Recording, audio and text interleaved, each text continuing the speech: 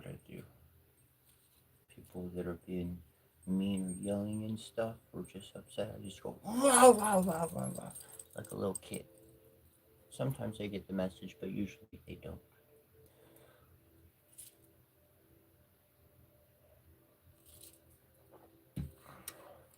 So, bro.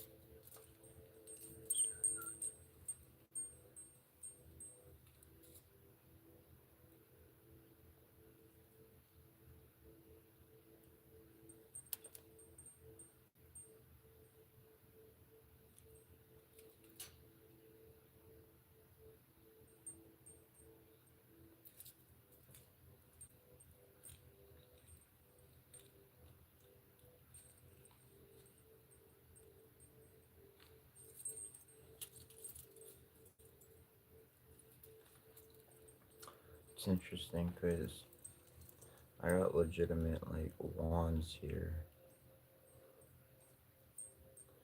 and it's like a hand. Fingers, the thumb.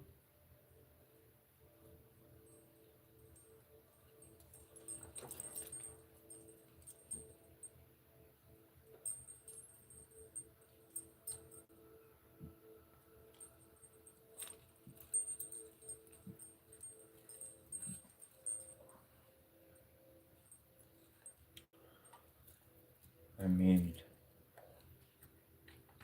two other staffs, like full-on size staffs of the same proportion. But in my travels, they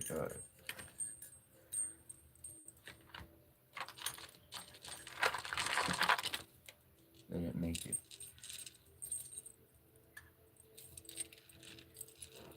But this one did.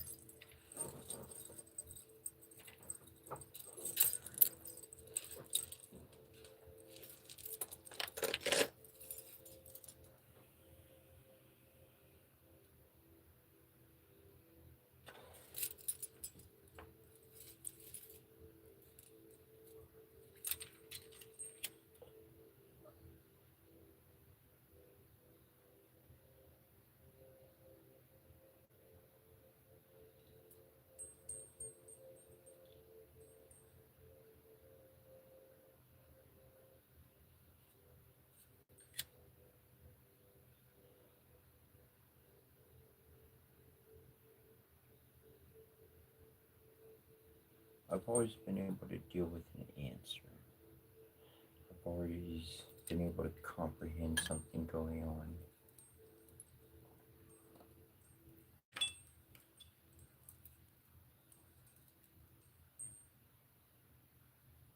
But one thing I've never never been good at dealing with is deception, lies, however they want to put it. It's interesting how somebody who is lying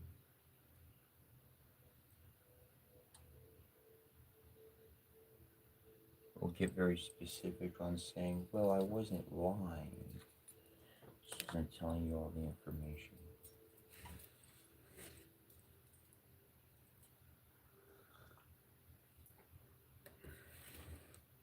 Now, I could understand in the mind of a scientist, somebody who can comprehend that information or not, legitimately. But if it's life or something happening to somebody, I say share it. Let them know what's up.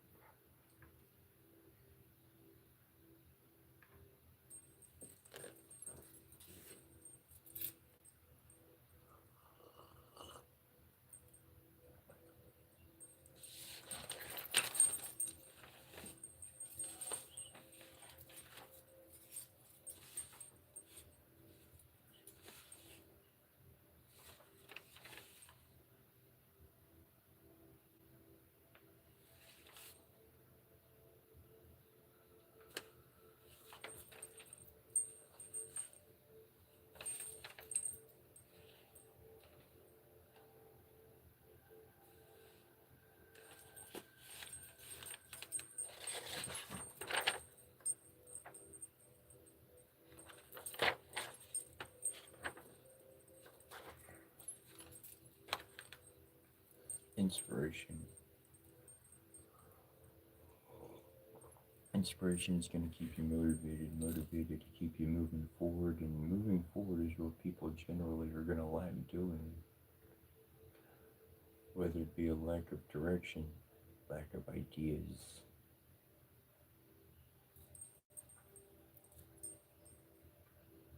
A good friend is so apt to have in life, is such an advantage, is such a great thing. A good friend, a solid friend, is so important to have in life. A lot of people don't even know what it's like to have a friend, a best friend.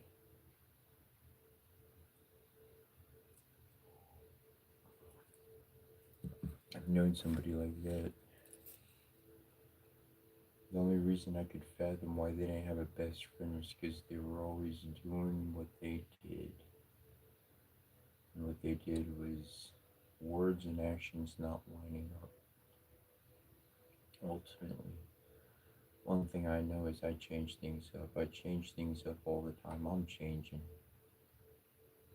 I've done things for myself I've done things for others. I've done things for myself and for others.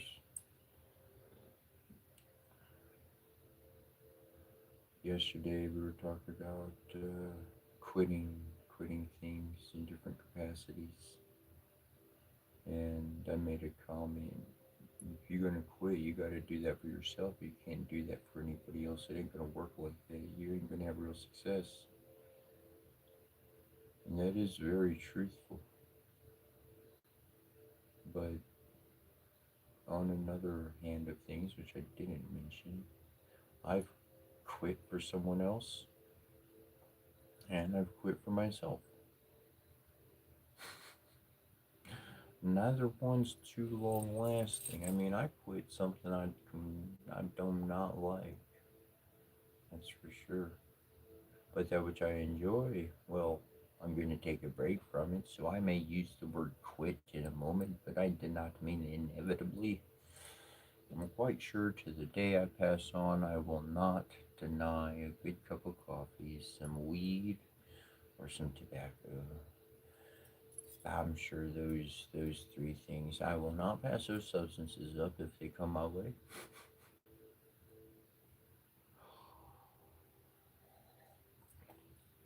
I've seen studies saying how good coffee is for you. I've seen studies saying how bad coffee is for you. I've seen opinions. I've seen all sorts of things. I've seen people on the jitters, and I've seen people on the jitters on drugs. Not on drugs and on drugs. On coffee, on not on coffee. People are like caffeine's a drug. If you're saying the earth produces chemical substances we can get high on, okay. Sure, I guess so.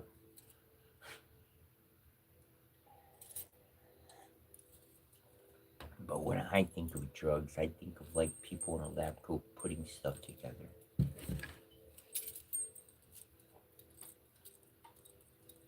And granted, there's products in weed and tobacco, and they synthetically make that crap in a lab to some degree.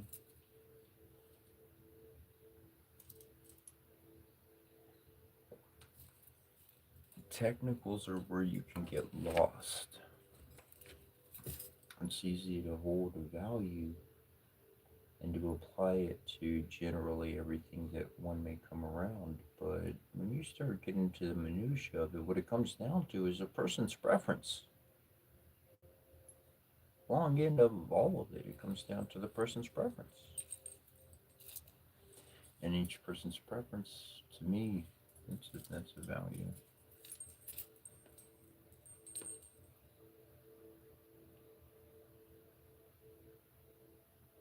Because if anything in my behavior of me being me, perhaps they can learn to value their own preference and put that first. That means I'm aware that I'm going to hang out with people, we're going to get along, and then they're going to develop, they're going to grow, they're going to get into something else or get geared into whatever direction they are feeling most passionately about. And that's when our roads are going to cross. Why do our roads cross? Or diverge, I should say. Why do our roads diverge at that point from each other? Because our interests must grow on their own. And that's to uphold one's character, one's nature, one's own being, and yeah, that's darn important to each one for themselves to do. It doesn't mean a bad thing that somebody goes off doing something else.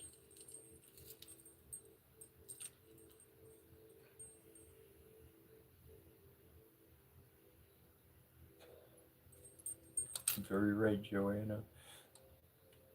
Talking about Pharmacon. I remember watching this documentary, this old documentary on some garden in a castle or whatever the case. It's still going around nowadays. It's nothing long forgotten.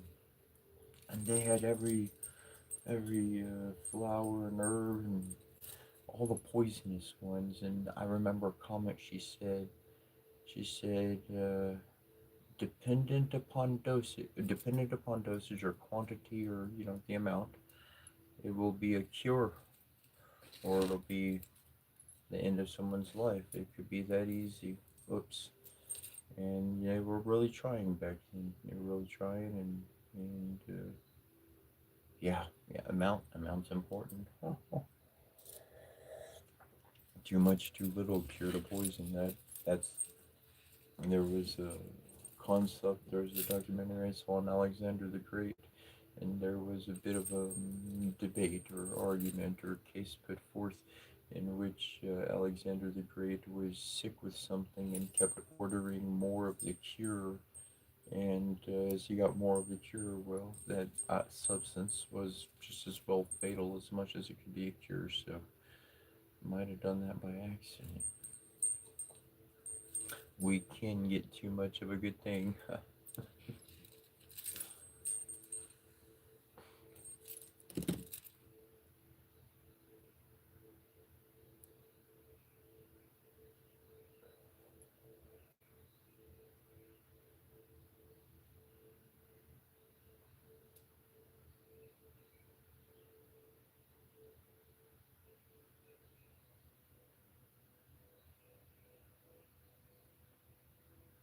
Lilith.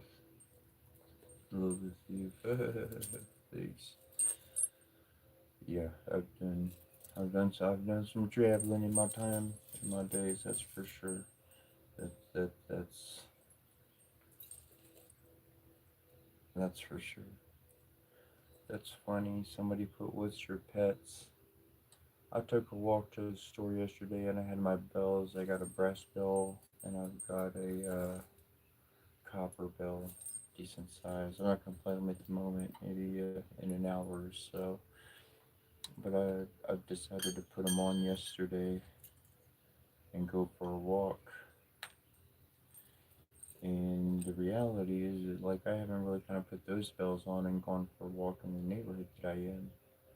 But when I do that, it really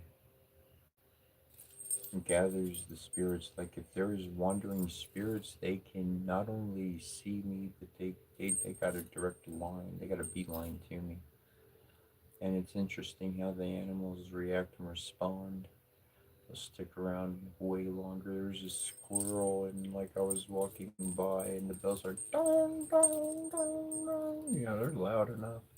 And this squirrel, solid black squirrel, goes up. There's a telephone pole. He's going to run up the telephone pole, and he goes right up to it, and it just stayed right there as I walked by. Boom, boom, boom. He didn't run off, and I was like, I like that.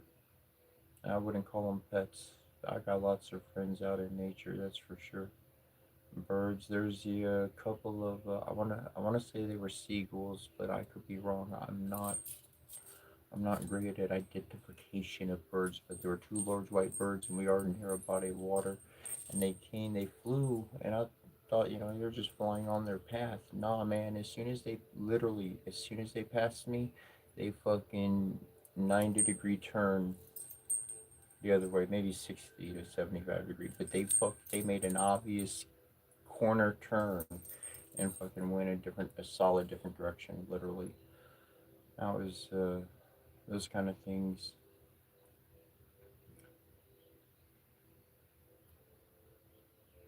The construct of a pet left me a long time ago, and that's when I didn't.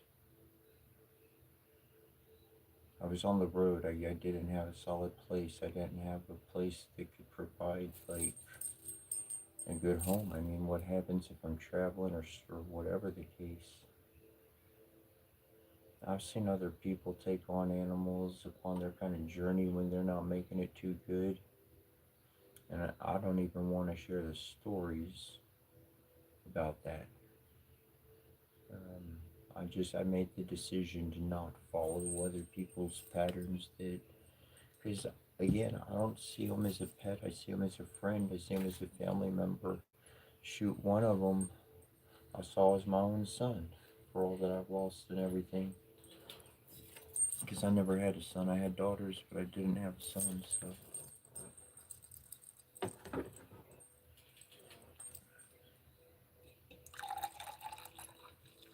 I did live with one person, and they had a couple of black cats, and And these two black cats, like, they they were old, bro. They were really they were old. And I came in, and these cats, they would fight. They put the food down, and these two cats, they come in, they fight over the food, bully the other one and everything. You already know. Shoot, I came in, I saw what's happening. Everybody's late on feeding the cats. Nobody feeds the cats on, everything's argument this or whatever that. So when I wake up early in the morning, well, I'll go feed the cats. For me, it's not difficult.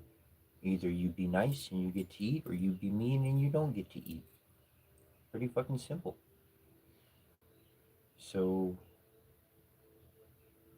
within 2 weeks' time, within 2 weeks, this person walks out in the early morning and they see their two cats. I'm away from them. Their two cats are there eating side by side, not bullying each other. And they say, out of their own volition, you can teach a cat an old trick.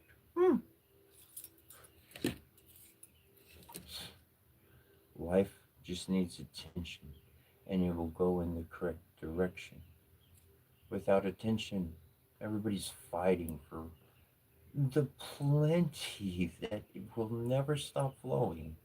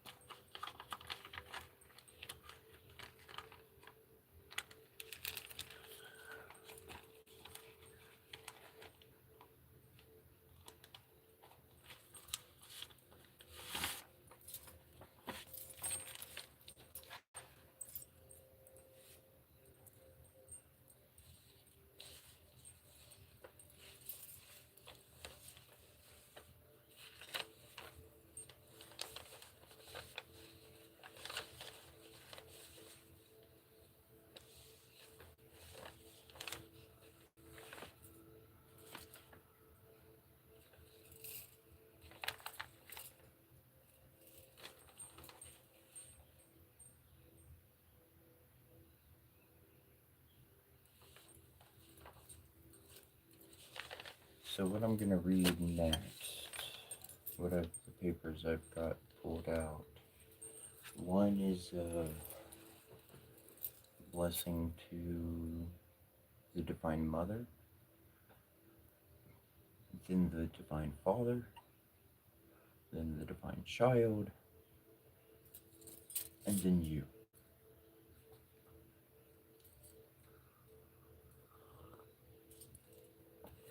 It brings in the energies for complete balance and creation of everything that we are within. And then it goes through blessings for oneself. And that was a regular thing of the temple. When I went to the temple, is they gave regular blessings every so often, or how if somebody came in or whatever the case. I really appreciated how, now they did have their times and certain ceremonies and events or whatnot that occurred um, to line up with other things. Though I did enjoy how if somebody showed up or if a few people showed up, a ceremony would be done, some type of blessing would be given for the people.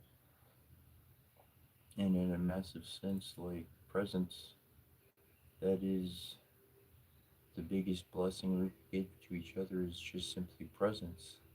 And I've done a lot of talking, but what my heart yearns to do every single day, regardless, is to go over the mantras and to go over the blessings because those are powerful to me. As many words as I could speak or share or say, these blessings, these pieces of ancient Egyptian history that I found, they changed everything. For me, it changed everything. It gave me a whole nother perspective of sight.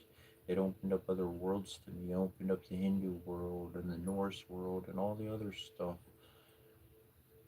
I was able to connect and see things like I never could before, and so at least today, right now, I got some stuff, but it's all pulled up in English, so you can understand the things being spoken on this end of things, at least.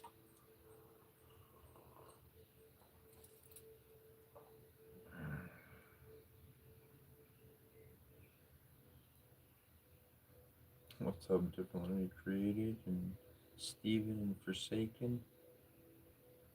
But yeah, so what do we have on the docket for this morning? Some blessings, some good blessings, and it seems like every single time I wind up reading portions of some of these, I wind up crying or something. So we'll see how I do. I keep flowing regardless.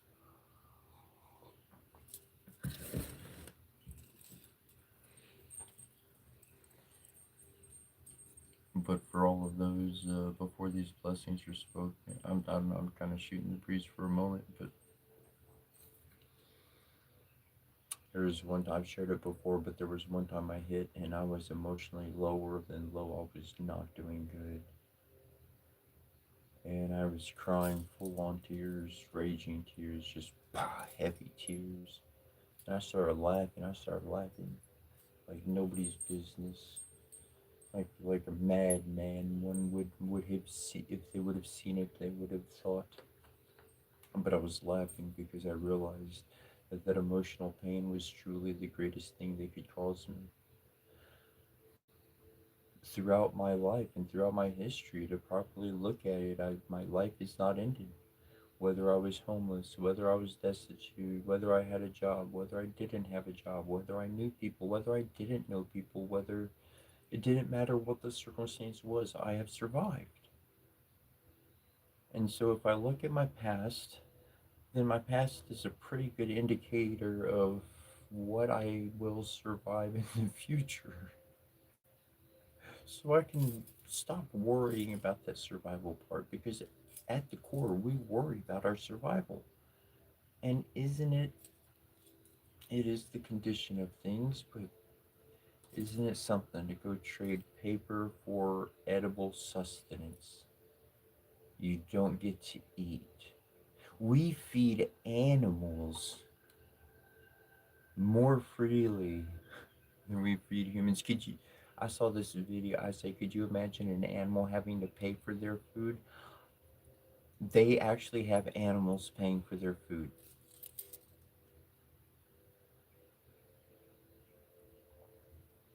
I saw a video. I saw a motherfucking video. I don't know where it was. I would imagine Europe, somewhere a little bit more along with things. It had this trash bin where if you the bird picks up trash and puts trash in the bin, it'll pop out food.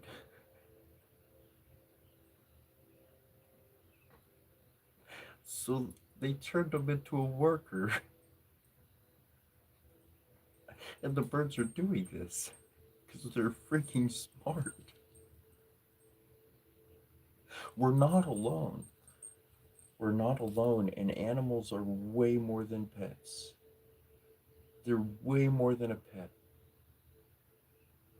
I've I've I've been around people who knew things and worked things for years beyond my even knowing of the subject. And knots in the body create pain in the muscles, all that kind of stuff. You know what I'm talking about. And an animal that lives with a person will receive their negative energy as much as they can receive. They'll get knots all over their body to compensate for the human's literal, emotional, and thus physical well being and health. And this, I can't put a life of that sort under the classification of pet. I'm not saying for anybody else to change what they say or how they see it, but I'm just saying for myself, that's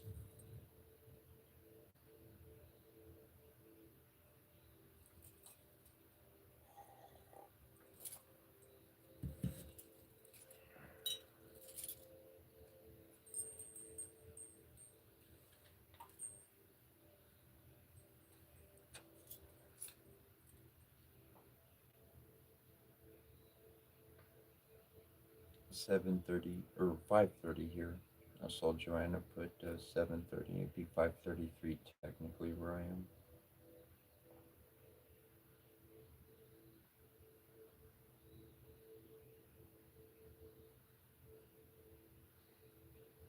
Oh, bro, Brett heard about the working birds. Yeah, bro, some crazy stuff. Oh, boom, Forsaken got it.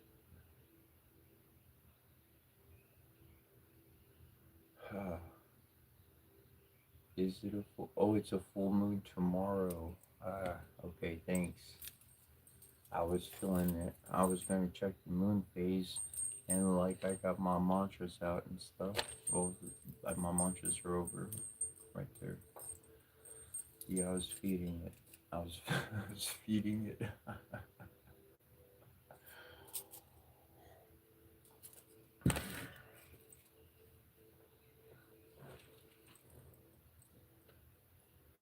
I share this, though it's something to be aware of, not necessarily to do. Maybe you're there, maybe you're not. Maybe you've been experiencing it. Maybe a little confirmation more than anything for some here in this comment. Though I've found myself for the past couple of years wind up doing a ceremony, a mantra, a jam, whatever the case, a blessing. I wind up connecting. I do my jam, and then I find out, I look up, see the news, whatever the case, and it was a new moon or the full moon, and I did it the day or the night before. 24 hours in advance, I wind up doing mine within 24 hours. And what I found to be the case of that happening was that when individual, this is giving extra explanation here, but I'm sending out the energy that people are going to be tapping into. I'm adding it, I'm adding to it. I'm adding to the energy that people are going to be tapping into. I'm flowing positive updates within the current energy flow update. And that's why I wind up doing it beforehand. And it's not something that I craft or do on purpose. I haven't. I've only noticed it in hindsight. And there was a time in my life where I had a plan for the moments and the alignments, and I had to set myself to that schedule and that season, and I'm running behind, you know? And then I grow and develop in my course, and now I'm right in sync with it. And then that happens for a good long while, and then all of a sudden, I'm ahead. And that's where I found a lot of individuals in the world, they don't want you to get ahead. Because if you get ahead, that means you really fucking dug your feet in, so to speak, in the astroverse, and you were flying. And they do not want you to do that because now you're going to run circles around them like Captain America. You know what I'm saying? On your left, on your right, whatever the case.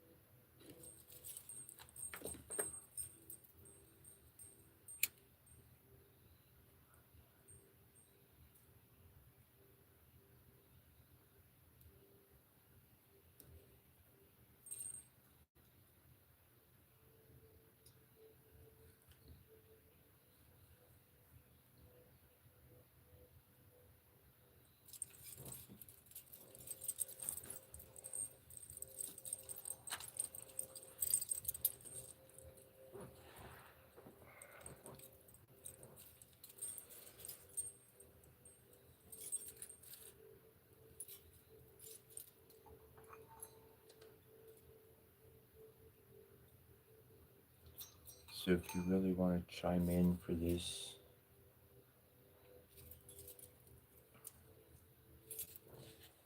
it's going to be a bit of a long read.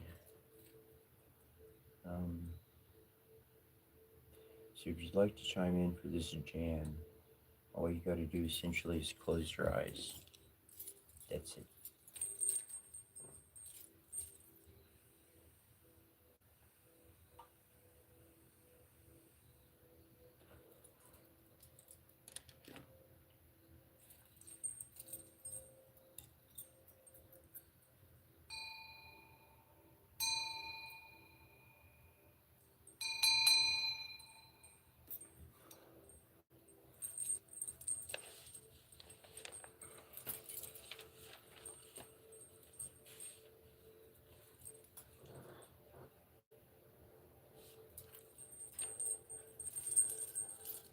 Circle now, we conjure thee that thou mayest the boundary be between the world of men we know and what the mighty one shall show. A guardian and protection be, for power we shall raise in thee. Preserve contained in thy sphere to aid the work we shall do here. So have we consecrated these who may our circle blessed be. Sky and sun and sea and earth, teach us, give our wisdom birth. Sun and sea and earth and sky, with your powers gather nigh. Sea and earth and sky and sun, all together force one. Earth and sky and sun and sea, join us as we call to thee, loving Lady, mighty Lord, by cup and shield and wand and sword, we ask your presence and your light to bless the work we do this night. Light and darkness, day and night, I bid you collide, rekindle these warrior spirits, breath of life into their boughs and cause, having their wrongs. Arise, warriors of the past, take up your swords and prepare to do this battle. Spirits of darkness, arising with the powers of Gwen Vale, fight the blight, this be darkened night in our right. Zikia Compasiana Compasiting Yetkia Compasiting Yarana Compa, hear me all that I summon forth by name, come to me by your head, go on, answer my most urgent plea, most graciously through matrimony, most harmoniously through our loving family. Reno Zisikiu was a Putura, the head Hirusha, and Zirukai Porco, Jin was more hot Ratsuki, the set the toes, I waited to Woody Shocking Nasaram.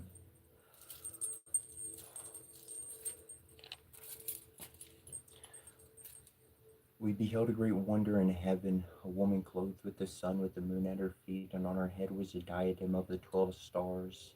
Hear us, O Lady Kitimet Donket, the Divine Mother, hear and save. O thou Queen of love and mercy, thou crowned with the throne, thou holdest with the moon, thou whose countenance is mild and glowing, even as grass refreshed by rain. Hear us, Our Lady Kitimet Donket, hear and save. O thou who art in matter manifest, thou bride and queen, as thou art the mother and daughter of the slain one, O thou who art the lady of the earth, hear us, O Lady Ketamadonket, hear and save.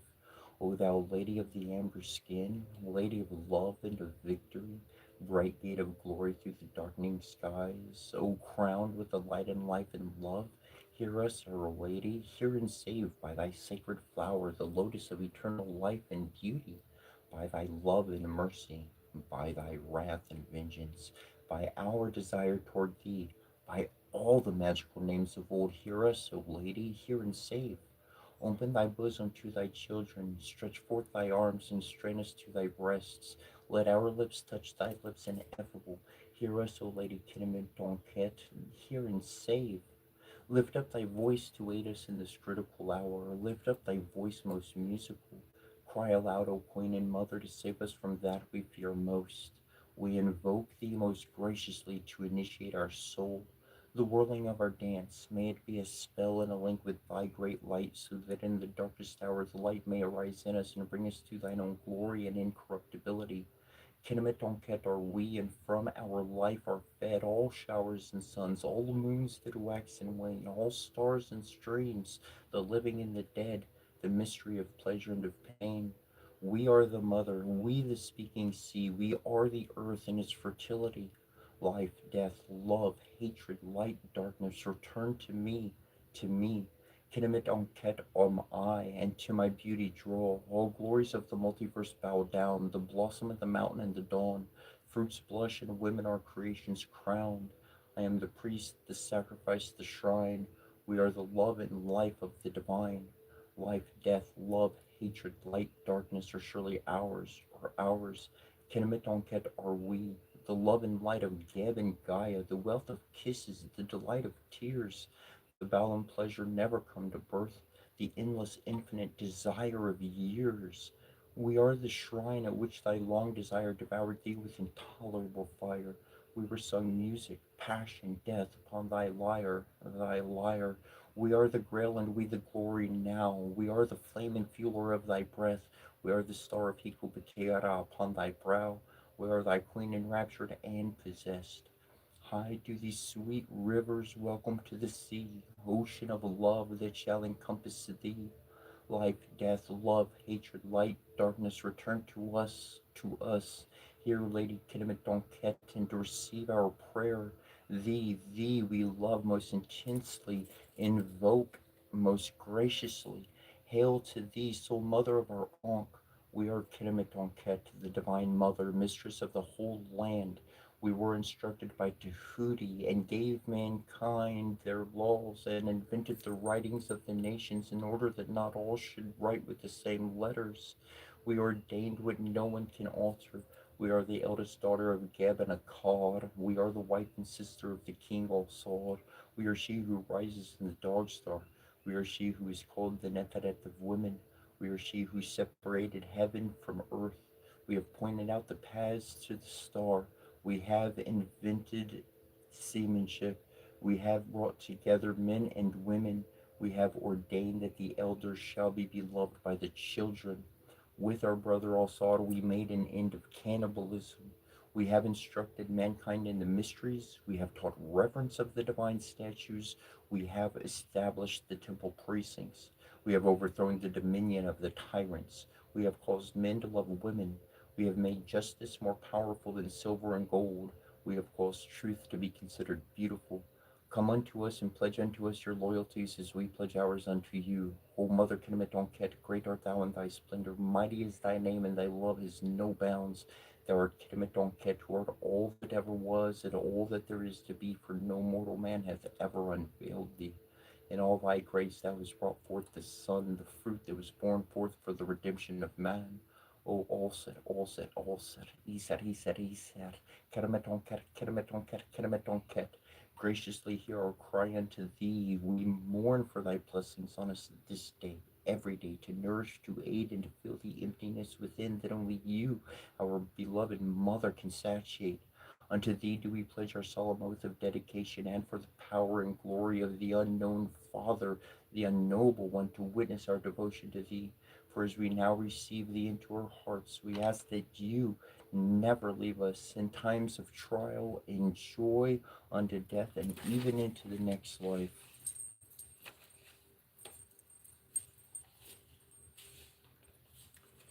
As it was in Memphis, so be it now. Hear us, we beseech thee, O powerful one. Lady of Reket, Lady of Buket, Lady of Set, Lady of Rasadi, Lady of Bashar and Sahar, Mother in the horizon of heaven, in the Atet boat of millions of years. Thou art the great defender, thou art overthrower in Ketu. Preserve us from the evil chamber of the souls of Hisra, deliver us from the abodes of fiends. O thou who art Sekhmet, life giver to the Nethanum Devakamiel Shernu, Sekhmet, Lady of the Flames, Sekhmet, Great One of Magic, Sekhmet, Eternal is thy name. O hear us now, Sekhmet with the lioness head, Sekhmet whose color is red, Sekhmet, daughter of Ra, Sekhmet, consort of Hikubateara, Sekhmet, mighty is thy name. O hear us now, Sekhmet, goddess of pestilence, goddess of wars, Sekhmet, queen of the wastelands, Sekhmet, terrible is thy name. O come to us, Sekhmet, destroyer of rebellions, Sekhmet, scorching eye of Ra, Sekhmet, protector, ruler, Sekhmet, holy is thy name. O reveal thyself to us, Sekhmet, mother of the gods themselves, Sekhmet, mistress of the crowns, Sekhmet, thou art called only one, Sekhmet, beloved is thy name. Possess us now, O great one, Nezar, greater than all said, Sefiparim Hisrabu Tishtiv, greater than Hathor, Pasha Kasa, greater than Bast, Parahaka Keparu, greater than Mahar, Sekhmet, mysterious is thy name. We are lost in mystery. Sekhmet, preeminent one, Sekhmet, light beyond darkness, Sekhmet, sovereign of her father, Sekhmet, hidden is thy name. Rapturous our dying, Lady of Amt of Aminta, Lady of Marnu, Lady of Sa, of Rastol, Lady of Tepnef of Akurt, Lady of Aru of heaven. Thou art the Neteret Hamiseshet, destroyer, upholder. Thou art the terror before which fiends tremble. Thou art lust, thou art life, ever burning one. Tekarasapusa rem karamet, Sefipadim Hisrabutishtif, mistress of enchantment, source and word of power, forbidden is thy name. We are the sealed ones. Do not consume us with thy fire. Give us light, O Queen Parahaka Keparu, mightier than the Netanomedev Kamiel shed you. From the Atneth of Kamelnu, aeration rises unto thee, who makest sound their bone and preservest them from terror. All beings hail thee, O Queen Parahaka Keparu, mightier than the gods, preserved beyond death, that secret name, O being called Mutpashakasa, Mutpashakasa, Mutpashakasa. At the throne of silence, even shall no more be spoken than encircling one. We lose ourselves in thee.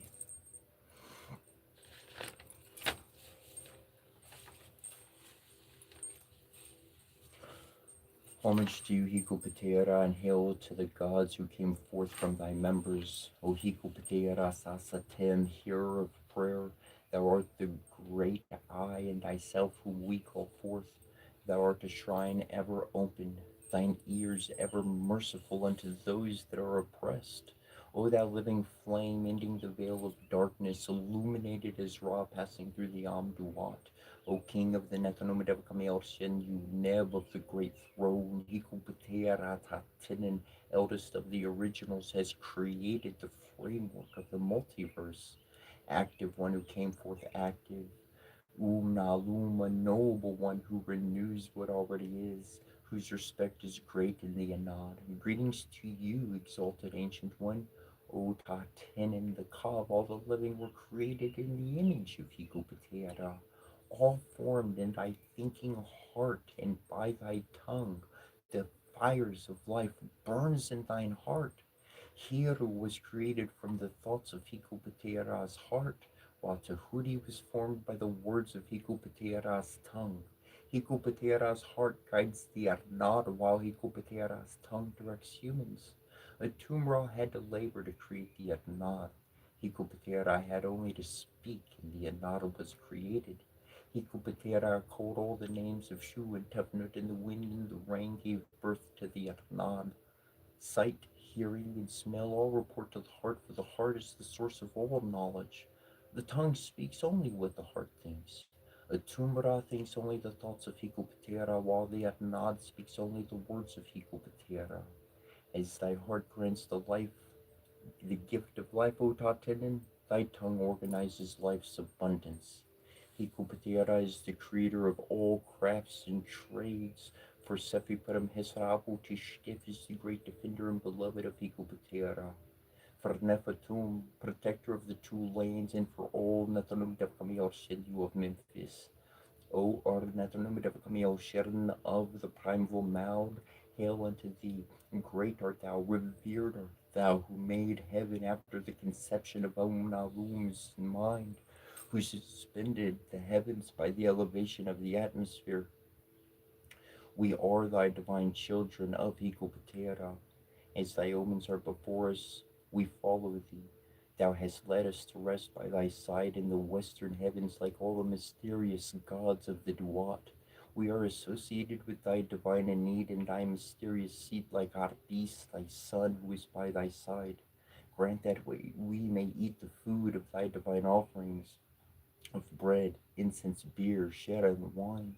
Grant that we may live again in the land of the blessed ones in the hereafter Duat, seeing thee every day like thy divine Anad.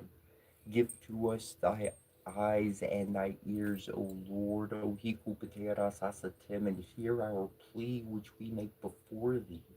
We are thy beloved children, great in benefactions. We dedicate our life to the Father of beginnings.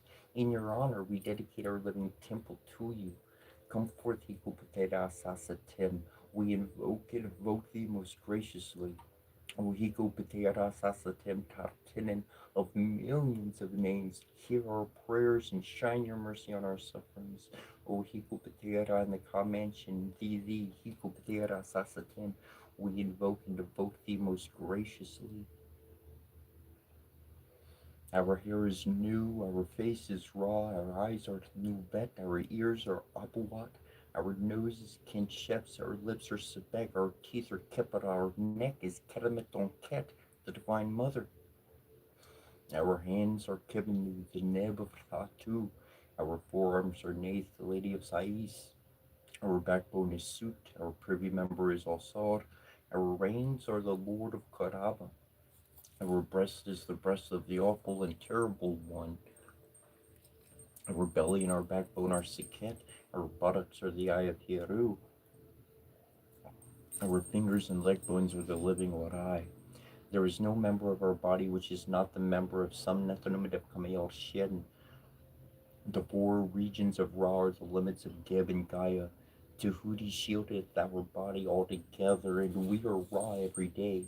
None shall seize us by our arms, none shall drag us away by our hand, and there shall do us hurt neither men nor God, nor sainted dead, nor they who have perished, nor any one of those of olden times, nor any mortal nor human being.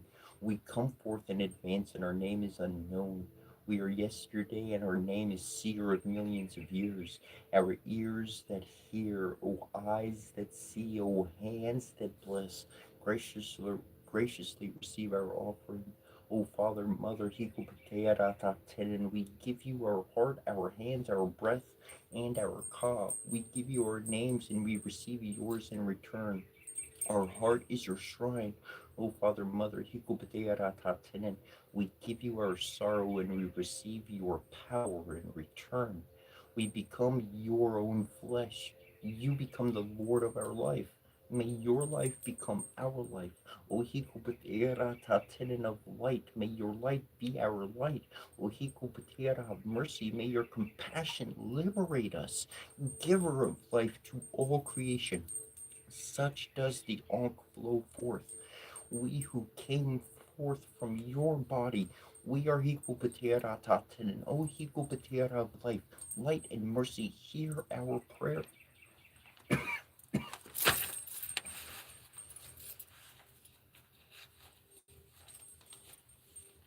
The upper part of thee is heaven, and the lower part of thee is the Duat.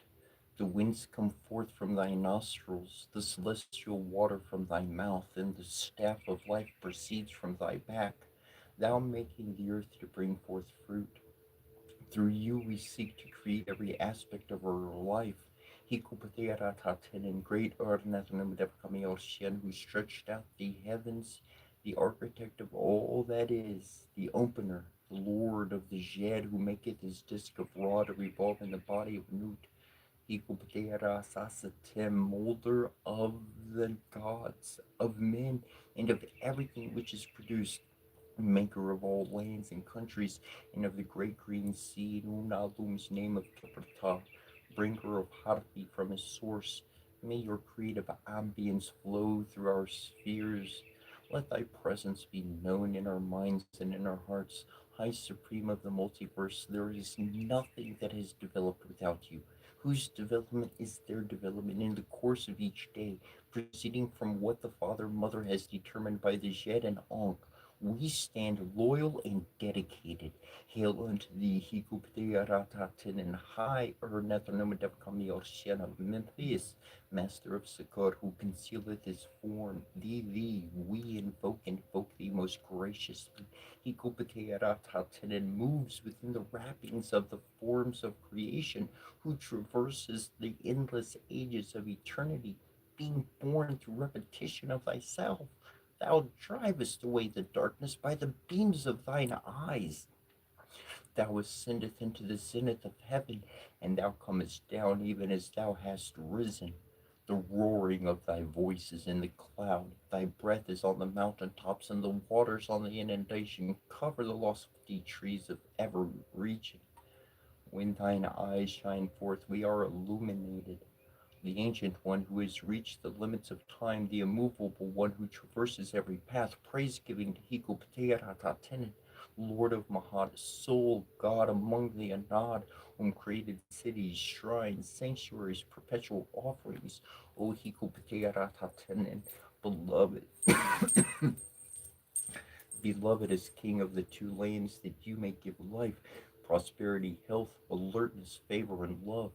We will proclaim your power to those who do not know and those who do, to the small and the great, as is done for a righteous man who is set on moving in their heart.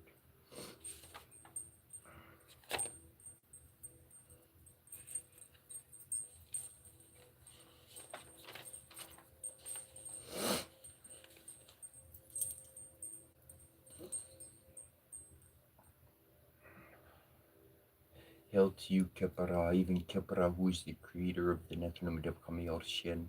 You rise and shine on the back of Mut, having appeared in the glory as the Peru of the Netherlands of Kamielshen. Your mother, Nurt, shall use her arms on your behalf in making greeting. May you give power and might and vindication in the coming forth of this living Ankh to the Ka of this child. The Oraios has opened unto thee. We see thy bark, with Heru at the helm and the Huri and Mahat beside him. We invoke and evoke thee most graciously, Lord of circles, establisher of the city of the sun, Yornu, the sender forth of light, whom governs his circles, the great Nethernemidevkamielshendra. Hail to you, Neb of all. We have come to you, Sahu and pure. The eye of Heru is upon us. Allow our Ab to correctly guide us in this destroying hour. Descend, appear as thou art, even as the falcon. We receive thee as thy celestial cow, who is thy sacred eye. We receive thee through our blood. We drink to thee in our breath. Come to us. We receive you. Repel the crocodile, protect us, make way for us, safeguard us in truth. We do not fear. Encircle us, make goodly the paths for us in thy dignity and in thy power. Embrace us, for we adore thee. We work for thee. Our aspiration is to serve thee ever so correctly in thy holy work. Kindly we request thee to come to us in peace and love, O Ernathanum Shin, who is the life force known as Ra. Life, power, and health to the child who came forth from thy limbs. Grant that they, Heru, the king, may rest upon thy throne as the king of the two lands, the mighty bull, beloved of Mahat, while the lands and the countries fall beneath his feet forever. Make Ikupateara Tatin and sword victorious. Let Unalum be divine before thee, possessed of thy favor. Extend for thou the boundaries of the nine bows, Lord of the double feather and shiny ornaments brilliant, who makes the Nethanum Dev Kamiel Shen alive, radiating, the Lord of light, shining in brightness, rises in every eye. Hail to you, Master of Sakarnetur, we invoke and evoke thee most graciously. You shaped again the world. You assembled your own flesh. You counted your members. You had no father who engendered you when you were born into the existence, no mother who gave birth to you. Let us go. Let us sing for Hikupatiyarasasate many hymns. The unknown one who created the gods, the men and all the animals, who created all the kingdoms, the riverbanks and the very green, singing on Umna Lum's behalf of creator of the kingdom. A gift of the living king to Hikupatiyarasasatim, south of his walls, Sekhmet, defender and beloved of Hikupatiyarasasatim. Hikupatearasakar, Lord of Shariat and Osar Nebvarastor. May you all allow our Ka to come forth in the day to see the Aten Ra. May you listen to us praying every day like the transfigured spirits whom you made so glorious. And may you have us follow you both day and night as one of those you honor. We are they whom has been true to Hikupatearasasatim since first we were on a Ka. Let us satisfy truth truly every day, for we have turned our back on evil in their presence, nor has there been occasion for it since our birth. Let us be among the crew in the bark of Alsar, celebrating in the district of Bakar for the spirit of the hereditary prince, sole friend, royal deputy for the two lanes, royal scribe Horemheb the Vindicated, Hikuptera Sasatem of emerald skin, a beautiful face with a postish beard, wearing a skullcap crown. Thy form is hidden, though thou art in all things. From eternal spark do we bring newness and regeneration. Come forth, Hikuptera Sasatem. We invoke and evoke thee most graciously of thy own free will. Bless us by being with us, possessing us through every day and night and into the unknown home.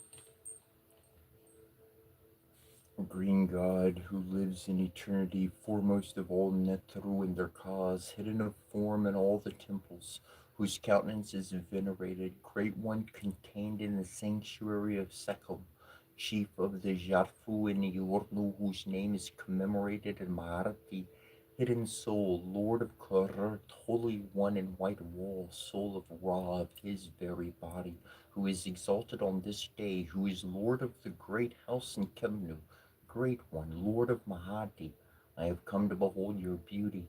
I know you and I know your names and the names of those who exist with you in the Matark Bark. Your name is Rekti Murti, Lord Maharti. In truth, I have come so that you will hear me. I have not oppressed nor scorned your diminished gifts, Rekti Murti Nemarti. I have seen the eye of Ra when it is full in a Yurnu. Therefore, let not evil fall upon me where I am, Rekti Murti Nemarti. For I come to you as all your brethren come to you in the hall of Mahat. May all living ones make offerings to you at your divine appearing. You, the Lord, who is commemorated in heaven and on earth, who is greatly praised and upraised on his throne, I invoke you. Appear in your shrine. All in the two lands will greet with joy the great brother who appears in his sanctuary, prince of the pot and all the Netaru, stabilizer of truth and true throughout, placer of the sun upon the throne of his father Geb, beloved of his mother Nut, great one of the twofold strength, tall of crown, you enter the hall of Mahat, you preside over those who await you. Had her make my face perfect among the Netaru, open my eyes, the sun and the moon, that I may see each day. Make ready my place in the holy chamber in Amentet, where your light envelops the darkness and strengthens my legs to walk with ease through the Duat.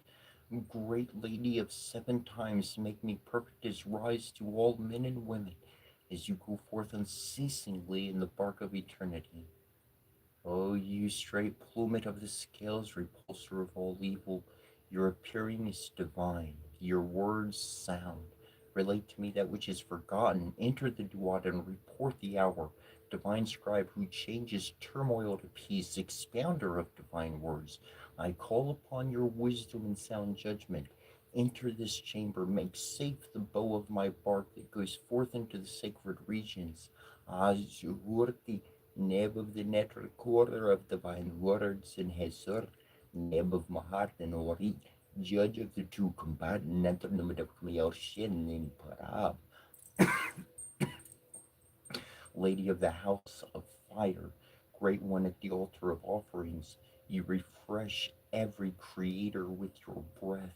Your hand guides my bark on the day of sailing upstream.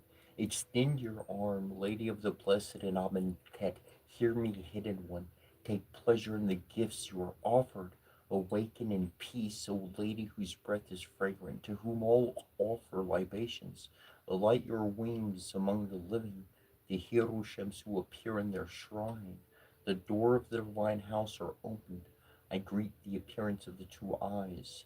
Open sky, open earth, open eastern western gates, open starry doors of the horizon, open hidden gates of the imperishable region, open sanctuaries of upper and lower Egypt, open pathway of Ra, open for the golden falcon who makes flight to his temple, open double doors of day and night, open for the retinue of the divine son that follows in his train.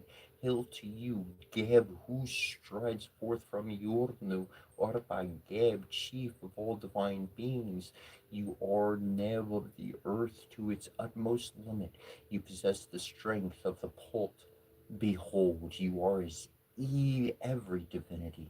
You are the Ka of all the Netaru. You reared them, you vivified them in their coming. Your eye appears from your head as Orheko of the south. Your eye appears from your head as Orheko of the north. The Poltanet all honor you. They place offerings before you. Asar takes his sisters, his protection. She drives away his foes. She turns back evil. The words of power are uttered from her mouth. She of perfect tongue, of perfect speech, by divine decree, she is the strong one.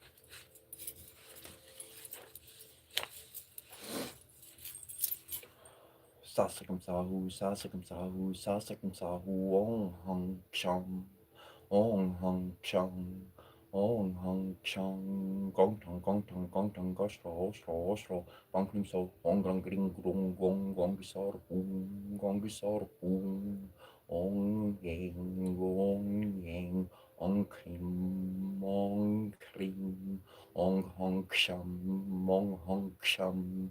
Ong Hung Shring, Ong Shring, Haring Hara Ring, Gong Heru Wasar Hara, Hong Vam Dum, Ong Gang Ring Grung, Gong Gong Pring Brung, Gong Gong Ring Grung, Gong Gong Kring Grung, Ong Gang Ring Grung, Gong Gong Pring Brung, Gong Gong Pring Brung, Ong Chang Shing Shrung, Gong Krang Kring Grung, Gong Shrang Shring Shrung, Kring Shring Kring Kring Hing Vam Dum Shang Shring Shrung Hong Ong Sor Hung Ong Sor Hung Hung Shring Gong Kring Gong Kring Gong Ong Shring Kring Ra Ra Hong Heru Sor Bong King So Hong King Gong Vong Du Hu. Because she avenged her brother, she sought him unceasingly, pursuing him in sorrow, never alighting. She wept at his bier. She made wind with her wings, raising the unmoving one up from his sleep. She brought forth his seed, creating his heir. She nursed the youth in solitude. Unknown is the place where he was raised. She brought forth him of the mighty hand in the house of Geb. Come, you of beautiful forms, the crown is upon your head. I salute you. Rise. You are upon your throne. You live in your sanctuary.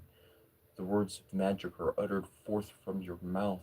They bring life to motionless. They dispel all abominations. O you who presides in the pavilion of the Netaru, keeper of the door that is fastened against the night, sojourner of Mahat, dwelling in your mountain. Hasten to the sacred land, for I rise. Rise thou also to my calling. Anpu, dweller of the chamber of embalmment, lay your hands upon the coffin that enfolds me. Extend your protection to my brow. Exalt as this sanctuary by your appearance. Lead me on my path of justification. Segment Bast, Biket Bastet, beloved of Asheru, lady of great power magic, grant me your power, extend me your protection. Guardian of the boundaries in the two lands, I am among your train. You who consumes the blood of your father's enemies, draw the weapons that cast out what has become corrupt. Lord of gates, Nether of the funeral mountains, Setamentet, warden in the western region, watcher who travels with the Ka to the Natron field, who makes way for the divine retinue, on whose ladder I ascend and enter into the day bark. Great One, Lady of Letters, Mistress of the House of Books, Keeper of all that is recorded in Amentet, you are exalted on the throne of Nut, the sky, Knower of the divine record, dispensator of her father's words, Lady of scribes, Keeper of the sacred Larpis. May my words be pleasing to you, and my voice truthful in your hearing. Your mother Nut spreads herself over you. In her name, cover of heaven, she assists you in becoming as a god, as a creator, as a Netar without enemy. In the name of Netar, she takes away from you every evil. In her name, defender from every evil. Great lady, from the waters of noon you bring forth life. You send it on its journey through the heavens. You welcome its return each time. Nebhed stands at the head of the Bir while Alset's station is at the feet of Duurti. Much of their work takes place in the metaphysical dimension as they ritually emulate the passage of divine breath from their stations to the inert form of the swathed one. This commences the book of breathings made by Alset for her brother Alsar to give your soul life, to give your body life, to restore all of your members anew, that you may reach the horizon of your father the sun, that you may ascend to the sky in the orb of the moon, and your form may shine in the Orion stars that rest in Nut. So that this may happen to you, it must be concealed, done in secret. Let it not be disclosed to anyone's eyes. It behooves one who is in the Duat and one among the living. It allows you to live anew in this world millions of times. Iurmutep, I come to you, divine chiefs. I bring you the swathed one. Arnarten deerti, Nebhet, my arms are behind you. They protect your limbs. All Seth, I am your sister, beloved of your heart. I am your protection. Your two sisters restore your limbs. My arms are before you. They restore your limbs. I am your sister, beloved of your heart. I protect your limbs with my two hands, restoring your form. May life be given you, that your bones shall knit together and your limbs be firm. May your muscles be rejuvenated and your spine upright, that you shall be renewed with the Lord of Abydos. Nebhet, you joined with the creators of the western mountains. You were favored at the offering tables. You receive incense and libations. You drink the water of rejuvenation. All set, every flower is brought to you, every plant. You will pass your time in contentment. You see the sun at dawn, the moon at rising. You receive favor from the mighty ones in Iurnu, the city of the sun. Iurmutev, hail, swathed one. You are pure. Your heart is pure. Your limbs are purified. You are purified with Natran. All set, your form is cleansed. To you I send winds for your nostrils. The north wind that comes forth from Atum himself. I have restored your lungs. Nebhet, I have come for your protection. Amun gives you breath. Shu gives you the north wind. I am the nose of the Lord of Winds, who makes mortals live. Your soul shall breathe forever and ever. Your form shall be endowed with life on earth. You shall be in the heart of Ra. Your members shall become the members of the Creator. Water will be poured for you at the 365 offering tables, those that grow beneath the great trees of Iat Sarmut, Lord of Abydos. Your limbs are joined together. The pain that has afflicted you has been put to an end.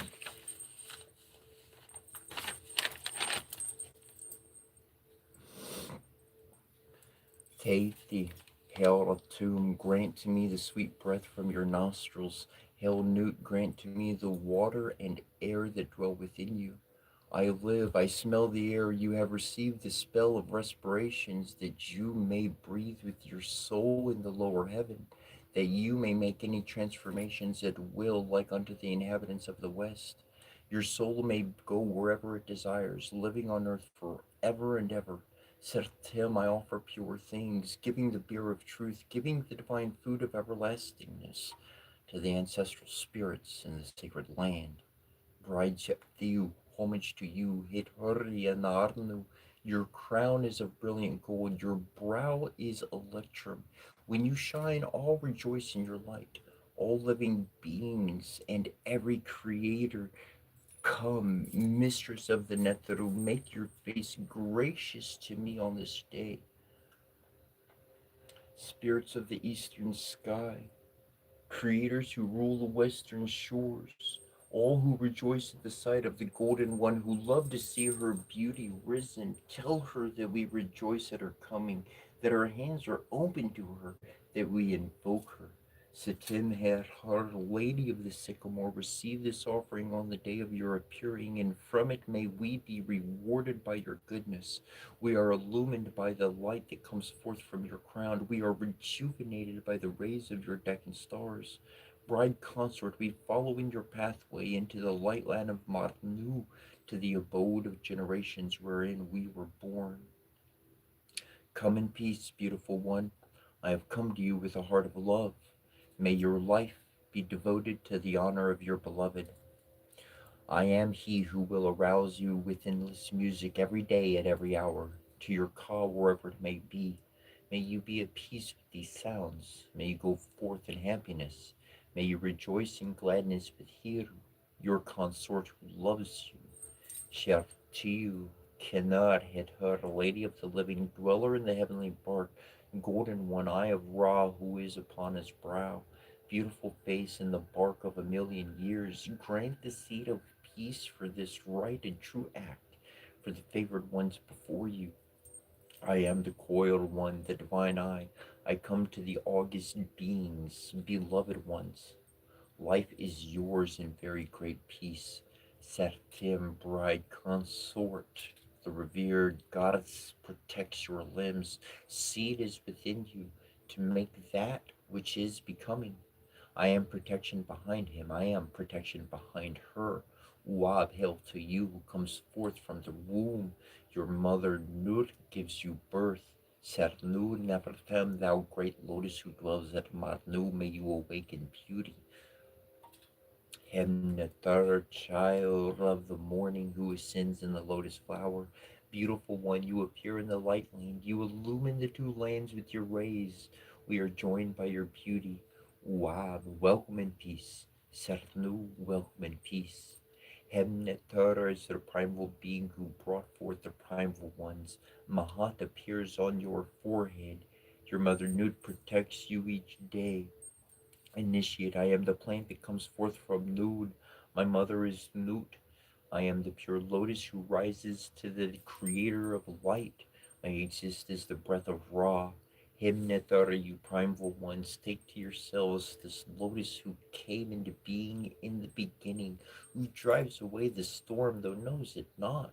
May your air shine as a stripling in the newborn sky. Initiate. O you creators who are present, grant me your arms. I will come into existence among you. Mortor, I make an offering of bread and sais. I come into existence in Porto. I become victorious in Mendez. I rise up in Iornu, never setting stars. The chanters are before you. Gather together the flesh and bone that comes forth from Bata, the efflux that proceeds from Geb. Duomutef, Lord of the necropolis, I have collected your bones. I have gathered together for your limbs, your limbs. Nepri Harfim Sert, you are the plant that springs forth from noon. You are watered and purified. Your soul lives, your seed germinates. You renew your youth upon earth among the living. Kobasnov, the earth becomes green through you. The never resting stars praise you. Nepri, behold the splendors of heaven's disk. You renew yourself each day. Tort, may I see the birth of your Ba. Its illumination is Orion in the southern sky with your divine sister Sapdept at your side. Mud, I come into being. I am strong upon the earth before Ra. I eat bread, I drink beer. I have come, I am here. Praise of Kepri, praise be to you who comes into existence each day, who gives birth to himself each morning, who comes forth from the womb of his mother without cessation. The two halves of Egypt together bow before you, giving praise at your rising. The land is made luminous with the splendor of your body, being divine in the heavens. You are the beneficent Neter, the ruler of eternity, the Lord of light, great of appearance in your bark of dawn, Prince of radiance in the bark of the dusk, divine youth, heir to eternity, who has begotten himself and given birth to himself. The Balti acclaim you. The Netru are jubilant on your behalf, for you are Kepri in the morning, Ra at noon, Atum in the evening, and they adore you in your beautiful forms. Homage to you, Ra, great circular, glorious being, maker of all that exists, creator of what shall be, foremost of all beings, father of fathers, mother of mothers, becoming young in your time, O creator of life, Lord of love. All people live when you shine. Those who follow you sing your praises. You rule all the creators. You go forth over heaven and earth each day. You receive the opening of the heart in your shrine. You stride over the heaven in peace. Your enemies are overthrown. May you be at peace with me. May I advance upon this earth and see your beauty. Jehurti restored the eye of Heru. He made peace with it. He is sound. It is sound. And I am sound. I repose in the pupil of the eye. Seer of millions of years is my name. The blood of all Set, the magical words of all Set, the emanations of all Set are my protection. They destroy what is my abomination. All Set says to me, I have become your protector. I am that which comes into being in the form of Kepri. I become the creator of what comes into being and that which has come into being. After my coming into being, many were the things that came forth into being from my mouth. The place where my soul dwells is opened to me. You will not enclose my soul. You will not fetter my shadow. A way will be open for my soul and my shadow. Those beings of hidden places who fetter the limbs of all souls, who fetter souls and spirits, who block the shadows of the dead, who intend evil toward me and those with me.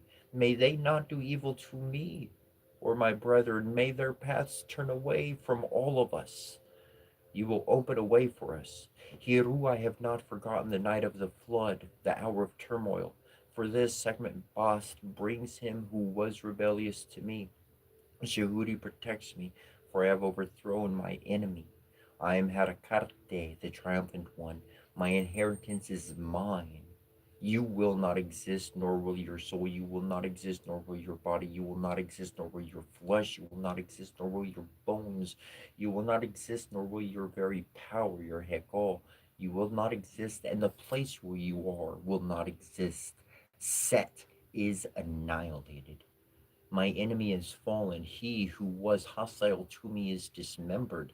His foreleg is assigned to Jerdum for my father, Osar. His ribs are sent to Sekhem for Heruor. His shoulder is conveyed to Zarti for the great brother Apwat.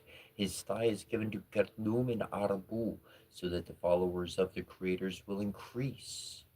His bones are given to cats, his fat to worms, his flesh to the harpooners who desire to taste him. Heru has overthrown his enemy. He comes in victory. He appears in glory. His two eyes open. They illumine the two lands. The fire that emanates from him ignites his enemies.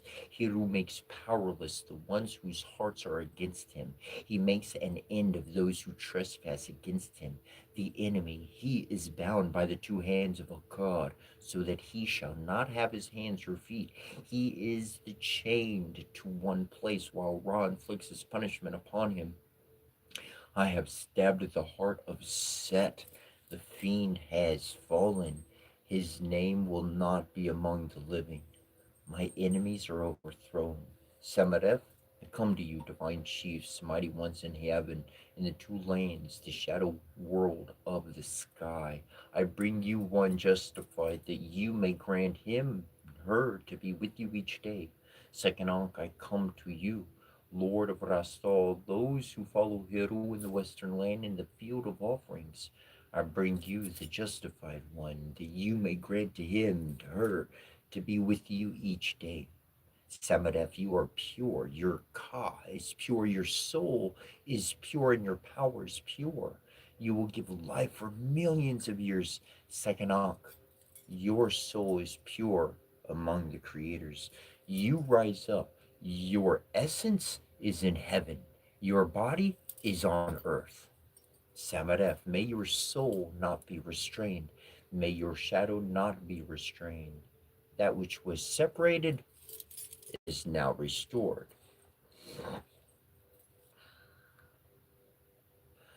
May the way be open for your soul and your shadow, second Ankh, that you may see the great Creator.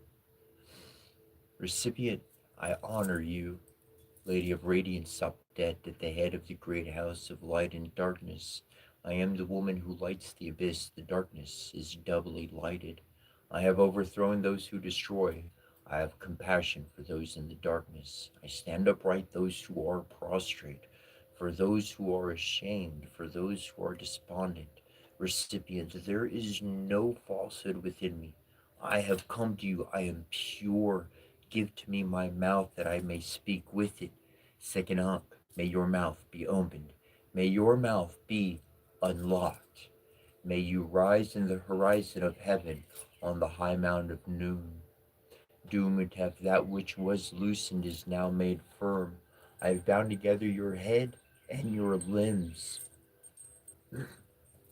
Imset Hapi, by the iron odds possessed by Shu, with which he opened the mouths of the creators. Lift up your head into the horizon. My mouth is opened. It is unlocked by Shu's celestial weapon of iron. It is opened by that which opened the mouths of the gods, of the creators of the Nethernomidep Kamioshen. Hail, sycamore tree of Nut, grant to him, to her, the water and air that are within you. Kopistanov, may she never perish, subdept, and may his or her body never see corruption. May he or she behold his or her body. May he or she repose in his or her glorified frame. Second Ankh, you have made your transformations. Firstborn of Geb, you are exalted. Remain in peace. Blessed be the sacred boat of flesh in which I travel the roads of bone and stone that pass through the dark forest of forgetfulness.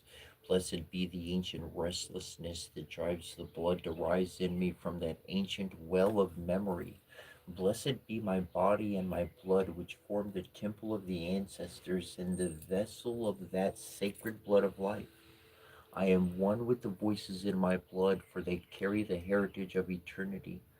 I shall go forth into the night of the unknown, guided by the inner flame of the redeemed and without fear. At the end of this journey, I shall give my essence to the eternal river of wisdom. May it guide and guard me, and may I remember. May the hidden host keep my feet and my mind upon the path of wisdom that leads to the crossroads of peace and of power. O holy guardian that stands at the threshold of the elements, open wide for me the hidden ways of magic that dwell in the secret spaces between seen and unseen. Guard me from the haunting shadows of fear that bind my hands and blind my eyes. I beseech you, open the book of law that I may know the ways of balance and the laws of true will. Guard me as a child against all foes and be my guide on the path to the tree of enchantment. Poised at the threshold of shadows and substance, I peer into the ancient presence of a map forgotten and hidden in my flesh, hidden in a thorn-covered well. A golden lock and a silver key in exchange for the cup of eternity is all that I may offer, though they are the most sacred tolls on the hidden road. The five-fold rose blossoms of red and white, of tears and blood, prick the hands that pry. May I drink the shadows from this holy well whose waters rise from deep within me and who reveals a hidden light encased in stone. Dare I peer into the ancient depths, into the eyes of a dreamer as old as time? I can only offer a heart of innocence and the seeker's feet to tread this ancient stone stairway that leads downward, inward into the soul of the world. I pray for the redemption and wisdom from the sacred well of enchantment, that I may remember and tread once again upon the sacred land, spun by threads of fate and a golden cord of vision. This first step, most profound, is my first step from the sleep of 1,000 lives. Prompted by divine discontent and the restlessness of my soul, I descend the stone stairway through an ancient well haunted by shadows and light. I search the memories of my blood and the dark spaces of my bones for a key that fits a door rusted by ages of forgetfulness and tears of loneliness. The hinges of this gate are oiled by the sweat of my true journey and loosened by my inquiry, but the key is hidden in my axe. And what seeds must I plant in my ashes in the garden of my being to harvest it? How shall I loosen this key from its hiding place? And I remember, for the bones do tell and the blood does sing. It is by love, faith, gratitude, and resolve that my hand is placed upon the key that opens the door to that holy river that my ancestors know. I pray that I may be resolute in holding this key, for sacred memory is like unto a sacred fruit eaten from a forbidden tree. The first bite brings forgetfulness, but the second brings memory of blessedness.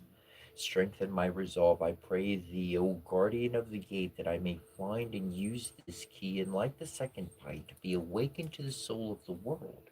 And when this gate opens, I shall wade in the river of blood up to the knee, and wash my heritage clean of the sins of fear and pain. And I shall drink deeply of the waters of redemption, and I shall know that we are vital strings in the weft of the weaver and the dream of dreamer. O guardian of the hidden paths between shadow and light, where is the map that reveals the way of the wise? What is fate and the threads that bind it? May I know and navigate the hidden pathways. Is the map of life hidden, yet obvious in the embrace of land and sea, mountain and wind, mother and child? My heart and spirit remember the threading ways of the pattern maker, a mother's hand weaving infinite pattern in the soul of the earth. Hear me, shades of the dead who trod these ways with silent feet. Hear me, O dreaming ones of Eden. Hear, or where is she who weaves the weft of time and the dancing threads of birth, death, and rebirth? Where is she, the hidden face of the third sister, whose hands turn the looms of moon and earth? O mother of fate, I pray, let me pass between your spinning wheels. Cleanse me of the threads of illusion, to free my hands to grasp that golden cord that leads me to the ever young star prince nested in the safety of your web, dreaming the vision of the world and my place in it. Only then will my eyes be washed and my hands and feet unbound to walk the golden path to the stars, into the depths of the soul of the world. I plunge my voice of longing, devoid of illusion and enraptured by the beauty of living Eden. I call to the star prince within the stone. I search for the answers to the sacred questions of longing written in my nature when I was flung to earth from the starry heaven. O thou art the child of promise who lies dreaming on a blue ocean trapped in a pillar of silent stone. O thou art the prince of light and life-giving flame of the people of peace. May I peer into your face of enduring beauty. How do I free you from your chamber? Will I know the key to your door that dwells within my palms? Will you inflame me with the stars of your eyes and your breath that frees? I know that I am your vision, but I have forgotten the way. O dreamer in land, heal my pain, anoint my eyes, awaken my spirit that I may be one with the healer of the world and walk in blessedness upon the sacred land. Long have I sought that star that fell from heaven to give birth to the world. Long have I sought that ray of eternal light infused at the center of my being. I have crossed the river of blood, ridden the horse of flesh, and wrested the golden key from the dweller on the threshold. My journey has been arduous, but my joy overflows like the stars from the mouth of she who utters in the fruits of the king's tree. Long have I sought the throne of dominion and my sovereignty over the demons of restlessness and the wanderings of divine discontent. I stand awakened before the vision of the world with my hand upon the sword of truth to sear the cage of forgetfulness. I stand upon the stone of destiny that rises like a stairway of flaming truth, and my blood trembles with exaltation, and the stars rain from me like fireworks of the soul. Let my feet be steady and my walkers unbound, that I may reach that holy gate of heaven that awakens me into perfect truth. O walker of the stars, lend me thy hand, steady my resolve, and light my way, that I may be one with thee. Upheld by sovereignty, I spread my inner eye like the wings of an eagle, and I take flight beyond the bindings of illusion and fear to that holy stream that only the angels and the anointed ones know. With the people of peace at my side, I lift my spirit to the waters of return, so I may drink deeply of truth, peace, and the contentment that comes when I am truly home, fully awakened. I pray that the sacred stone shall blossom and unfurl the golden serpent, and the breath of the dreamer shall whisper the hidden name of earth, of whose essence I am, and by the crystal key whose ways are vision, grace, and stillness, I shall drink deeply of the fire of truth that flows like a river of stars, and then, whole and healed, I shall be with the mother and father of old life before, after, and forevermore. O Father of the stars, I see your countless watchful and loving eyes each night as they peer down from the heavens. You are the first begotten and beloved child of the great Mother, and you are the Father of the universe, whose seeds of light are planted in all of the heavenly bodies. Where there is light, you're present. I pray that you will open in me that spark of your light that illuminates the inner space of my being, that I may peer through the veil of form into the face of enduring truth and eternal peace. May I be like unto a silver branch upon your holy and enchanted tree. May I bear the fruits of wisdom that shall feed the whole of the eternal family now and throughout timelessness. O great mother, you are the matriarch of matter and the empress of eternity. I pray thee, look upon me, the face of your loving child, so small, so seeking, so true. O great mother, you speak forth the words of creation and utter forth universes in your time of brooding. I pray that you might open your loving embrace to me, your seeker of the stars. I am weary from climbing the holy tree in search of you. Let my hunger be fed by the fruits of wisdom, and my thirst be healed by the elixir of light. I pray that you might reveal the spirit tongue that only the seers know, reveal the healing tones that only the bards know, and reveal the words of power that only the anointed ones know.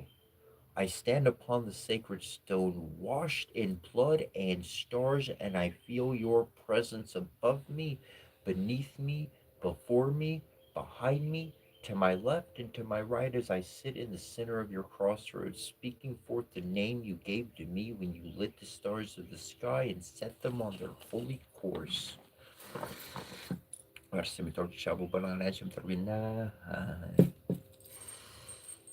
By the ninefold tree and the threefold life, by the throne of dominion and the stone of destiny, I honor you, my queen. All that is me is thee. All that is me is but a dream within the dream, within the dream, and you are the great dreamer. How is the unknown perceived by the known? How does a minute, finite speck of dust embrace the vast and infinite stars? Answer, I pray, O timeless keys of vision, what is the language of the eternal? Where is it that man and creator meet as companions on a shared journey? As a meeting of cell and body? How does a single teardrop commune with the ocean and a planet with a star? Is there a common tongue spoken by all things, great and small, finite and infinite? Now, in my time of prayer and silence, An answer comes to me on winds of wisdom that stream from the creators. It speaks to me of silence, presence, surrender, contentment, and essence.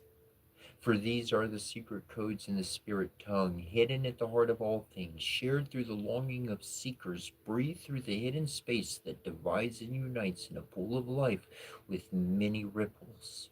O holy fire that is my essence, O burning bush that speaks for the Creator, O voice on the sacred mountain that hears my plea. Your embrace is always giving. Your love is the crystal stream that connects all of the islands of creation. Your voice reaches out to me in times of seeking and says, I am in your breath, in your blood, your body, and the creator of your seeking. I am a waterfall of light from the ocean of heaven. I am the ever present, never absent home you seek. All is well. You are well. Where you are, I am there. Know this, and your pain is healed. Know this, and joy and peace and love profound are the reward of your seeking. For this is the holy fire that anoints lives within your hands. Become heavenward. I look into the eye that never blinks, and in exaltation I exclaim, I am. May you know and remember the truth and beauty that is your essence and your birthright. May you receive and claim it when it is revealed. May the forces of fear and atrophy tremble before your power. May the vision keys open the doors most profound. May the holy fire sear the shadows and light your way. And may you find joy and contentment in knowing that you are a member of the family of creation, bound in spirit and in truth, and thus you are always loved, and you never ever walk alone. Blessed be the seeker in the holy tree, for all are as one, so shall it be. Kepra, kepra, kepra. Ra, ra, ra, tuma, tuma, tum. Simito kishabo banana shimtawina. Sikia kampaziana kampa. Simito kishabo banana shimtawina. Simito kishabo banana shimtawina. Simito kishabo banana shimtawina. Newt and Geb, Newt.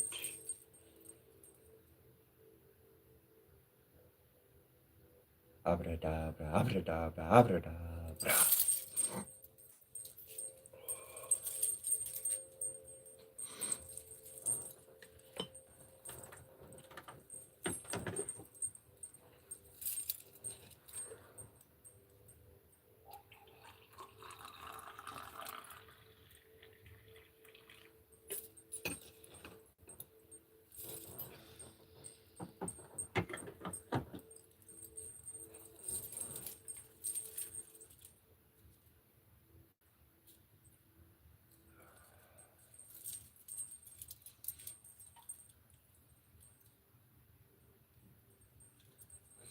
People ask you a question like, what or who do you pray to? I recognize a very valid truth. There's two realities that exist. Number one, I got a family out there. As far as it goes, they ain't showed up in a ship and said, look at us in our unique skin. We're not from here. Okay? And call them angels or demons or whatever kind of spirit. I don't care. I see personality. I see intelligence. I see foresight. That's what I work with. So I know I got some friends out there on the other side that humans can't touch. And that makes me happy. Secondly, my mother is interwoven into all of this immensely. And when I say that, I mean, she passed on, and her spirit truly did connect with me after she passed on. And so, what I am doing ultimately when I am going over what one would call a prayer, what others would call a ceremony, what I like to call a jam. It's like a jamboree. Just kind of smash it all together. We have it organized, like a peanut butter and jelly sandwich. Put that, jam that together. though everything that I have found is an activation of the very body's capabilities. They say we use 10% of our brain or some shit like that. They changed it over the years a little bit. But the reality is that the chakras are not running. Those chakras, there's nine major, there's many more, but there's nine major chakra centers. You're like, no, there's only seven. There's one at the back of your heart, and that knot, you can reach behind, feel the knot in the back of your head. That is another one. That's called your Jade Gate specifically. And your Jade Gate allows you to bypass time and space when you meditate.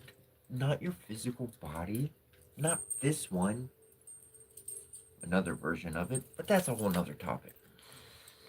In any regard, I don't understand cars too much.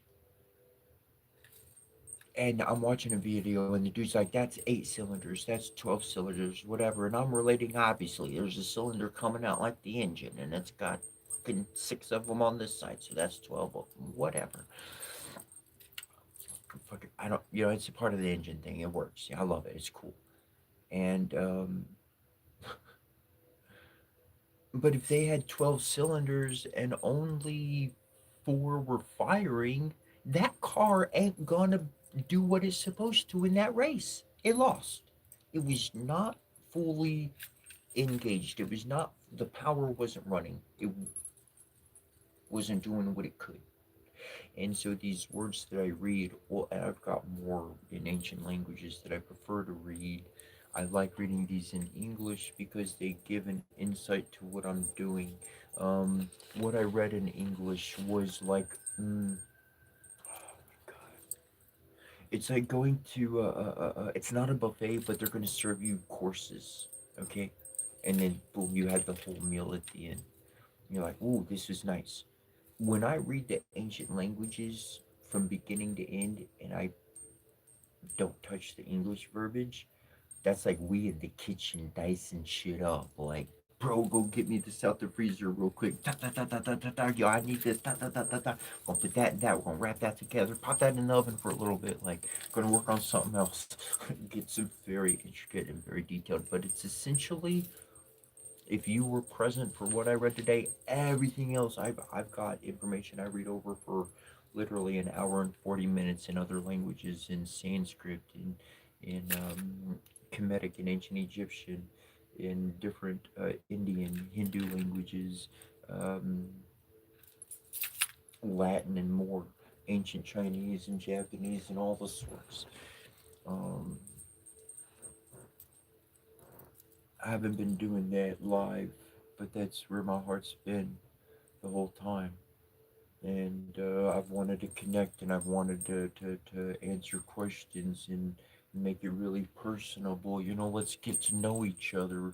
I've been doing the jam before, and when I started doing the jam, we weren't exactly like, just hanging out every day, just kind of shooting the shit, just doing our thing, whatever the case. I could talk about whatever, you mentioned some, we do our thing. And so since that's been a little bit kind of going nice and solid, I really want to get back because the blessings are huge. And maybe I'm saying that, um, but I know during the new moon and the full moon, those are times like I need to. But there's something about doing it every single day that just, I don't want to say I miss it, but I do. It brings some type of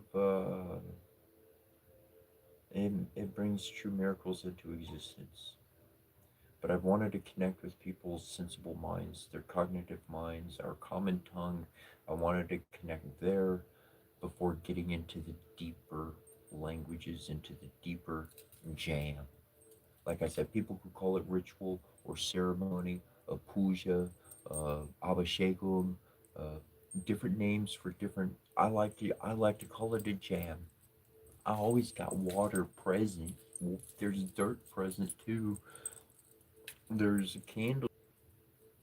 Decided to have a little extra incense going, and the smoke from the cauldron kind of going. Puja's more fire. Puja has the fire element. The abhishekam has the water element, and there could be honey or milk or other substances, but that the abhishekam is more on the liquid. The puja is more on the fire, different energies, so forth and so on. And I'm feeling like the past few days I've been wanting to go over the mantras and stuff, but it's been like, nah, it's just not the time right now to do that. And then like I've had things in my little cauldron to have a little fire, a little puja, a little jam, a little fire ceremony, a fire jam, but nothing crazy. And so that's been kind of stuffed and whatnot with things. So I was able to kind of have that going.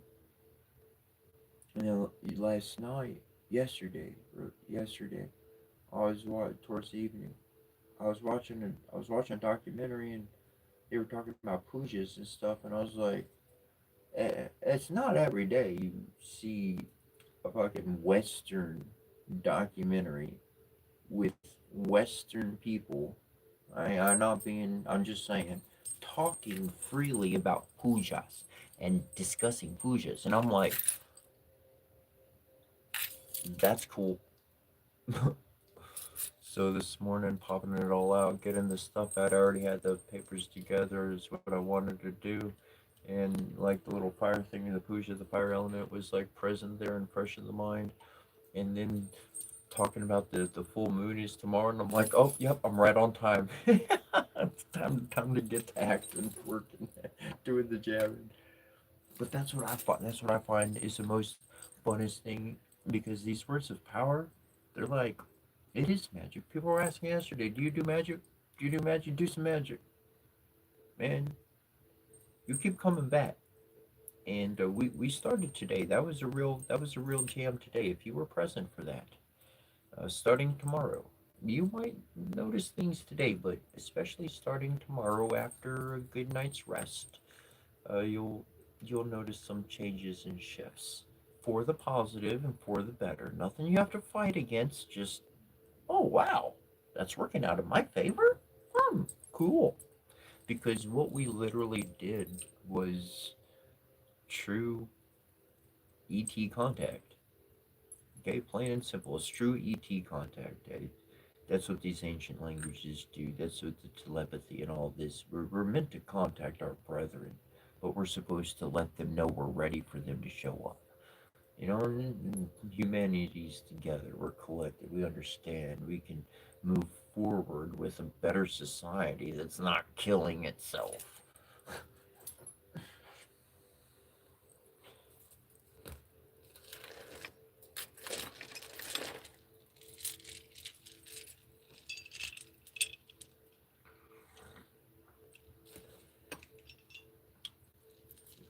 And what I read, there's a portion.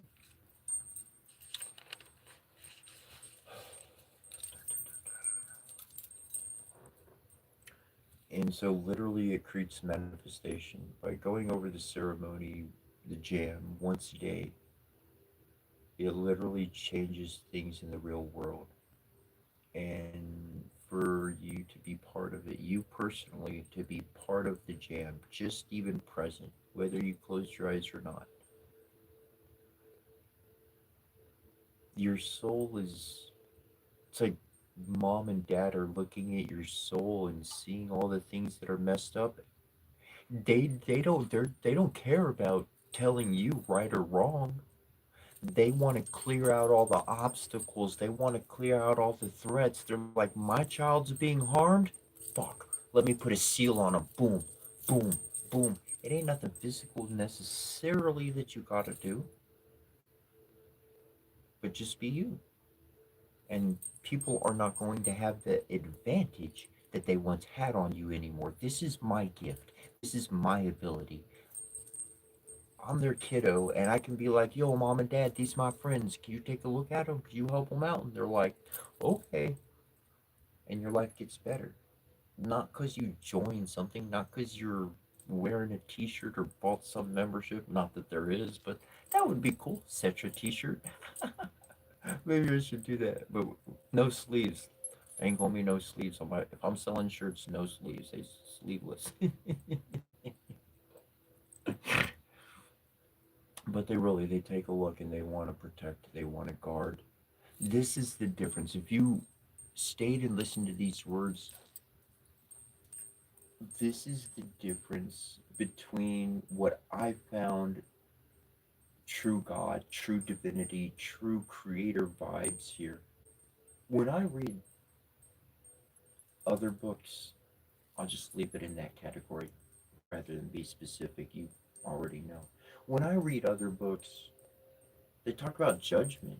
They talk about all the divine one. You're doing wrong. You have to fix this. Go kill those people. It's your fucking problem. What?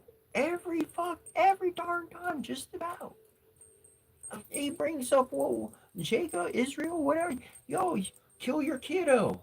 Yeah, kill him for me. Oh, I stopped you in time. What if his hand slipped or the fucking blade fell or something, man? Fuck that. No, no.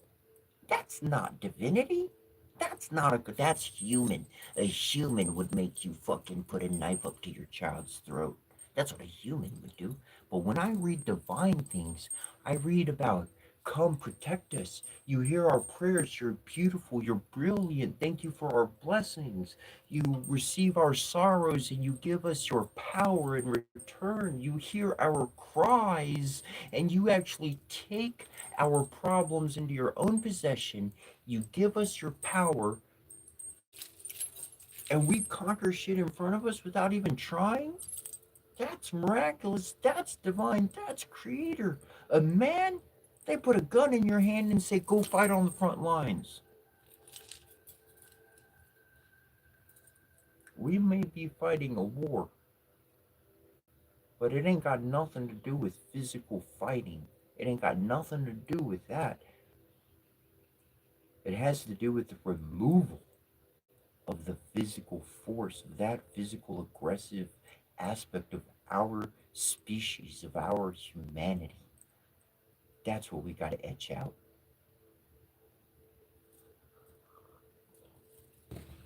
And for me, that's why I studied the bully.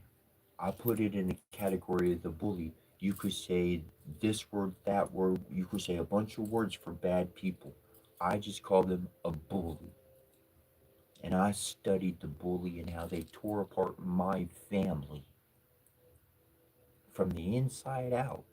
Shock tactics, destroying somebody's mind, getting within their heart and destroying the family. Now, I found the bully's tactics, and the bully doesn't have one global name, it doesn't have one global uniform, it doesn't have one religion. The bully is just like us good individuals, us angels, us healers. We're everywhere. They're everywhere. And that's why being able to access these ancient words and read them and see the prime example of divinity. If we want to move from a human consciousness, from a human reaction into a divine creator, think about it. Humans react.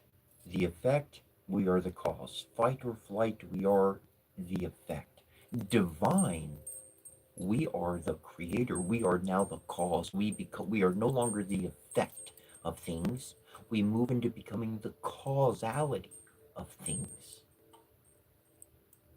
That's the difference. Still in flesh, still humble, still meek.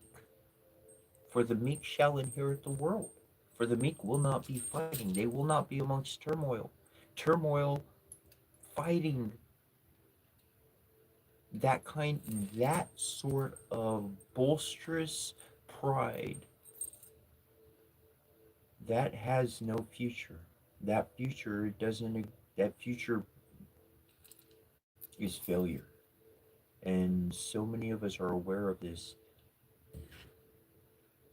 You conquering the bully in your life in the format that we speak and share in this healing and loving and mental awareness of action, to mental awareness to action, divine connection through intuition, by us conquering the bully through staying in our love, living one vibrational energy that's our love, that's our joy, by doing that, those who see those who see that happen, they will conquer the bully in their life. Maybe not that one that day, maybe not that one that at all, but in their future, they will put things together. They will remember what they saw and they will act on their own to conquer their own bully.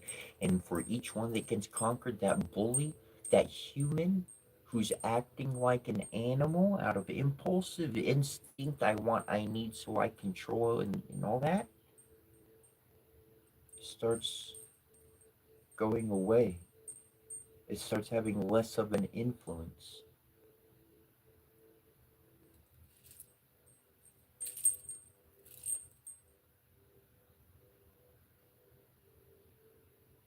I can't think of a great analogy, so forgive me or not.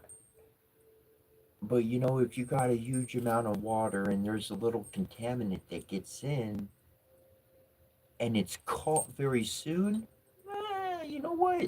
We got no other water source. The contaminant didn't, it wasn't that pollutant. We'll be okay. We're not going to get crazy. We're not going to get sick. It's not great for us, but we'll survive. But if it would have stuck to that contaminant source and it would have just leaked in and leaked in and leaked in and just poured all the contaminants in, this shit's gone. There's no, we can't touch it, can't do nothing with it. We fucked. Totally effed. Can't use it at all. And that's what our continuing to allow someone else to control us, to be the effect of someone else's choices. They know full well what they're doing. The bully, they know what they're doing. There's their win. The bully wins when you try to defend yourself. If you wrote a note, if you wrote a letter, if you typed something on your phone, if you waited for the right moment to say those words that you thought about that could help them grow or do some good or whatever the case. The bully wins when you try to verbally defend. They know you were right. They know they know themselves were in the wrong. You think words are going to reason with their lie? No. It will just create more hostility, more aggression. Because when the manipulator no longer has the ability to control the puppet with the strings, they fucking put their hands on it and now they're forcing it. Well, if you put your hands on me, motherfucker, we got a whole new territory of the environment we're walking into.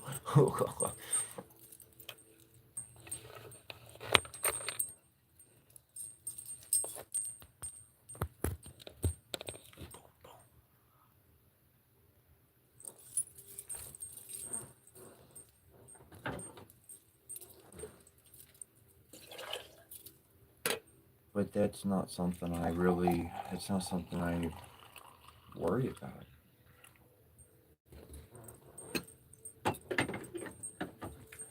Because I know that the energy that for me here and now in this time and day, I resonate this energy on a regular basis. So when I go out into the world, my energy is not formulated for aggression or violence. It pushes that away. It pushes it away. It doesn't, that person, they don't even want to stay around me. Just, I've had some interesting experiences.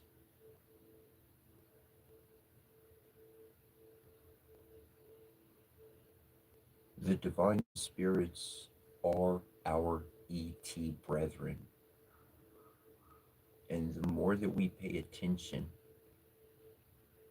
to storing up treasures in heaven, where neither moth nor rust can consume, the more they're going to protect us. The more they see your meekness shine, the more of them are going to gather around you. And it's like being on the Truman Show. They can see everything. They can see everything.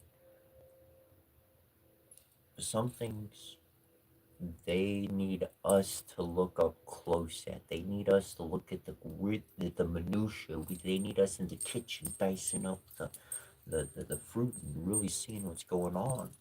And when we pray, we are communicating. Or communicating. We are esoterically, telepathically communicating to any single person in the entire world who says, I pray, it's important to pray. You are admitting telepathic communication. Fuck you. You're saying to say words in your head that nothing and no one else can hear, and somehow a great creator, a being out there is going to hear you and answer that? That's called telepathic communication. Thanks for being a brother with me. Even though you don't believe you're esoteric or witchery or anything like that. Believe it or not, look at what you're doing. I don't care if you look at what you're doing. I see it myself. I see where the world's going. Know thy environment. You could be the strongest. You could be the fastest. You could be the bravest. You could be all that stuff. But if you are not familiar with your environment, you could slip and trip and get a twisted ankle. As a fighter, you're out. You ain't standing like you were before.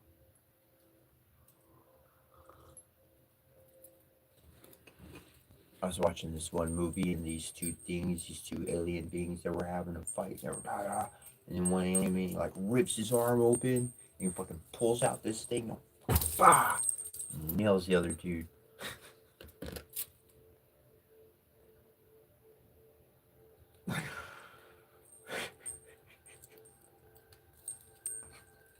Know thy environment. You know, I mean, he knew his environment. He saw what he was up against, and when he was too close and he had no advantage, he pulled something off his enemy and used it.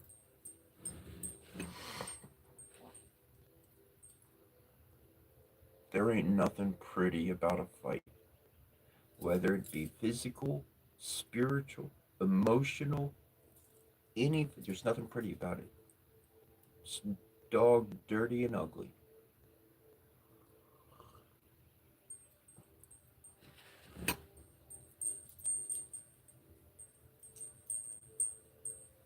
And it's interesting how often humans will run towards a fight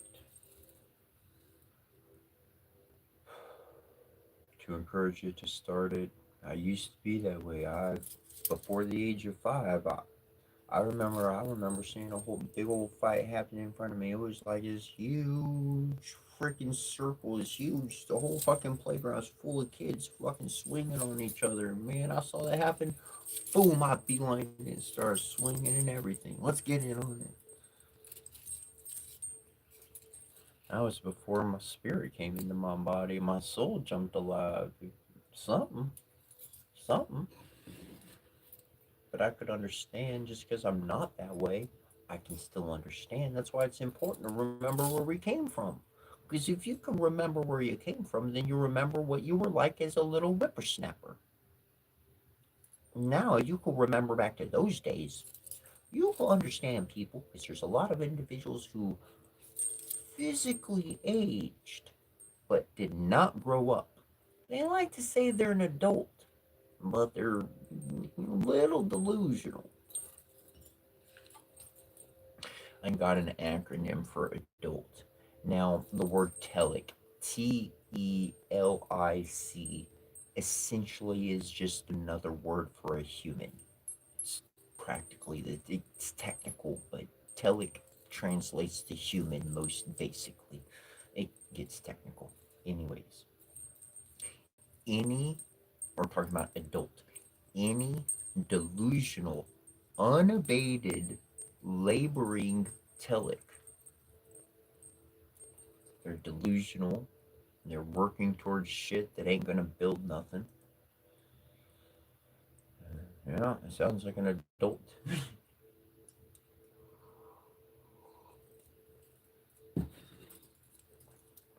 Oh, I got some acronyms. I'm gonna share some acronyms with you. I came up with these acronyms myself.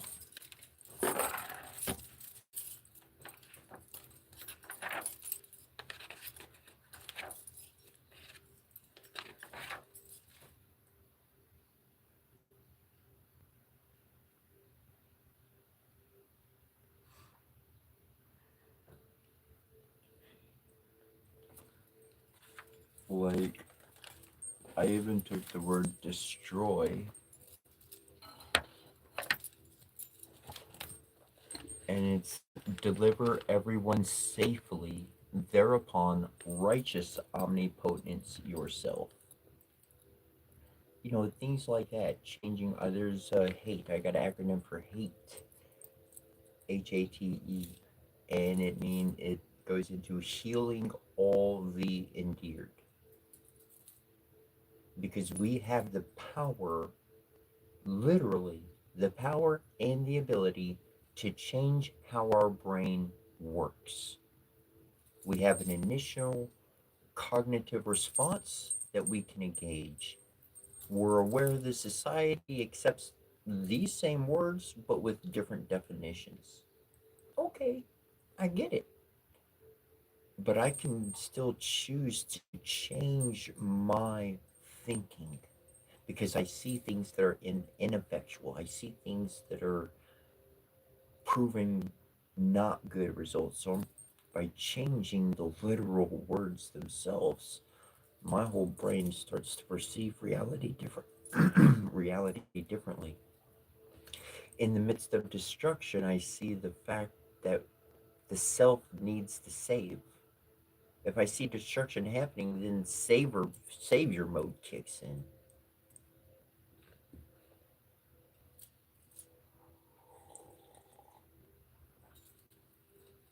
Okay, I got another acronym. Now, this would change the working environment as we know it. Used properly. Used properly, the word BOSS, BOSS, Behavioral Observation Support System. A boss should be somebody to be like, hey, are you doing good? You're not doing good? Can I go get you a soda? Would you like to hang out? Need to smoke a joint? What's up? Take a break? And then they'd be like, boom, yeah, I'm doing good again. Thanks, buddy. And then they get back to doing their thing. Da, da, da, da, da. So a boss would be somebody to make sure you're doing good. That would be awesome. That would be cool. That would change everything. I tell you what.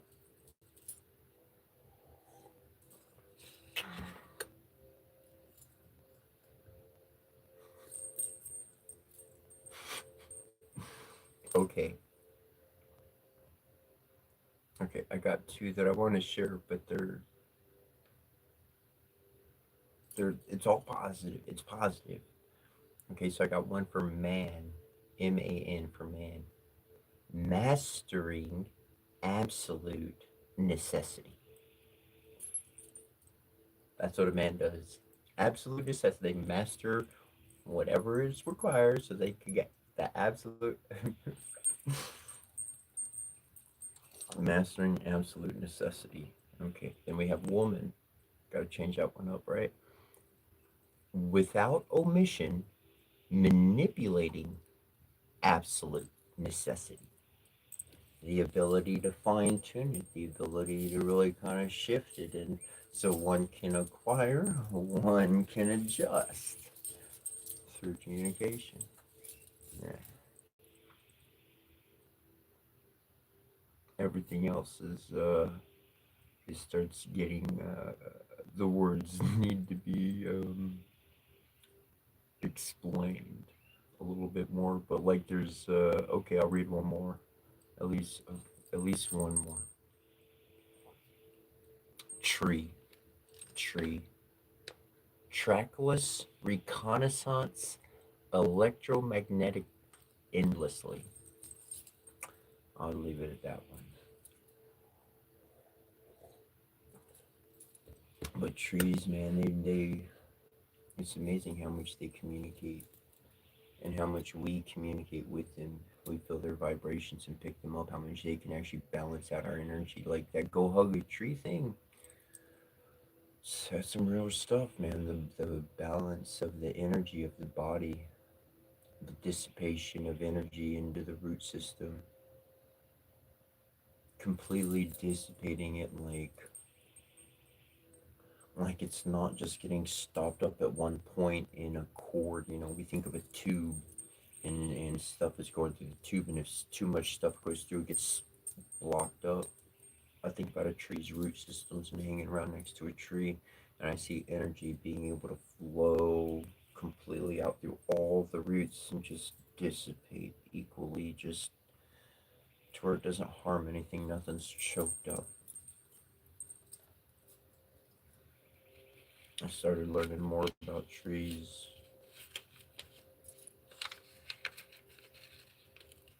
So a lot of amazing secrets to trees that people don't ever think about or comprehend or even acknowledge. We are talking about earlier how like the birds, the animals, they can come to help a person quite literally and physically in the present. How they can give aid to things. We're talking about the birds picking up trash and getting food. They put the trash in the bin, they get a little bird food or something like that. There is a hidden language spoken between all things. And a part of that hidden language goes back to something that's been coming up regular is like the term that people grasp real quick is generational curse. But when I hear generational curse, I see a bad pattern that's been repeated for an elongated amount of time. So it's not a curse, it's just a bad pattern. We just got to interrupt the pattern with something positive. Get a new pattern put in its place so something positive can grow from it. And our minds are the first and foremost thing. Okay, now we're going to shift things just ever so slightly. But if you're with me, like jump in if you care to, you know what I'm saying? A little bit more than usual. And what the world, what we have been collectively proposing into manifesting magically as a world spell is destruction. Okay? Just hear me out. We've got the old Norse stories talking about Ragnarok. In the end, all the fire's gonna come. We got the fucking Bible talking about, oh, you know, it comes, they're gonna burn the world down, and the new heavens and the new earth, it's all gonna melt with fire. Burn for the new future. Burn every. We look at our world and we worry. Let's be honest. Humanity, every darn near just about one of us, if we aren't the deer stuck within some headlights chasing our own fancy, we are worried about tomorrow. We are worried about the future. And that worry puts forth a bad ending. A bad ending. Destruction. And what I implore you to do, as much as you may, every single day, is imagine a beautiful future where we're all living together happy. Remove the destruction from your mind. Remove the worry about the world surviving, because that's what we're creating by thinking about it. By feeling it emotionally and thinking about it, we're giving that manifestation power. We can change this. Prophecy does not have to be the exact future. We can change, we can manifest, we can create miracles. We do have free will if we do take it within our own authority to do so. And that's a righteous, divine, respectful, meek authority. It is not nothing oppressive. It's just keeping in tune for anybody who might have jumped in. And we can imagine a future of prosperity, of people playing. We don't have to imagine a future where there's bombs and destruction and war. That's what we're creating by thinking about it. This is our power. And that's what we've been creating for the past, what, I don't know, however many years you want to add it up to be. But we have the power to change this.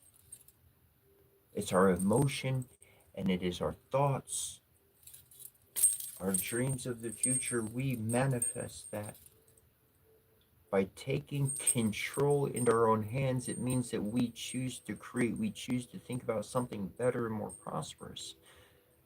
And so, truly, for as much as you made during your own time, imagine a beautiful future, create a beautiful future for the world because you possess more power. With your chakras lit up, with your energy active as a healer, with the fire of life. Oh, people come to me and tell me all their problems because you're a healer, because they feel that divine light coming off of you. No, they say, oh, it's time to give that energy away. Put it on blast. We're going to live in Eden, and everybody's going to have a fucking house and food and water, and nobody needs to fucking trade paper money for food. Food goes from the ground, go fucking grab it. It's right there. We got the local farm, whatever the case, man. Pay for food. God dang. Might as well just sign up every single person born for a gajillion dollars in debt. And you never pay for it. Fuck. Guess you have to die. Fuck. Stupid. Nonsense and stupid.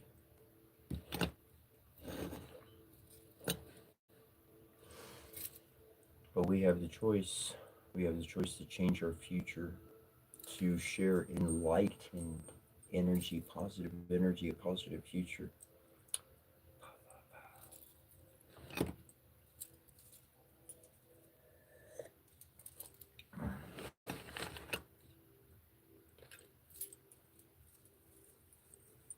I'm gonna go use the bathroom right quick, and I'll be right back.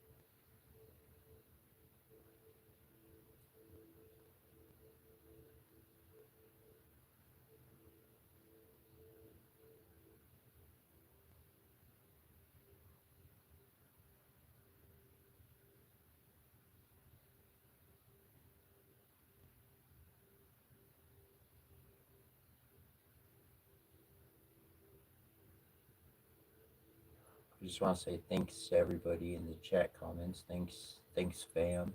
I said it the other day. I'm gonna stop saying moderators and just say fam for family. So thank you for all of that. Thank you, Rachel. Thank you, everybody, for your responses and learning. Like I agree, everything up and down is just perfect. That's perfect.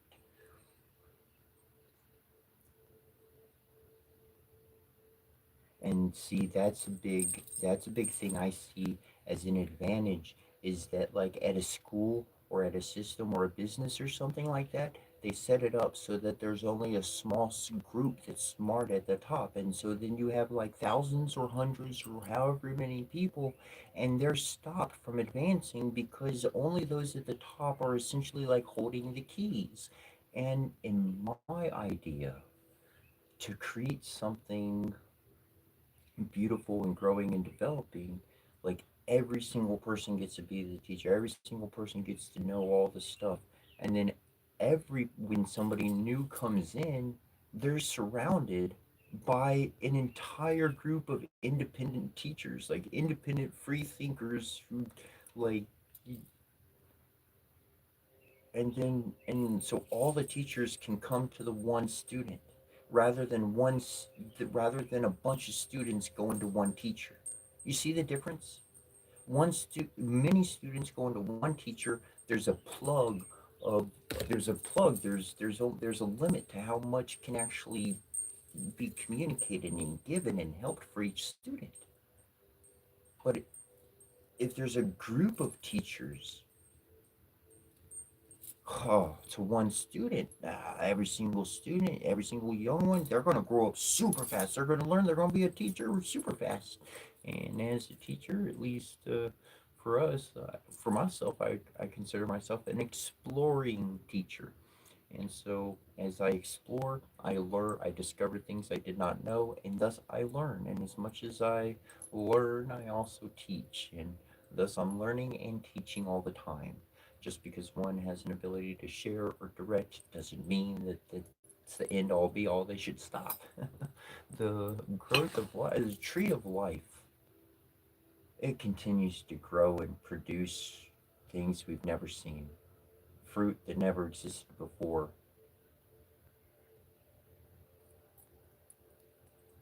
because it's up to us to put together that knowledge, that information, and to decide what to do with it. And what we do with it, that's the product that each person can see and benefit from. Hopefully, it's a benefit and not a hurtful thing. That's for sure. So, community, big ups to community.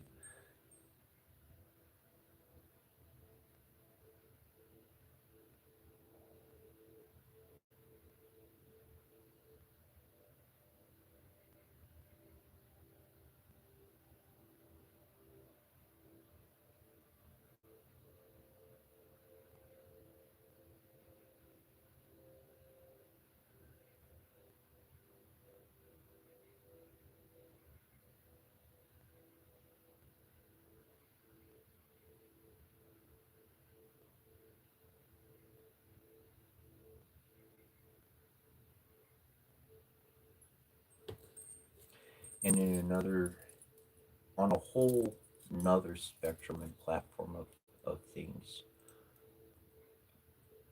I consider all angles over one event. I've found individuals who had a lot of, let's just say, issues with being done wrong, and they've learned how to be physically aggressive. I'm not saying anybody here, anything current, things I've experienced in my past. That's the way they are. And I'll come up to this physically aggressive, domineering person nobody else seems to get along with, and me and this person will get along well. And just kind of like what happens, like, I'm just going to say it as it is. You could say something else, but I'm pretty sure it'd be spot on. But like hanging out, there's an amount of peace that I wind up bringing with me. And so like that aggressive one, that one that seems very hostile to others, they enjoy my time and my presence. We might not talk, we might not get into anything deep, but they feel the energy and they get a damn good amount of balance off that. I don't need to correct them. I don't need to tell them to do any shadow work or nothing. I don't need to tell them a damn thing. That ain't my role in their life right then and there. That ain't it. But then they see me done wrong. We stop hanging out on the regular, whatever happens. But then they see me be doing been done wrong, and they know me. They know I'd lay down and take it. I wouldn't fight back. Well, depending on the situation, but they know my character and they know myself and they know I wouldn't hit back unjustly or anything like that. I'd run away. I'd run away if I had the chance. They already know that about me. And they know I ain't gonna do anybody wrong or hurt them or say anything like that. They already know my character through and through. They don't need to be present. And they see me being done wrong physically, that mofo gonna step up. Their presence going to dominate that situation in a way I never would have. And if you ask me, that's God and Lucifer getting along. That's God and that's Father and his dark son saying, you know what, bro, thanks for being here. Do you. I'll send you some blessings. It's being able to respect another individual for who they are, what they choose to stand for, and what they choose to do. In my path, and as much as I can, I would admonish non-violence and non-hostility. But there are some motherfuckers put on this world, and they are meant to defend the righteous physically. They are meant to be a physical defense. And to each one their role and category and position and all that stuff. And that's where I found a difference. You're going to have different ideas and people will have particular perceptions, but I'm just going to share my own. When I mention the words light worker and healer, those are two different things. Wait a second, a light worker, they're healing. It's healing. For me, let me explain. So a healer is like the equivalent of the creator. They're all love, they're all goodness. A real creator, they're not about destruction, they're not destroying things, they're not of that, they're love. Love is not going to go do those other things.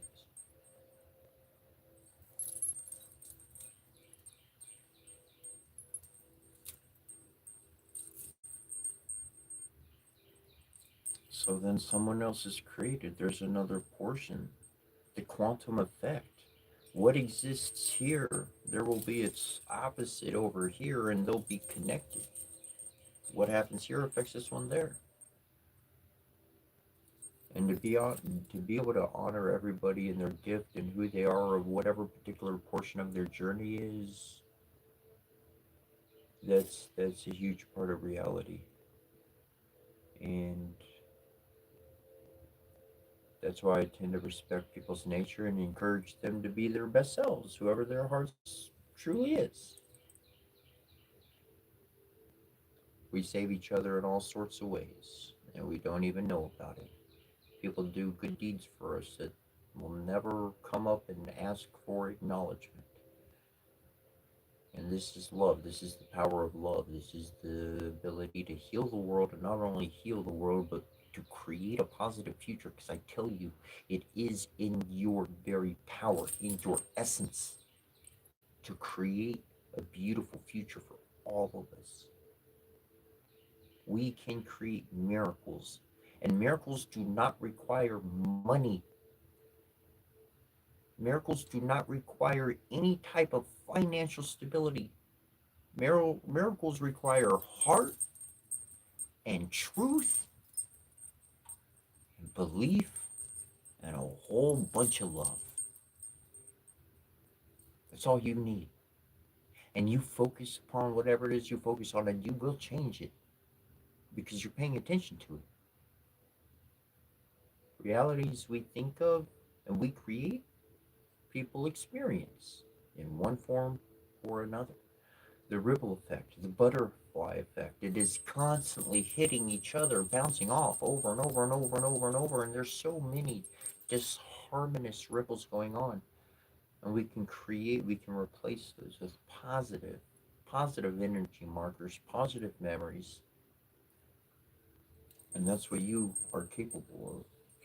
We're all capable of.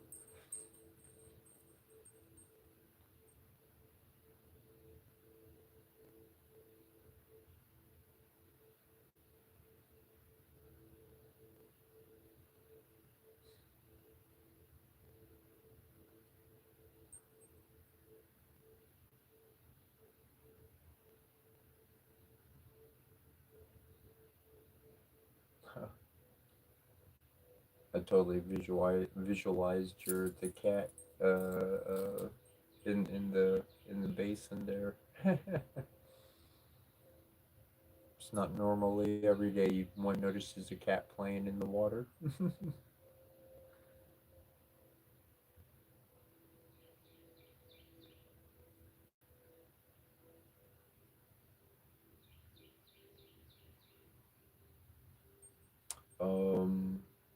If Carter is still here, I said, what time do these live streams start? Uh, Negative 4 GMT or Eastern Standard Time at 5 a.m.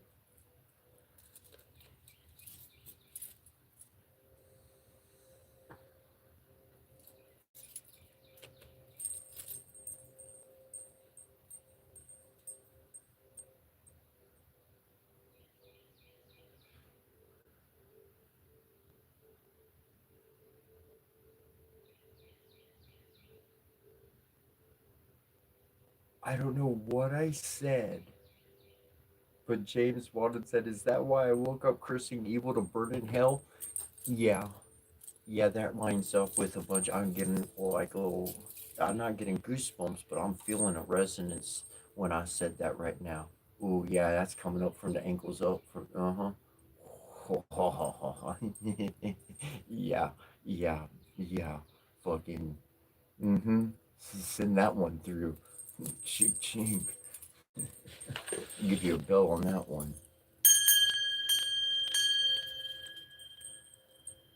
That's a fact, Jack.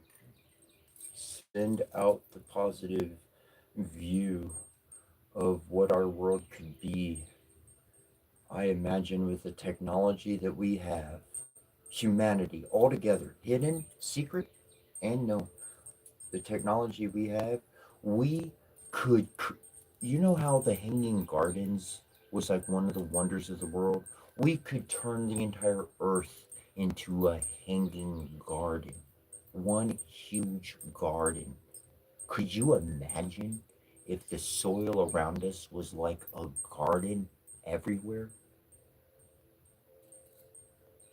We have to have more babies to eat all the food. We'll have to have more kiddos. There's too much food being wasted. Make sure it gets to everybody.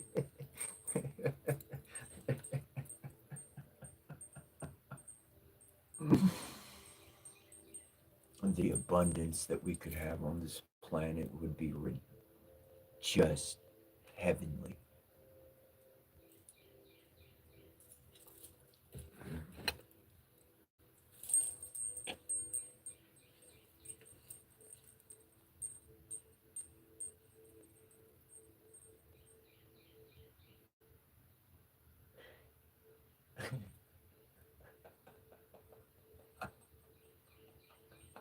I read that as you rang.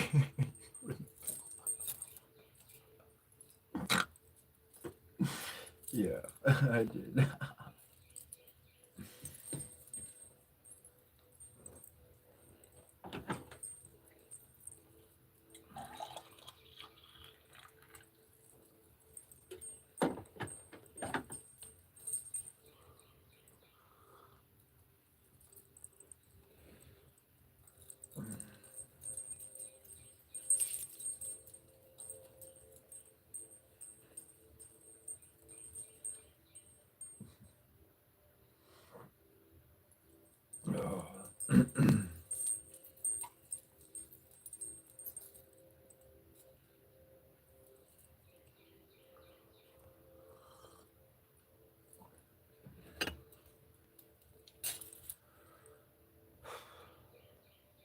It's amazing how doing something small that you want can change your day. There'll be times when, like, I don't know, I'll have a few bucks and I want to go up to the corner store to get something. But for days, I convince myself, no, keep your money, you could save it for a harder time ahead or whatever. That item could be, you don't have to get it right now. You can save on it. That's just an extra. And I do that to myself often, very often. And I notice that I'll stop in my behavior from doing other things. I won't be motivated. I'll be lackluster. And so a lot of my little projects or ideas or things that I know I need to do and want to do, I don't do them. And so eventually one day I wind up going up to the corner store, gas station, or whatever the case, and I get myself what I want. And once I have what I want, yeah, I'm happy to go do those other things that I've been meaning to do.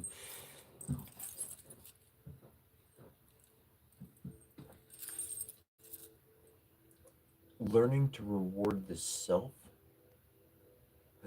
is immense. The way you reward other people, the way you've done things for others who didn't deserve it. They did not deserve it. You were trying to teach them, you were trying to help them, you were extending some kindness they never had before from anybody in their life. Everyone else who offered those things to them, there was something attached. There was some tether line. You owe me this, you got to do that, or this, that, and you get an argument over it. But not you. But somehow they come back because the normal experience they have with somebody is negative. So they repeat the negativity with yourself, even though it was all good, but they see bad in it.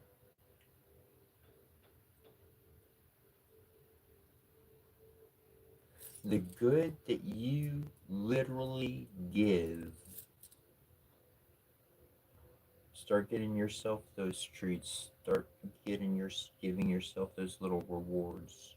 Start taking that time for yourself rather than for others. That little gift, whatever it may be, insignificant as it may seem, can completely change your whole perspective. This is where I connect with objects, uh, that are going to have different meanings.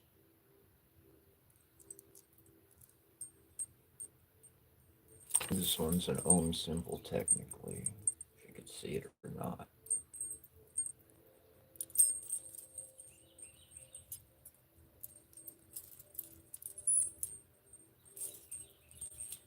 But these types of things, they create images in the mind.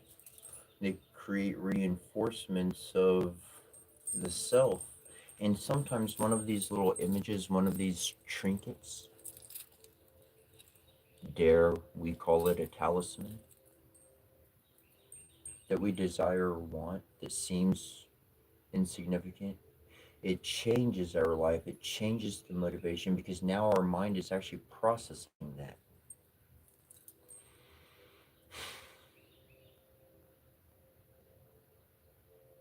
Your mind is a memory bank. Your heart ultimately decides what is kept and what is left out. And at the end of every night, that memory bank really formulates, like in a blender, to create a new solution, a new creation for the self, if that is what is desired and acted upon.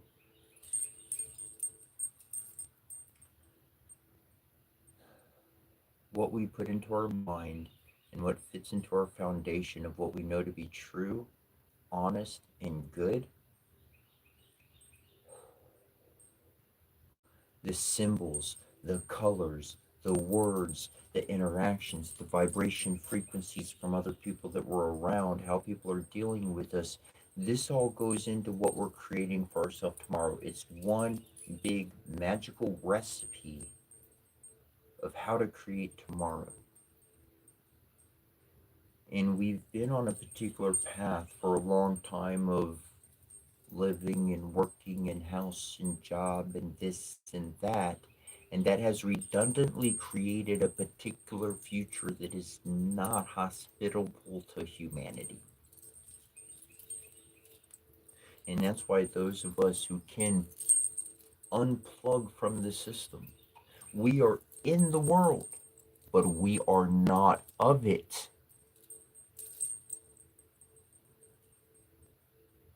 This is why emotional attachment to people fucking doesn't happen. Do I emotionally connect with a person? Yes, I connect with you. Because when I'm looking at you, I'm thinking about every single human in the world. So you represent all. And right now I'm talking to all. So I'm going to be emotionally connected with you. But if you get some little thorn in your tush and start losing your shit, I'm going to really fast recognize that's an independent thing. You're going through that. That's your own little, you backed up on that cactus.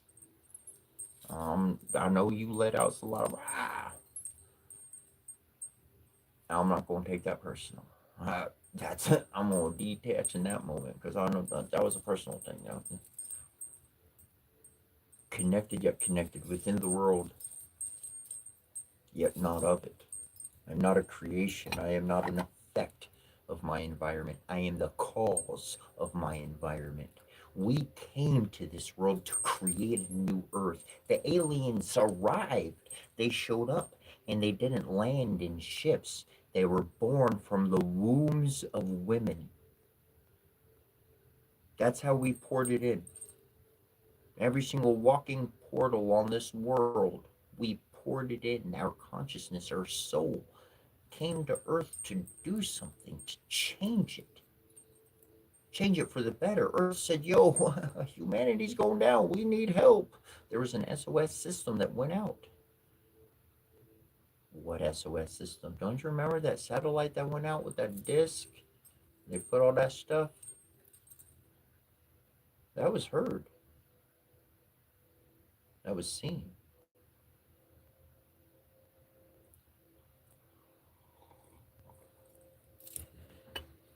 And they could tell from what we sent that we're not doing good. Because we're trying to boast and look at our accomplishments. And why does one boast of their accomplishments? Because they pushed down somebody else to get there. So they need help. They they got some technology, sure, but they need help.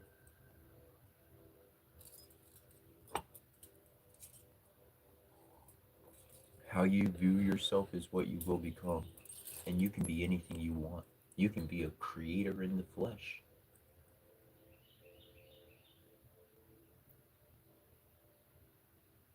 With divine sight, with love, these things are real and possible. People are afraid to say, me, a God? No, what evil would happen? Well, that's human. That's selfish, greedy humans stuck at human level. They're not acting like divinity. They did invent the word God to put themselves up top. And they destroyed as much as they could so that people would not remember what true divine connection is. But we live in a day and we live in a time where that has shifted. It's not in the process of shifting, it has shifted. My presence is proof of it shifting. Others people's proof is proof of it shifting. Society does not act and move like they did 10 years ago. We are perceiving and interacting with our world differently at every turn. Whoever it be that's on the TV screen that helps us acknowledge and know that all that stuff was a bunch of junk. Or hey, they were doing some real investigating. Man, the world is a shit show. It's a Cracker Jack box. Who knows what I'm going to get inside? It might be a map to the future, and it might be a surprise that blinds my eyes. An attack or a gift, who knows what you're going to get from people? Because they follow the emotion, they stay connected to the animal instinct.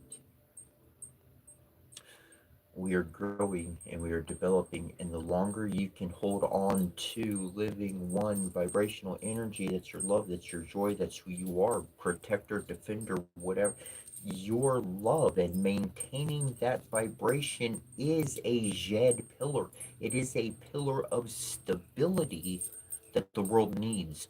You are a living obelisk. You are a living antennae to the ETs in our cosmos that blink in and out for UFO pictures. We have enough, we've seen enough, we've talked to enough. Be it man with badge and wings on their chest, or a human at home with their grandchild. These are realities we're working with. These are the realities that are present in our lives. And I'm going to say it again. If you think that you pray, then you telepathically communicate. telepathic. I'm not into esoteric magic. If you fucking pray and say some words in your head and think someone's answering it and sending you something back, that's called telepathic communication. You are using your body's resonance to extend your voice beyond an audible detection. And somehow that miracle pops up. And it fucking happens. And we didn't tell nobody about it. We did telepathically. Your telepathic ability works. Pretty cool. You can start interacting with humans too. If a human can do it to a grand creator, then a human can do it with another human. Telepathic communication. Across the board, we are truly connected. If somebody says, "Oh, I believe in faith in the creator," no, prayer has nothing to do with telepathy, well, that person is truly freaking nuts. They need to either go back to school, study some definitions, or something, because those definitions really kind of are interchangeable there.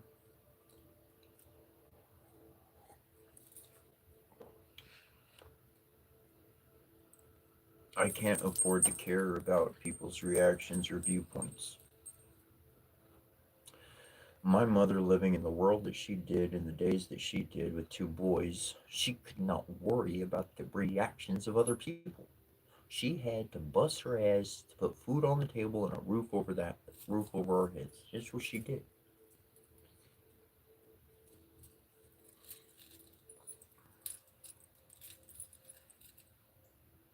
She could not be distracted by other people's ideas or comments. And there was plenty of gossip. That's a fact. Affected my life too. Gossip, not about me, but about my mom. And because it was about my mom, then I must be part like that. Which made a lot of reasons that why when my mom passed on, when she ascended on, when her flesh was no more. That's why everybody said, "Get the hell out of Dodge," because I was a spitting image of my mama.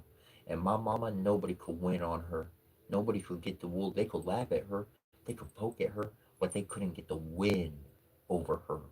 And she passed that shit on to me. She passed those gifts to me, and everybody fucking saw it, and they knew it before she even passed on. And that's why when she did, I was exposed. I had no protector, and they said, "Get the fuck out. We don't want you here." They didn't say the last half, but you're the spitting image of your mama. Get the fuck out. They put up with her. They put up with my mother. My mother, I would build her up. Call it prayer, call it ceremony, call it just being a fucking family. Two people's still a family. But the family would tear her down emotionally.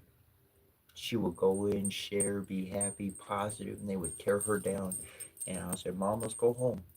And we would stay home for 2 to 3 months, not go talk to the family, not call anybody, nothing. Nothing. Nobody would call us either unless they wanted something or needed something. And I just built my mom up, just being my positive, playful me. Whoop, whoop, whoop, whoop. And I knew just me being me brought happiness to my mama. So I just be me. I'm not thinking about family. I'm not thinking about this. I'm not thinking about that. I'm not thinking about not just being me, just being happy. That was enough for my mom to get better, for her to heal. And she'd be feeling good, and we'd be positive, and everything be solid, and we go hang out with the family again. And she'd be trying to help and give all that good, and she'd get hit again, pop, pop, pop, pop, pop, emotionally, mentally, all that shit, until we go back home, and I help build her up again, and rinse and repeat, and rinse and repeat, and rinse and repeat. I'd do anything my mama wanted. I don't care. I saw what my mom did for me. She protected me. She saved my physical life twice over, literally. I would be dead. I would not be here if my mama didn't do what she did. I owe her every ounce of my being.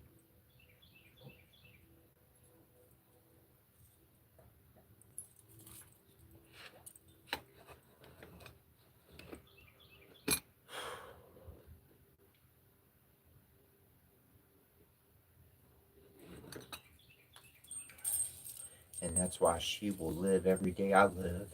And I will spread her in the most loving and purest of ways. I will spread her seed of love throughout this world as much as I can and help it, because that's one thing she helped me learn about myself is I'm an amplifier. I can amplify somebody's gift or somebody's ability. I can build them up. Somehow I can jump start the heart. I don't need to leave the body. I don't need to tell it to follow me or nothing. But once it gets going, boom, it's on its own race. It can pick up where it left off before. That's why your joy is important. That's why your happiness and your peace, your inner peace, is stronger than any magic that could be spoken, that could be crafted, concocted. I don't care if you brought every wise motherfucker in the world, most shamanistic, powerful motherfuckers floating in the sky. Your peace, your inner peace, is the most potent, magical reality this world has to offer. Yeah, I'm not joking. Everything I looked, all the ancient books, all the old stories, everything, I found it. That peace, that peace is, I don't know, the peace is the cure to the poison.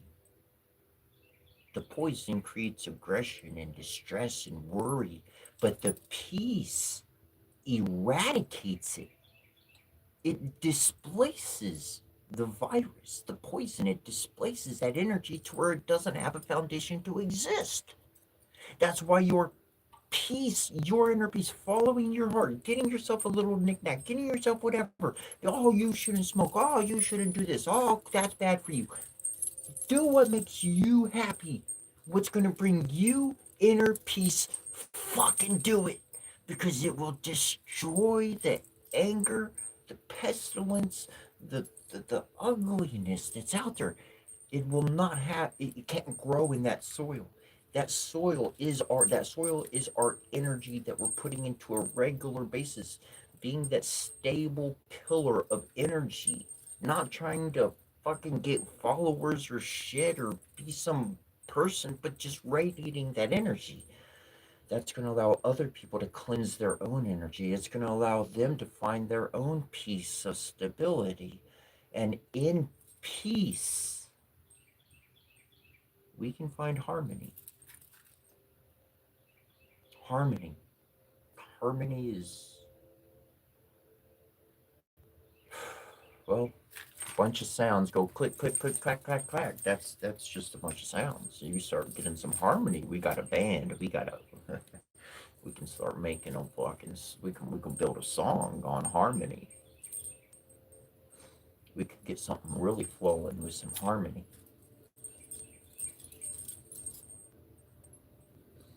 And that's why there's I found my station at the bottom, okay? That's where I want to be, is at the bottom, because the bottom, that's where the feet are. So if I can resonate a harmonious energy that's going to go all the way up the ankles and all the way up the whole body, voila, that whole body got a cleansing.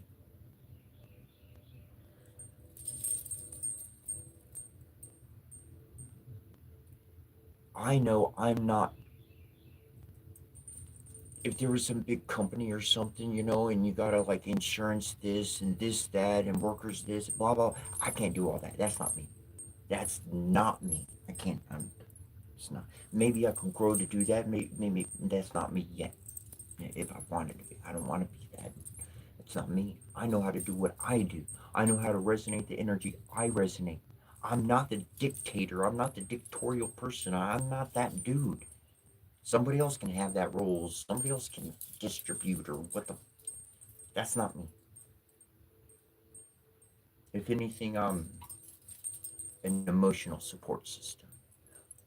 I want to create a positive vibration so you feel good. Because if you feel good within your own self, you'll conquer your obstacles. You'll conquer your day. But if you don't feel good, well, your whole fucking day's trashed. You're gonna have failures. You're gonna irritate people. Is it your fault? It has nothing to do with whose fault it was. Stable vibration. That's what I can maintain. That's what I can keep up with. That's what I know how to do. I start trying to do too much, too more, instability instantly. So I don't need to reach for more. I don't need all that other stuff. If it comes, okay, that's one thing. But I don't need to overly reach for it.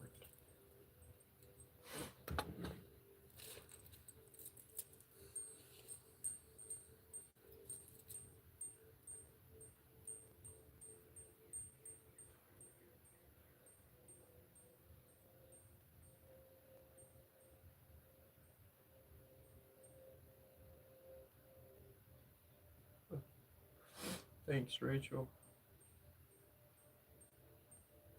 She said, "This is the most amazing channel I've ever had the pleasure of being part of." With that comment and the earlier stuff, let's add you to the fam. Boom, boom. And then somebody else put in Tommy J6 said, "Wow, such a in peace we can find harmony."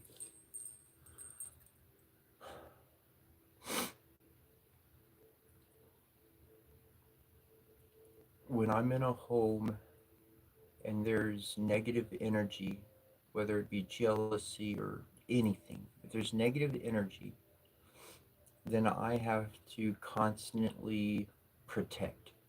I have to reinforce my world within my mind more powerfully. I'm not in a state of peace.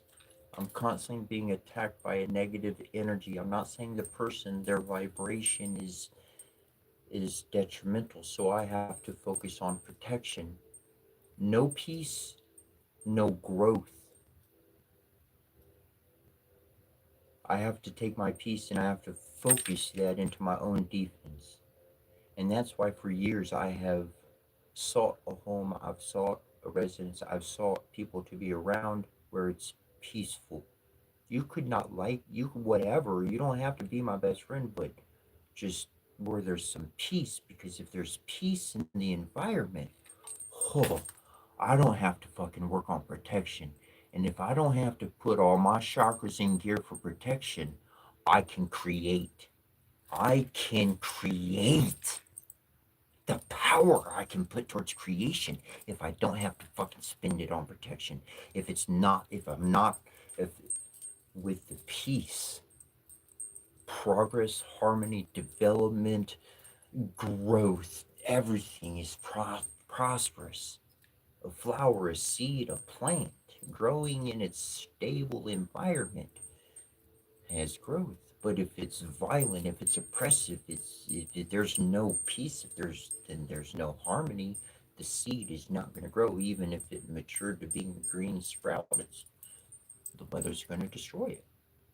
It's not hospitable to consistent life.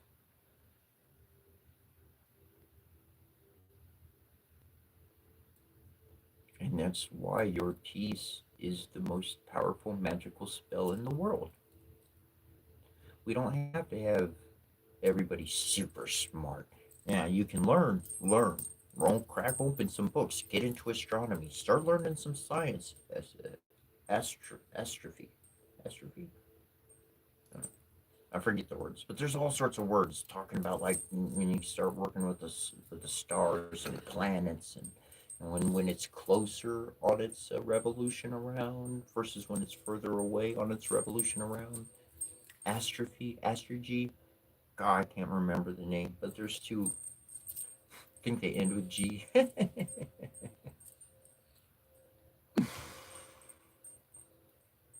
But truly, to just follow the heart, that'll lead you to everything you need to know. That'll lead you to your peace. It'll lead you to that. Trying to follow other people, you will not find peace because they have not found peace. They're trying to employ other people to figure out how to get to their own peace. to their own calm, peaceful state of being. And that's a personal journey. That's not a journey you employ others to accomplish for you. That one don't work like that. The 3D don't work like that on the soul. We might need to help a friend out or help somebody out do a heavy load or heavy work. Sure, labor may be tough, but that would be for a different reason.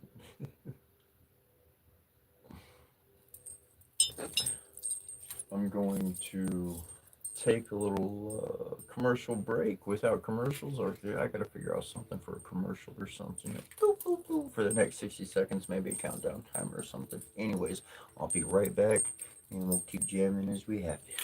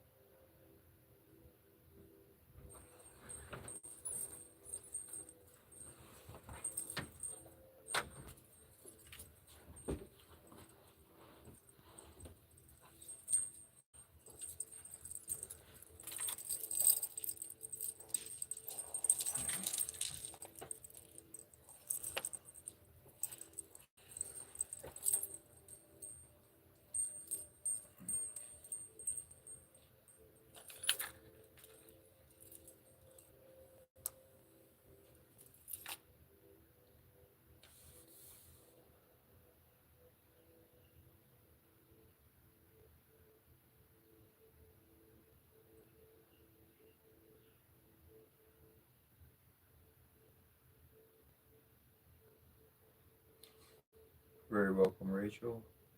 Oh, 43 this year. That's pretty cool, Kimberly.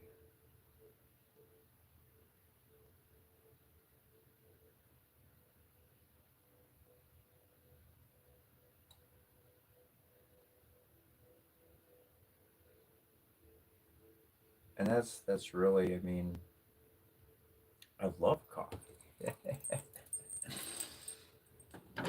I love coffee.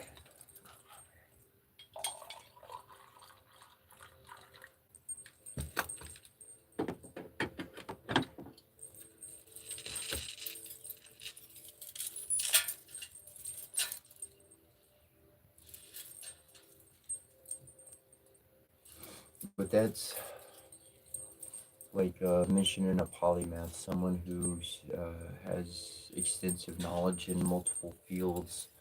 This is really what's required to take the shamanic journey to the next level, because there's so much in which we need experience from. We need the events to have experience. I mentioned the event being like an anchor point for all future memory.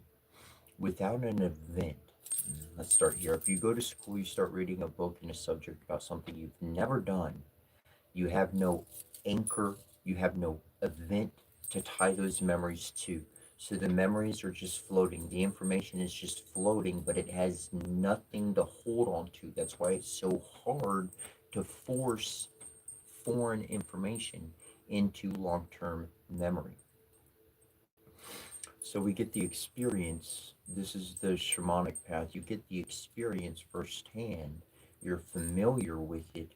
And now we start doing intense research and study about that field, and we start becoming informed about it. And so that's how we wind up essentially building our new tower of information, the new subject, the new school, the new wing, the new building. But that is the new field of information that we're getting into. Now, a lot of specific points become lodged into the conscious mind. Obviously, studying a particular subject, I'm going to become familiar. That's what I'm going to talk about. That's where my mind is. On the spiritual path of the shaman, you're going to learn, you're going to build that pillar, that information, that tower, and then essentially it's going to get destroyed. It's all going to fall and crumble. And all that detailed information is going to get literally lodged into your heart because we're going to embody it. If we're embodying something, then we're not reading a book about it. We're living it, and that's different. If you're living something versus reading a book, those are two different things. And so we literally embody that.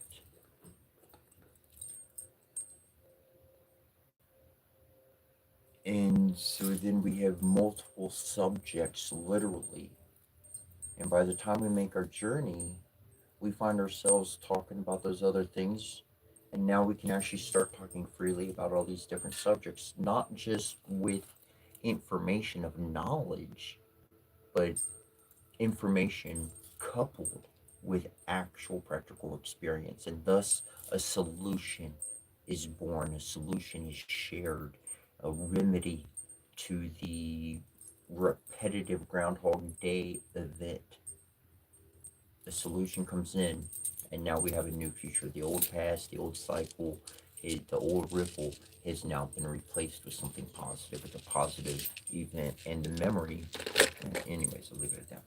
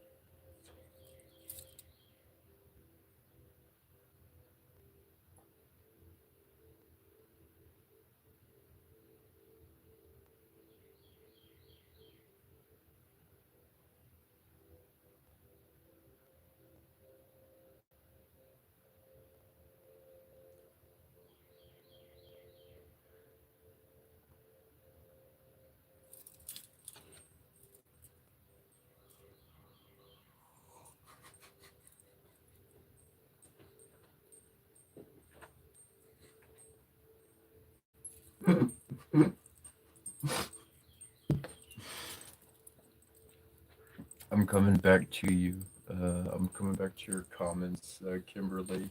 But somebody put the commercial break brought to you by Folgers. Maybe I could strike a deal with Folgers and get unlimited coffee. That would be cool, right? I'll advertise the coffee every day.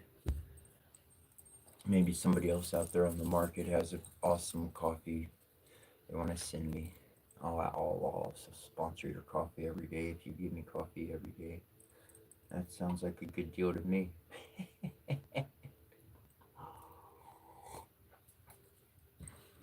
See, I need somebody for my constant coffee supply. I need somebody for my constant chocolate supply. Let's get a few little individuals. I have some sponsored products. Fucking around. Kimberly mentioned that you studied for many years. You were a wanderer for 19 years. Um,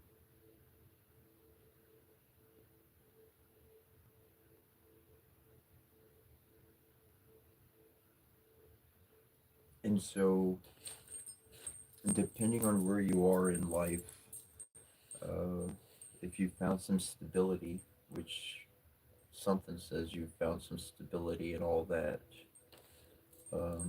But if you do want a copy of my book, it is published. It's available on Amazon.com. But you can shoot me an email and ask for a free copy, and I'll send you a free PDF copy of it. Um,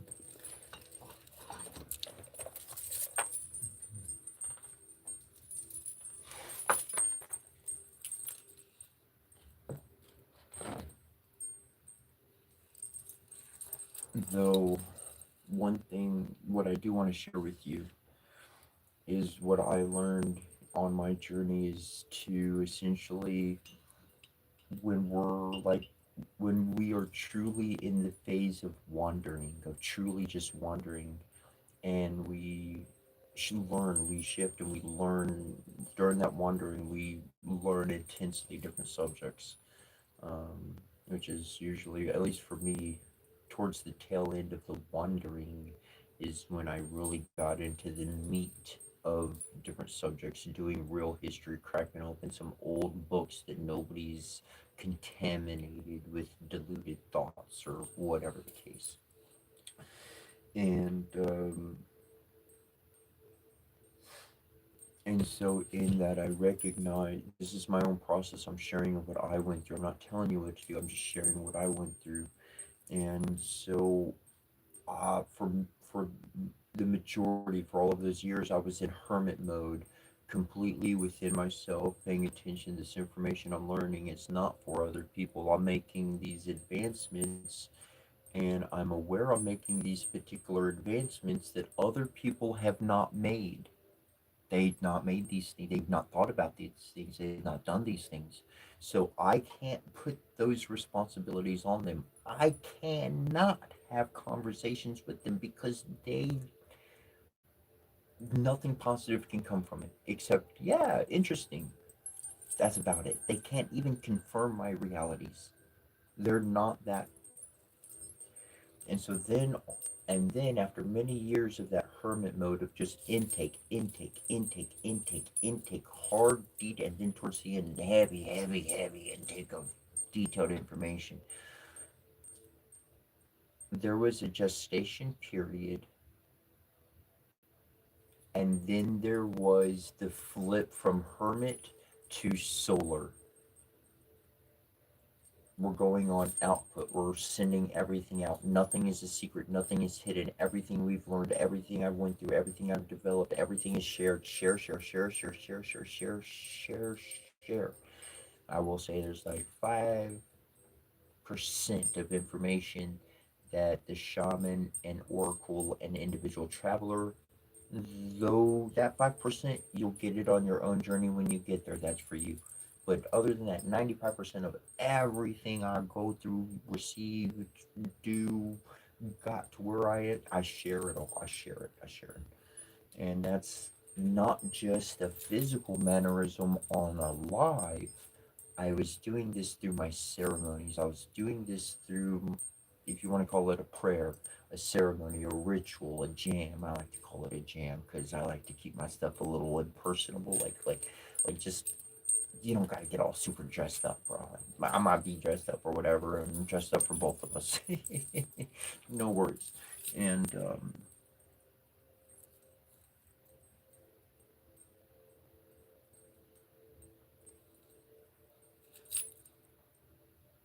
and so in this format, in that format of communication, I was no longer praying in the closet per se, but I was praying in the living room, letting everybody hear it, because there's a particular relation that we have with the moon and the sun. We understand that we affect people's vibration, their water, their very essence of being. We affect that. Our presence without words affects that. And if we've learned a thing or two, and we've respected those cycles within our own being and within that of others, now we can start to shine like the brilliant divine being that we are. Like solar force would emit energy to which life itself can grow from the ground. We can create that, and we do create that environment for each other. And that's been my journey. That's what I've noticed. It was the intake, and the intake flipped to output. And that's, life's been on that journey for me for the past 3 years with accelerated development, continually accelerated development.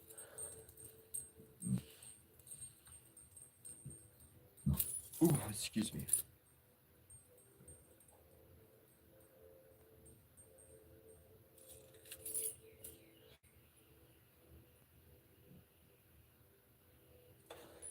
Nice verbiage on the difference, Evie. I like that. Hermit mode versus isolation. Nice. I like that. I like that. Good distinction.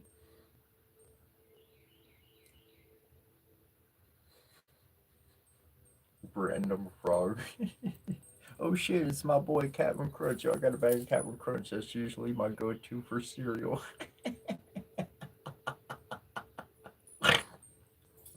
Somebody, they asked them to get me Captain Crunch, so they went and they got me Captain Crunch, but it didn't have any berries in it. It just had the yellow, the Captain Crunch. There was no crunch berries. And I told her, I was like, I'm not mad or anything, but where's my crunch berries?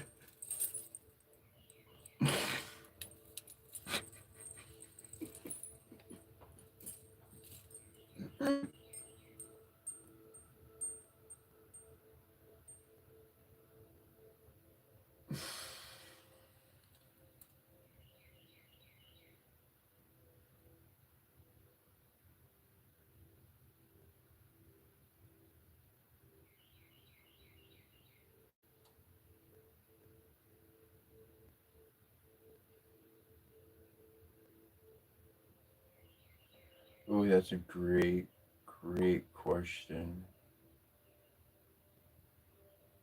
All right, like James Walden and then Rachel and others.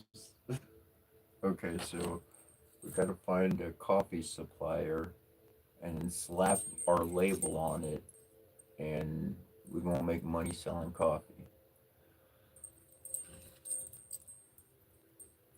That'd be great. I'll just have a huge supply of coffee with me within the portal so it turns into a living talisman, gains the energy, and then ships out. Boom.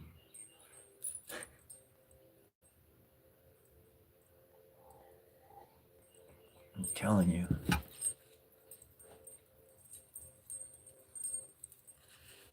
I ain't good at doing that whole money thing and all that junk. But the right people around me, and really the only reason why I would consider, why I do consider such things to some degree, would be being able to fund something that would allow this to go to the next level, wherever the next level is, but to take this from inside to outside. If we're inside right now, then we gotta go outside next. Proper resources, whatever required. And anyways, who knows what kind of future we all want to have. Now, McDonald B49 asks a very great question. How do we fight the elite using occultism against us all? Ooh, I love your question, and I got an easier answer than you would imagine. Occultism means secret, hidden. So they have particular secrets that they hide, which gives them the power to be elite. I've spent my entire life of 40 plus years gathering those hidden secrets in places and sources and sort that nobody the fuck was looking at, little old me. So now, as I flip from hermit to output, well, that shit's going out on blast. You just share the truth. Let the light shine. If the truth, if all the hidden secrets are shared in the open public and everybody knows all the fucking little tricks and shit they're up to, they don't have power Everybody becomes elite. The world is in balance, and now there's no group at the top controlling shit. The whole fucking world, it's up to a fucking vote. How many souls on the planet want it?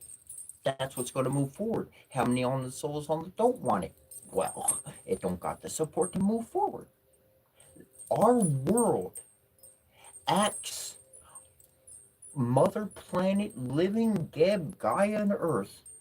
I'm not bullshitting you and I'm not lying to you. I'm not pulling the fucking straight up truth. It's got a voting system. And every human walking on this planet has a resonance. And that resonance is going to give a check mark or an X. You don't have to be consciously active or aware to be, you don't have to know shit. The energy comes through. And if your energy frequency says, yeah, that lines up with me, it gets the check. So if you align your energy to be with truth almighty shining all the fucking realities, there ain't no tricks. Nobody has an upper hand. It comes down to a fair ass vote, and the majority got the fucking vote. And guess what? The majority at the bottom. That's why the elites at the top. So they ain't gotta vote for shit.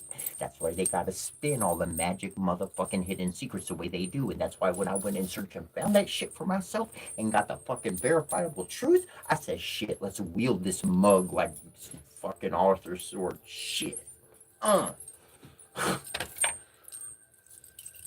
This sword represents the ability to let truth divide and destroy every lie in existence. I would not wield this blade. Well, one time I did in defense because somebody was coming at me and that's all I had. But that's a different story. This is a massive spiritual reality representing the truth. The truth takes them down. The truth destroys them. The truth reveals their debauchery of actions upon humans. And when we all see the ugliness that they've done in the plain out fucking open, there will be blood in the fucking streets. Not by my hand. I wish there was peace. I wish we could just put them on a rocket, send them up to Mars, go live over there. But I know this world and I know humanity. I could only pray for a better transition into a beautiful future. Because I can't control people. I don't control people. I don't control things. I just shed the light. And for everything they took from me, from my mother, her life, from my daughters, from their life, from my father, even though he still be breathing, but in his heart he's got envy and jealousy and hatred because of a religion's laws that they put upon his own fucking heart. For every one of my family members that this world took away from me, I fight for you, and I fight that they may fall, that the world's elites may fall for all that they've done to me. Screw that. Every single one of my actions is to put you on top. Let you sail the skies. They don't have any special power. That's the secret. That's the real hidden secret, is they don't have no special power. They shit and piss and bleed just like you and me. When you get that through your thick ass noggin, you're gonna learn ain't no motherfucker elite. Not me, not no one. We all equal in this family of humanity. And if we're not, we're going to destroy our home. We're going to burn it down. That's not the future I want. I want to light up the stars. I want to grow some fucking gardens, man.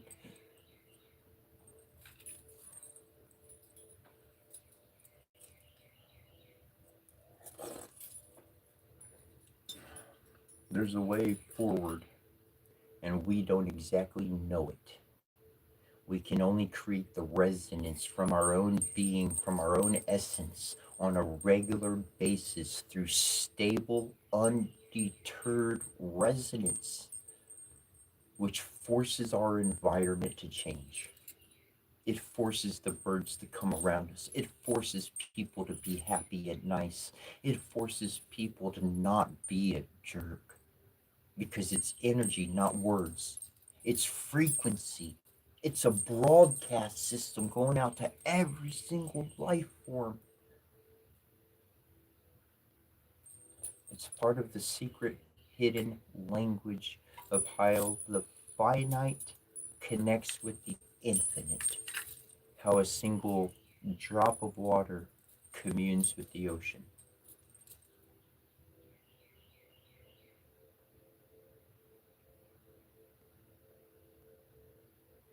A temple you and I, we each are.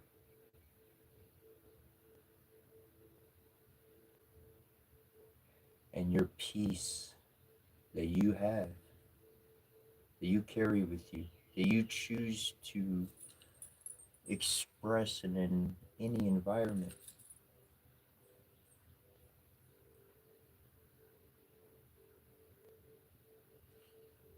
This very peace is the soil, is our air that we're breathing. And that's what we all need. Every single last one of us. Top ruler, sending bombs and all that stuff, to beggar at the bottom. We all get this update in our bodies and our systems. Not a religion to follow, not a person to obey, but each one our own heart connected with another, knowing our actions ripple forth. We don't want it. We don't want the bad ripples. We want the positive ripples.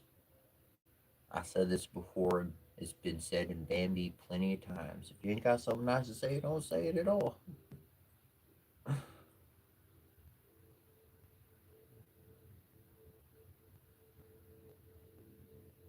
At least to the person.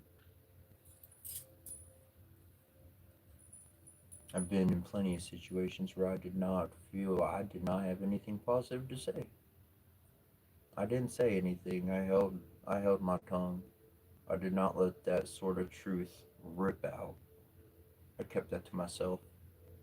But when I went home and I communed, I communicated, I prayed, that energy went through to mom and dad. That energy went through and said, yo, there's some wrong stuff going on in the world. You take care of this for me. Too many books I've read have some omnipotent. Omnipotent? You can affect anything anywhere pretty much. Unlimited power. But you gotta send a group of people to kill another group of people. You gotta tell them to go do some bad deed. That's not omnipotence. That's direction. That's dictation. That's you being too weak to go fight the battle yourself. Because when I read about the divines from all over the world, these mugs, they're the ones who raised up and fought the fucking threat.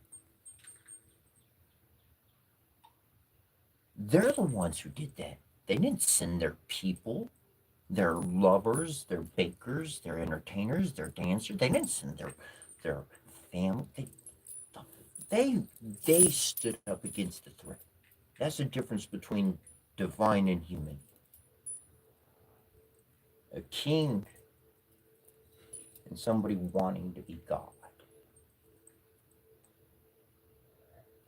Everything I learned about an ancient king showed me that they were both a healer and a protector. The healer, they're going to heal. I started mentioning this earlier. The healer, they're going to heal people. That's their duty. They heal. It doesn't matter who it is, they're going to heal them. They could be a bad person, they're going to heal them. That the healer heals. That's what they do. The light worker, here's the difference. The light worker, they could do bad or good, but the light worker's ultimate responsibility is to defend the healer. So the light worker, they're going to do things that don't look healing. They're going to have aspects of their own ways that do not get along with the healer at all. But when differences are respected, honored, and seen, we're on the same side. Well, the healer can heal, and the protector can, the light worker can protect. The light worker is the individual who's going to go, that's a bad motherfucker. Don't heal them. Keep them out the fucking house. Don't let them come to the fucking, nope, nope. That is, they working something else altogether. No. Yeah, that's a good letter. The protector, the light worker, and the healer will work together on a regular basis. A lot of times I work with the light workers, and the light workers, they feel bad to some degree that they can't be the healer. They want to be the healer, but they're not. It's not the vibration, it's not the frequency. It's you're a light, you're working with light, the healer, aka the healer. You're a light worker. You're working with the light. But you could be dark as a motherfucker. You could be dark, evil. But you're not going to let that out. You're not going to harm anything. You're not going to do anything unjustly with those feelings. You're going to wait till a bad motherfucker doing some bad to a healer, and that's when you're going to step up. Boom! Protection happens. This could be magically, this could be physically, this could be any motherfucking way, really. The light worker and the healer, they can be very much in yin yang, a dark and light combination, though very much connected.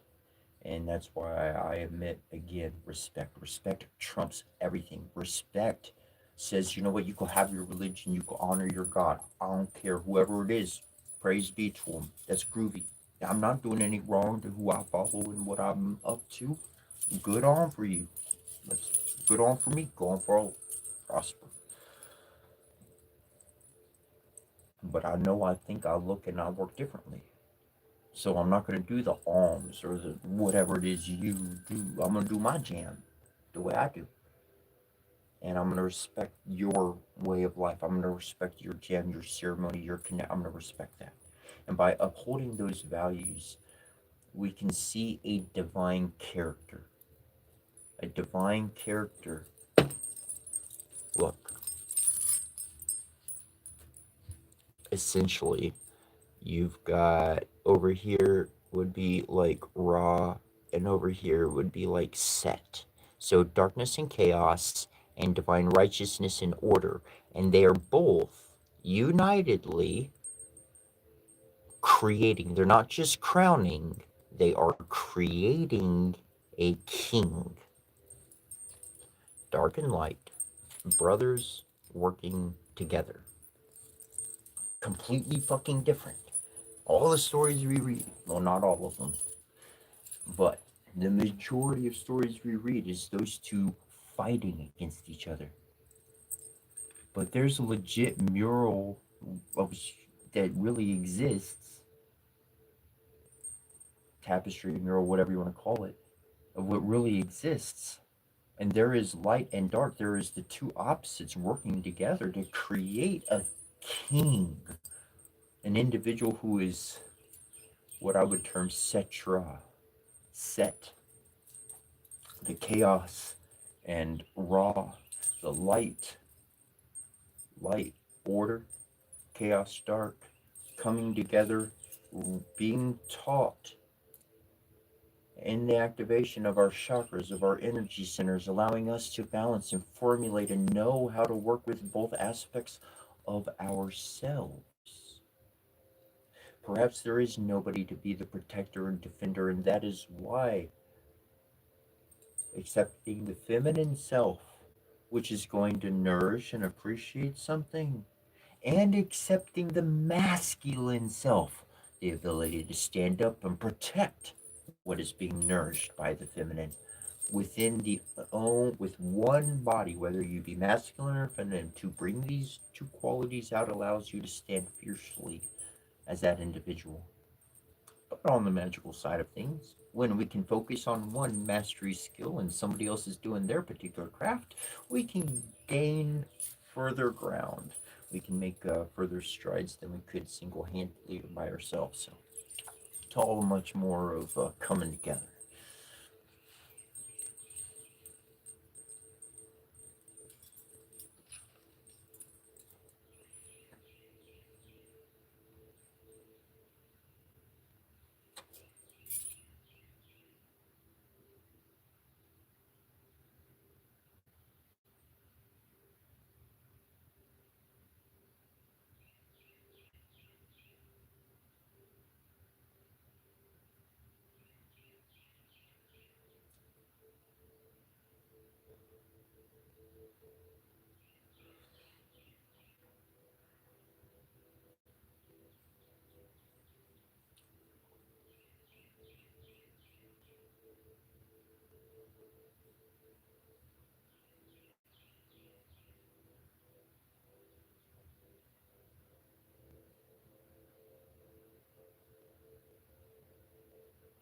Got it. Definitely created send me an email. Sweet, sweet. I usually I try to get back to emails within 24 hours, but there's been a day or two where I went 48 hours. Um, so I'll definitely get back to you though. Thank you, thank you.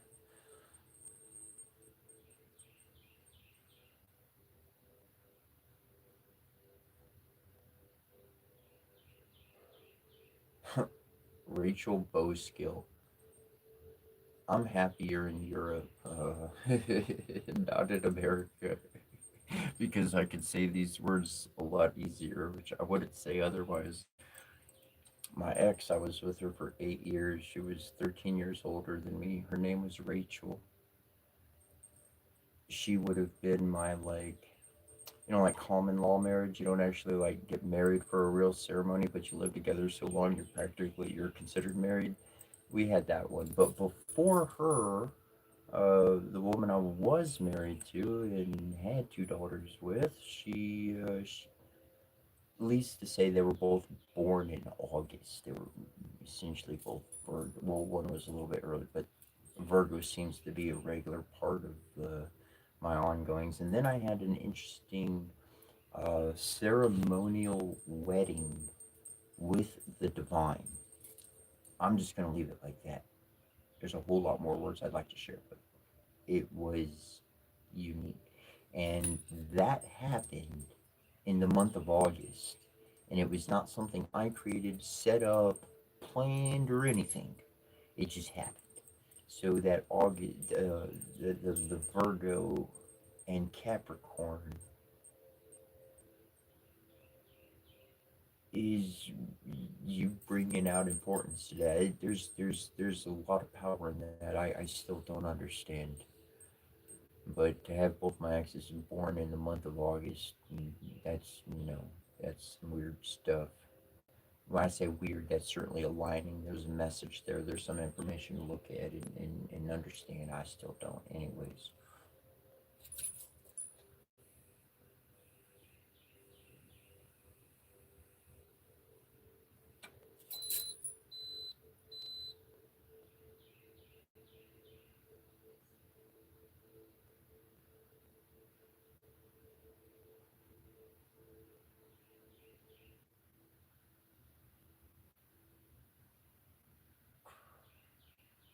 I was looking back up on all the shaman coffee comments. I'm like, damn, I think I need to do something like that tomorrow. Shit.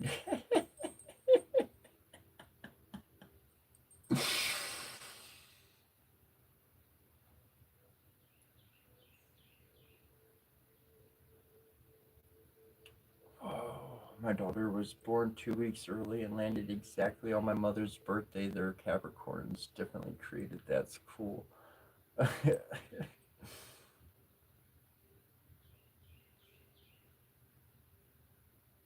was born in December. I was 12/12/23. Yeah, Capricorn here. That's actually interesting having a few Capricorns pop up in the same space. Man, I was in this one neighborhood and like being a Capricorn, there in the neighborhood I was living in, which consisted of one, two, three, four roads, one primary road and three side roads. That was the neighborhood. And anyways, and at a particular juncture, there was us. There had to be like six of us. There had to be like six Capricorns, if not five. There was. It was like was all Capricorns in the same. We were all living in the same neighborhood. It was so cool.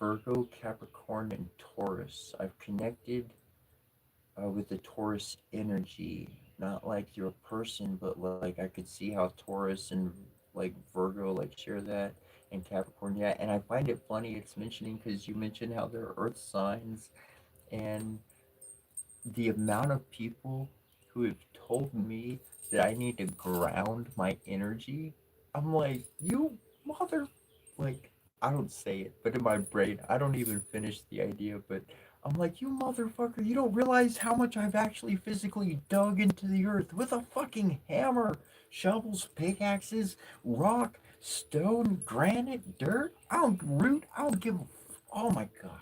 You don't understand him. Anyways, yeah, definitely Earth, naturally Earth. It makes sense why I'd be reaching for the air so much.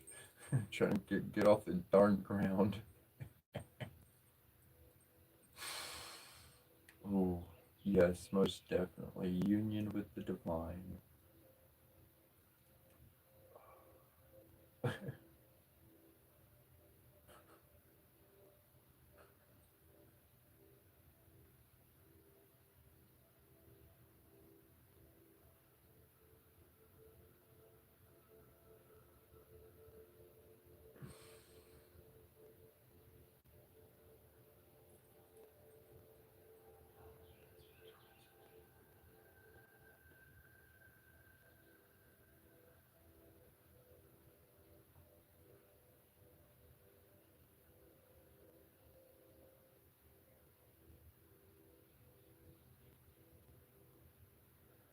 Whoa, okay, okay, differently created. I'm gonna read this one back.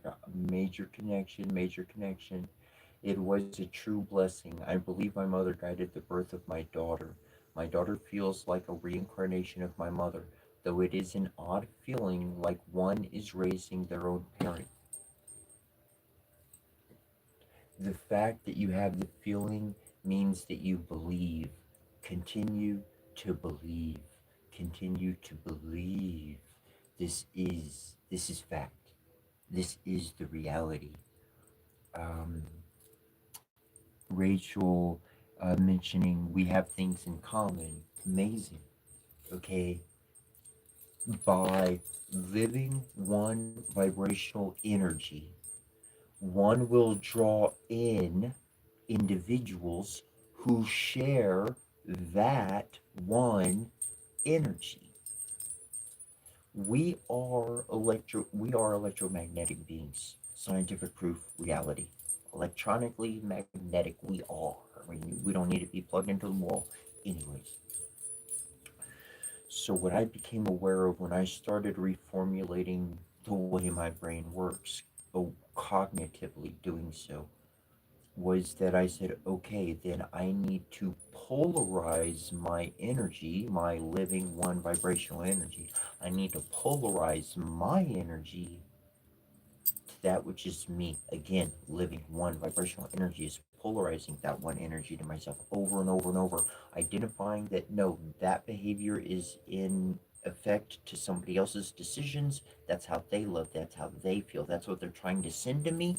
That's not me. If it means I have to stop talking to them, stop being their friend, or whatever the case, I don't care because that's no longer my resonance. I don't accept that in my life anymore. And so essentially by doing that over and over and over and over and over and over in every situation, then we literally polarize our energy to say this is only what we're going to accept. And the world, the universe, God, spirits, ET, however you see them, will guide what we choose to have in our life. That's why we often repeat misery, because humans put in distractions of things to reach for that do not matter because they gather rust, they turn into rust, and they become moldy in time.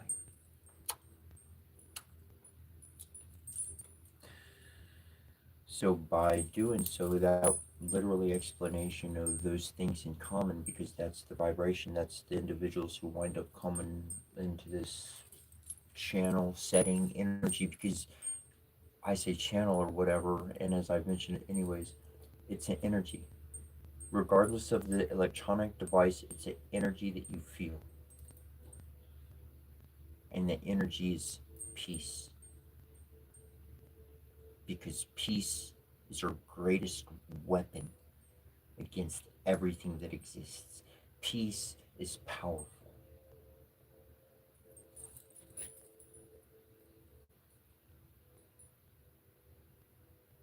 It gives people a chance to think about doing things differently.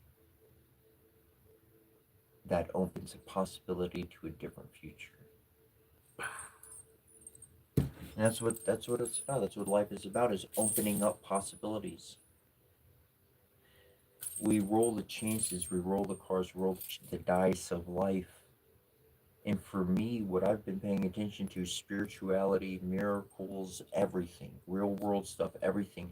I'm going to go where I have a greater chance of success. That's the direction I'm going. If I have better odds over there, then that's what I'm going with.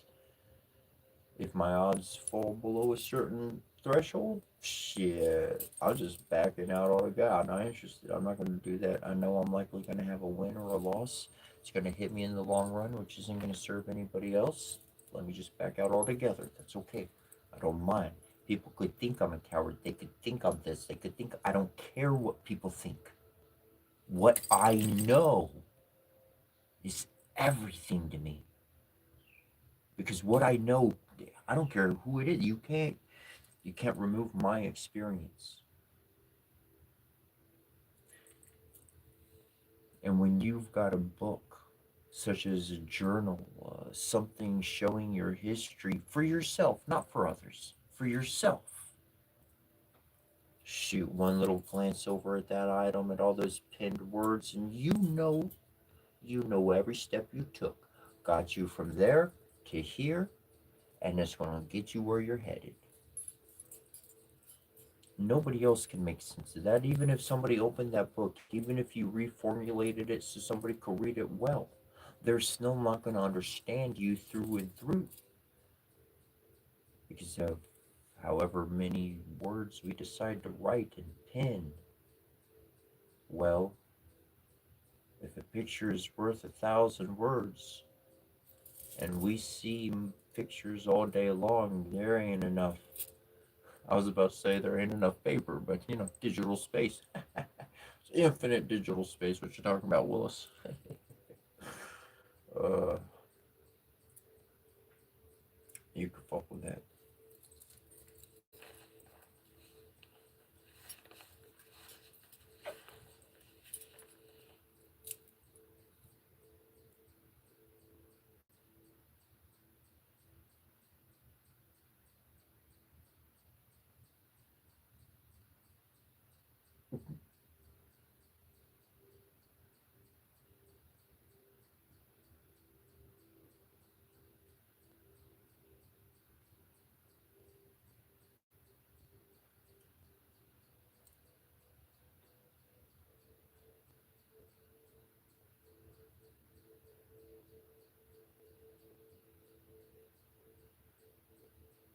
How can you learn if you close selective doors?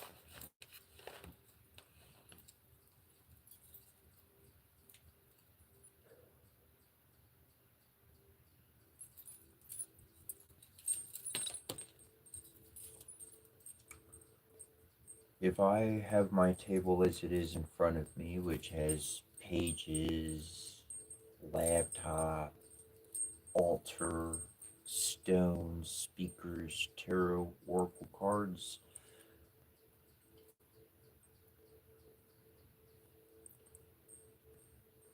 there's nothing for me to really learn from. I'm grabbing different resources. There's things at my disposal, use for this, use for that, use for this, use for that. But if I clear my table off and I close the door to all those knickknacks being seen, I put them away in a box under the table, under a cloth, clear the table off, and then I pull out selected information that's not in competition and not in confliction with those other items, then I can study it at its base core and see what it is for. I can see it for what it is.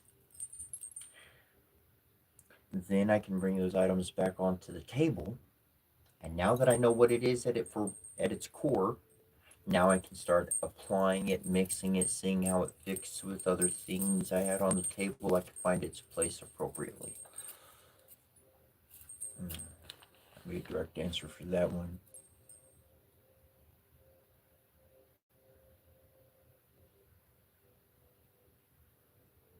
love it, Jill and Rachel and everybody else here. Like, man, I'll tell you what, like, I know others do have a great effect, but I'm just going to shoot out a little. Like, I really appreciate the fam for making a happy space in the chat log. Before, when I started, the chat log was a free for all. Give me a compliment, and you're going to get hit over the head by 40 people. Not that many, but somebody going to come back and berate you. And just a free for all that. And then I noticed a couple things going on, and made some people moderators, and made some more people moderators, and removed some moderators, and now we have a pretty darn good space where we can chat and things are not destructive and hurtful. And those that do come in and start on that kind of wavelength, I appreciate everybody not just having my back, but having our back, like watching out and being active on that, watching out, because not all people want to do that. It can be worrisome or troublesome or bothersome. So I thank you for your efforts, and I thank you, fam, for all of that, because you are also contributing massively to creating the peace that's here. And that's one thing I've found as myself is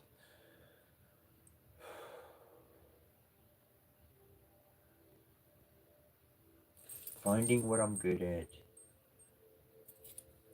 in creating, being me, just me being me is that energy space.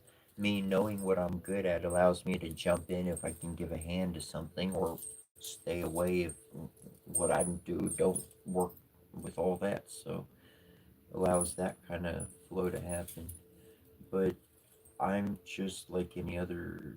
We're one ingredient to the soup, to the stew, to the pasta, to all of it. You ever heard a story about stone soup? I would think some people from Europe or whatnot might have heard about it, but I get a bunch of question marks in my head. Stone soup? What you talking about? Stone soup? So I'm just gonna share it as a story. So I was traveling. I'm just gonna share this personal story. It's an old story.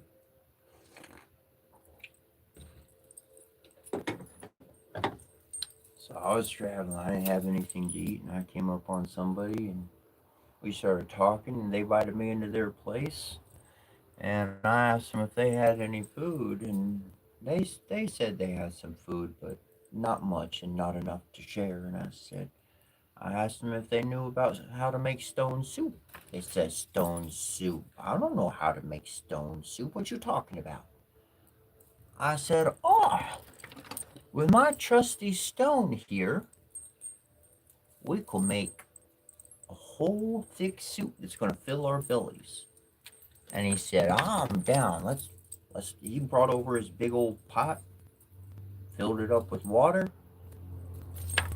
I got my stone, and I placed it down in there. Let it fall down in there. And I said, now, sir, do you have any broth we might be able to add to this? I said, I have a little bit, but I got a neighbor and they got some vegetables. Why don't you go ask him? He goes over, gets some vegetables from his neighbor. Somebody else comes by to visit, and well, we didn't have no meat to put in that pot.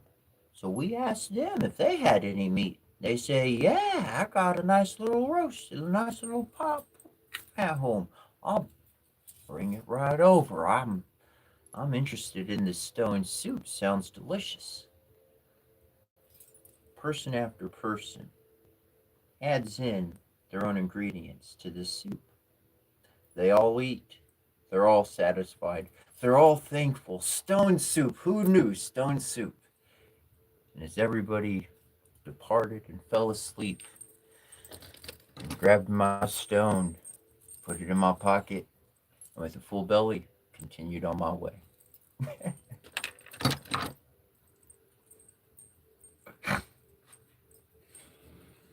That's how you make stone soup.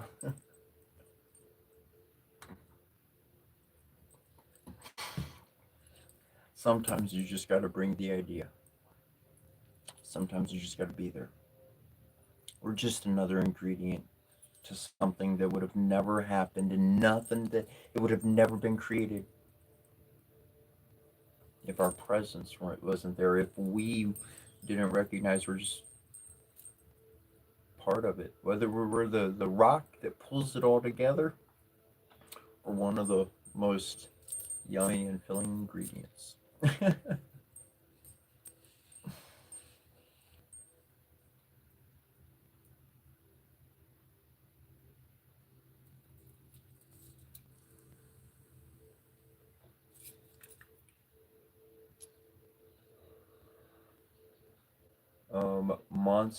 Monster asked if I'm Egyptian. Yes. Um, if you drew my blood, who knows? I doubt you'd find Kemetic, uh, that blood within my blood. I do, well, on the technical, Jewish blood is very connected to the Egyptian blood, and I do have Jewish blood, so. On all those accounts, I definitely have had more than one past life as an Egyptian that I can recount in extreme detail. Well, for a couple of things. Um, I could answer a ton of boatload of questions pretty easily. Anyways, yeah, on that scale, yeah. In this life, what I know I do have is I have Jewish blood, I have uh, Cherokee blood, I have a little bit of Lakota, I have Spaniard blood, I have French, and got a little bit of German because one of the families was in France, and then they moved to Germany, and then they came into the Americas. Um, and I've got Aztec blood in me as well, like straight up. So I've got those two different worlds within me, and that I didn't know it, but I was trying to figure out the balance between those two worlds. I mean, one destroyed the other. One destroyed the other. And the only way to properly move forward from all the accounts that I've read is to resurrect the partner, resurrect the wife, resurrect the tribe. In modern society, make a place for the tribal family. Bring those two worlds together, honor them. You look at their ruins, you know that their wonders aligning with the stars, rebuild them, build new ones. Pay homage to all that gave us birth and intelligence that we possess, because we would not have it without those records, without those ones from the past, without our ancestors. And we, on a collective, on a human level, on a global level, we've done wrong in our past to our brothers and our sisters and our mothers and our fathers and our children. And the way we move forward is that we honor the tribal life publicly, like societally. It's accepted, it's a part of it, it mixes. It doesn't just have a place, it's mother. As if father was there, mother would be there, and they would guide, guide us into our future, not control us and funnel us and put us on an assembly line to our future.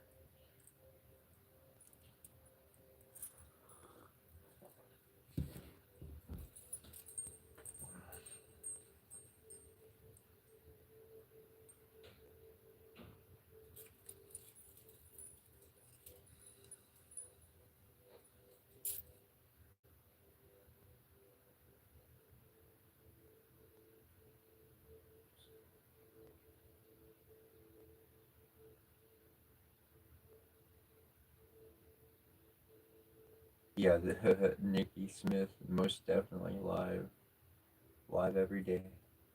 Thank you for the love, the kindness, the protection, um, on all of those, because I found long ago that it is very true. People praying for us, people sending out energy towards us, it it does manifest an effect on our future. I've seen people who have no one praying for them. No one, not on a, not from the heart, not from the heart. And I've seen somebody with a whole bunch of people praying for them. Those are two different results, two different states of being, of events.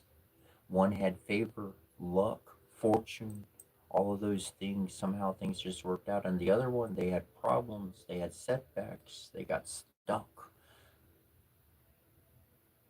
They made the wrong choice over and over and over. And it's that peace that we send each other.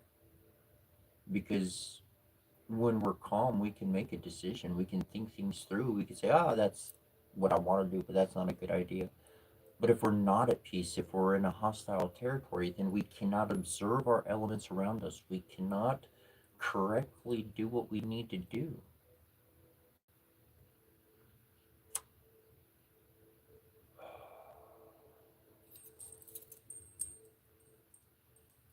I forget the verbiage for it, but the information is solid in my mind. Ah, survival mode. In survival mode, worry, worry, worry, worry, heart is racing, racing, racing, racing, racing. I'm worried, I might get caught, I might get caught, I gotta get food, I gotta work, I might get caught, I might do something wrong. It's that state. I don't, but in calm, hmm, okay, I see what I can grab over there, I can't get it today. I mean, I could. I got a plan set up, I'll get that to me, okay, boom.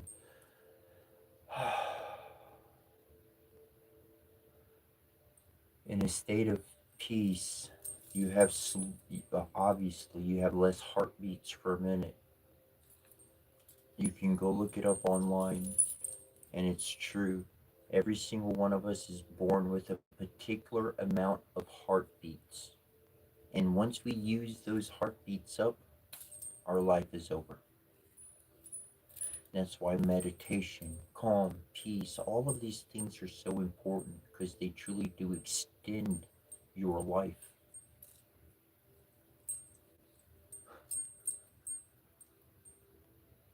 Extends your life both vibrationally, so the body can be more conducive to repairing itself, and extends your life by being able to allow you to make wiser decisions.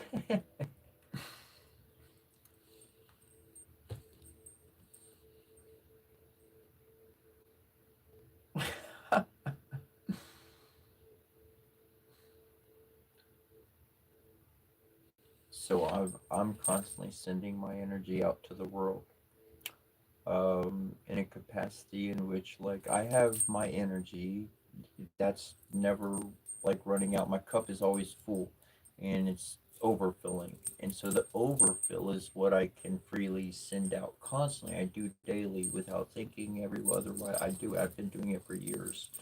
And so I was talking about earlier about hermit mode versus flipping to the solar, to the output, and sharing all of that.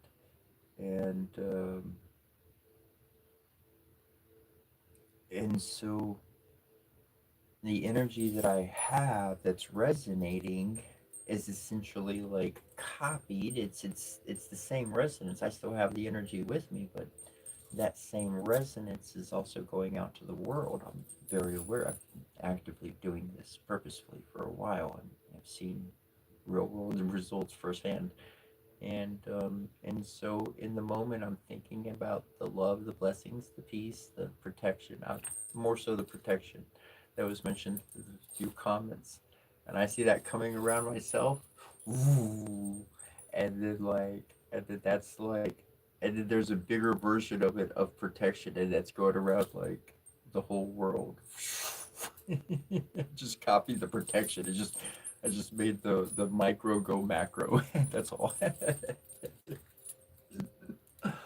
Whoa.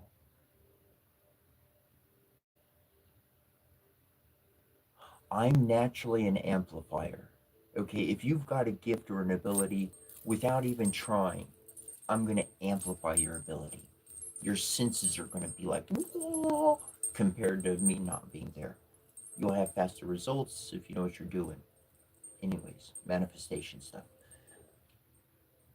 I do this without thinking, without work. Before I learned anything magically, but I was Jehovah's Witness for 28 years. I was very isolated.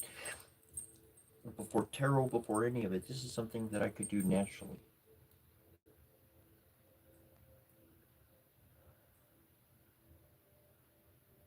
There's something about me that knows how to turn the micro into the macro. That would be the amplification. Because I'm not, I just, like I said, I just take what is and I copy it on a larger scale.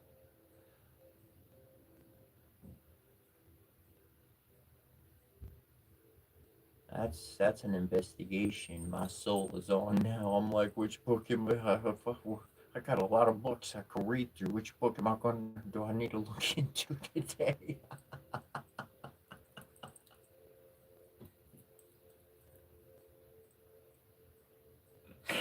Shadow work eventually becomes fun when the light is always on.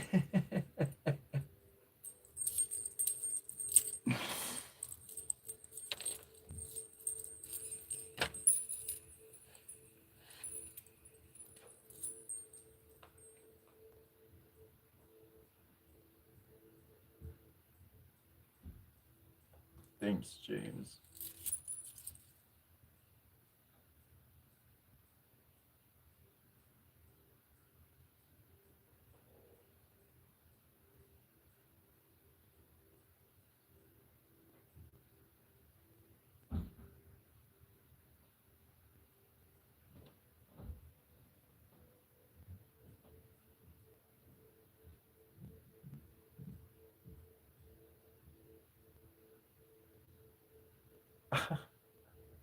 That's so cool. Like literally messages back to back from Kimberly to Rachel was like butterfly and then the cat. Okay, I know Rachel's somewhere in Europe. I don't know where and not that you have to say it or anything, but wherever Kimberly is. And they both have different animal sightings, literally like that. Comment back to back. And then you mentioned that it's a Siamese cat. And somebody's like, "Are you Egyptian?" And I'm like, I have a connection with cats like none other. Like, um, it's not that I can see or hear. I don't control things. I don't pick up things like that.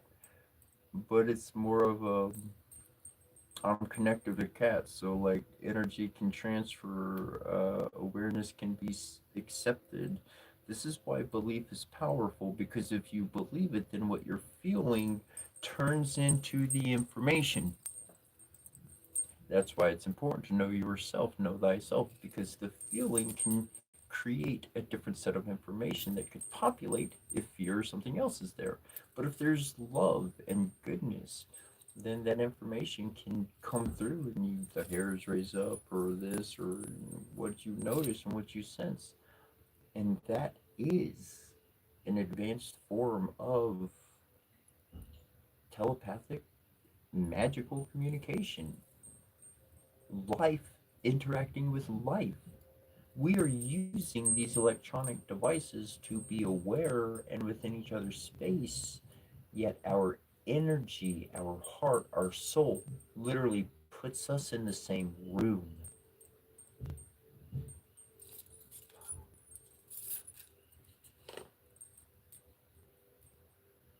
That's beautiful.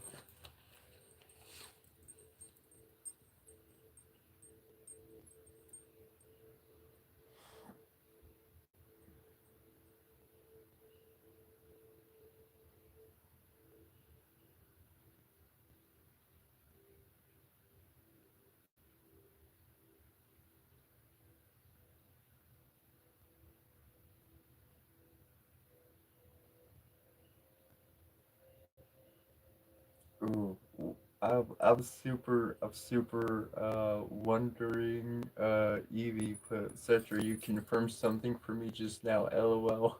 I'm so curious what it is. And, Evie, I think it was you sent me something. I read The Alchemist that you had suggested, but I didn't read the other stuff you put, down. And, but yeah, I'm happy to read if you'd like, poems or whatever read or whatever the case. I'll definitely make sure, like I mentioned, that it's your stuff.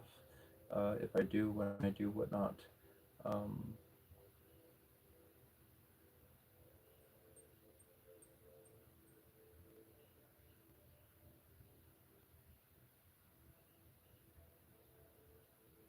yeah,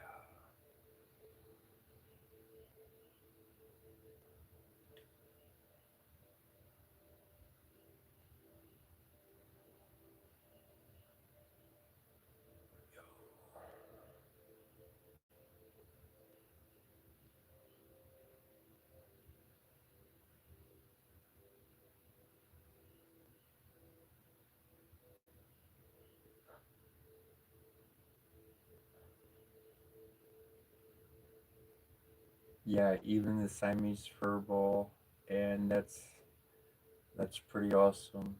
Like that's it is the reality,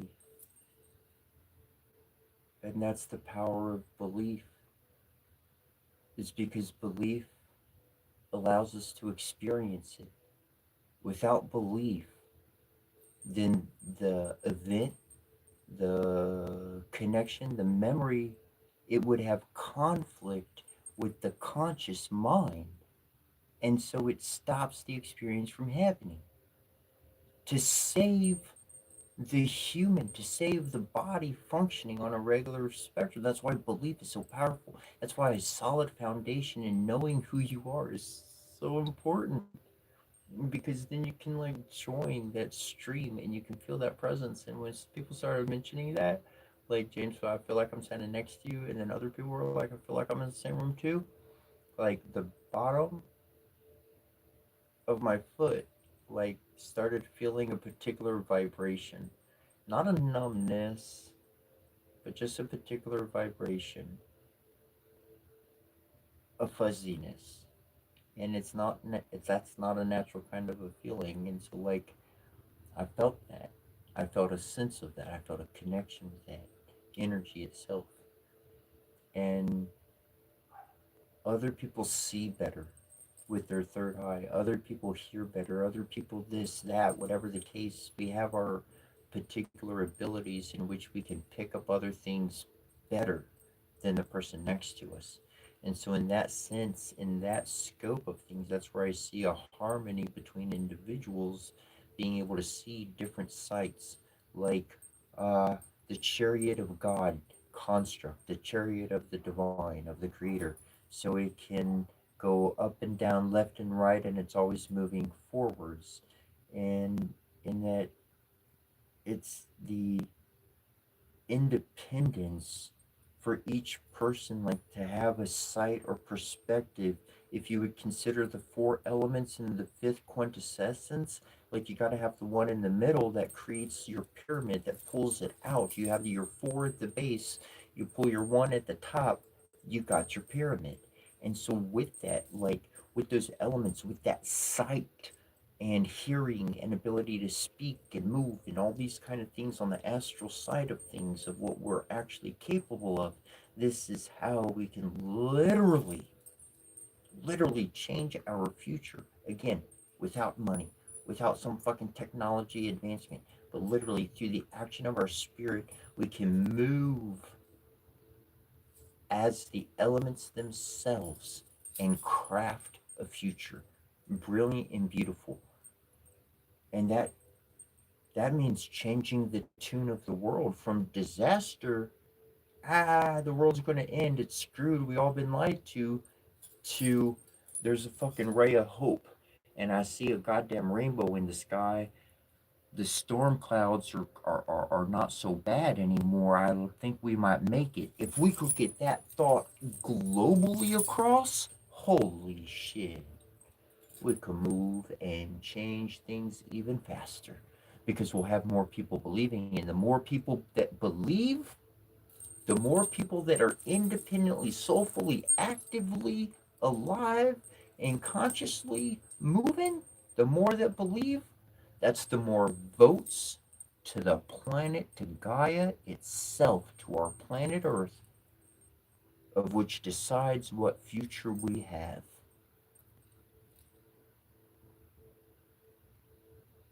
The influence of hearts, the influence of nature, the influence of the trajectory of our planet through the space it's moving through.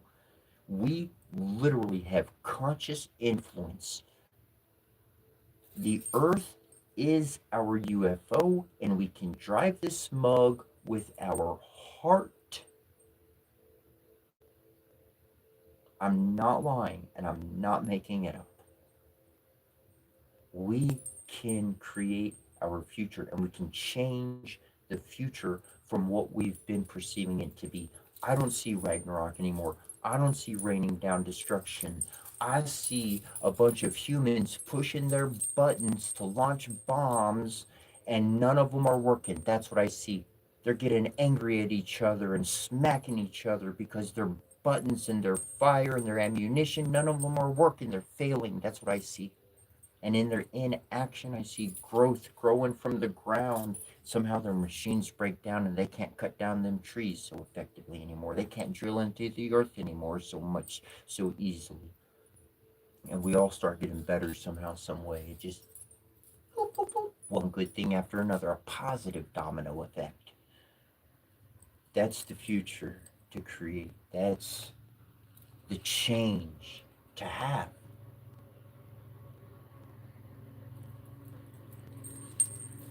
That's how I got here today. I never lost sight of that.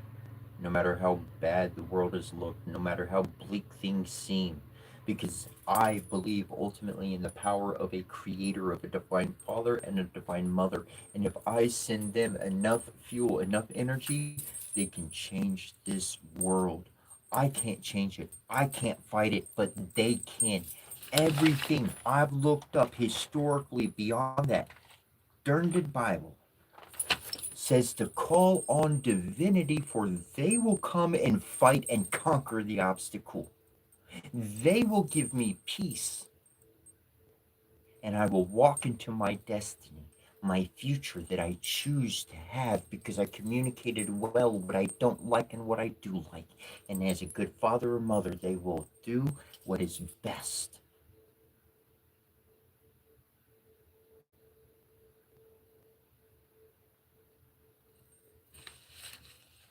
I was one for a long time, and I said if one could become two, and two could become four, and four could become eight.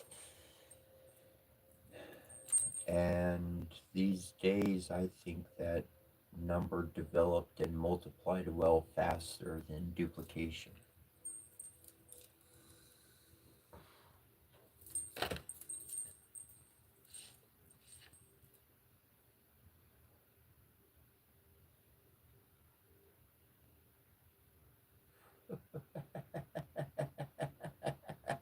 Timothy,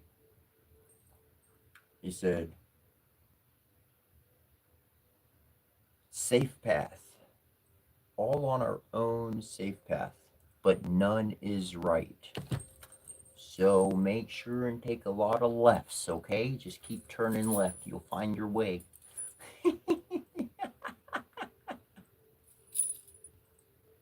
I was chatting with somebody. I said, "How you doing?" They said, "I'm doing all right." I said, "I hope you can take a few lefts during the day." They chuckled back. Truly, there is the right path and there is the left path. You can follow the path of order or you can follow the path of chaos. But each one is going to lead you back to yourself. you're going to find out that you do have the capability to order things quite well and shine light and truth all around you. And you equally have the ability to lie and manipulate words and hide things in the dark so that no one else knows. We are dark and light. We are chaos and order. It is up to the individual to learn, to develop, and to make better choices with that which they have possession of. That's truly concerning that one.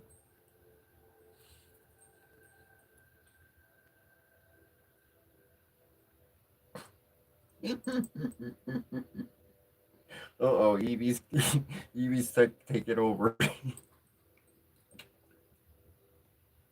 Hold on. We gotta wait for an announcement. Gotta know which way to steer.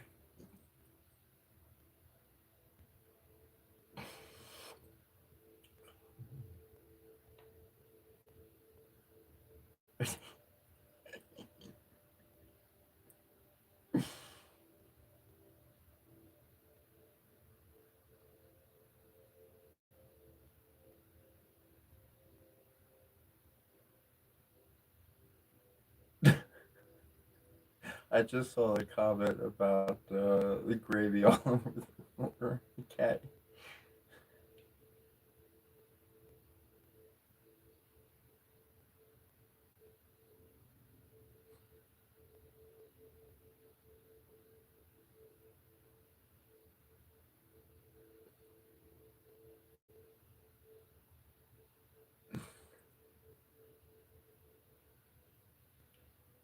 Totally agreed, Loki. I believe this is an energy in the pre-dawn dew. I like that. I like that.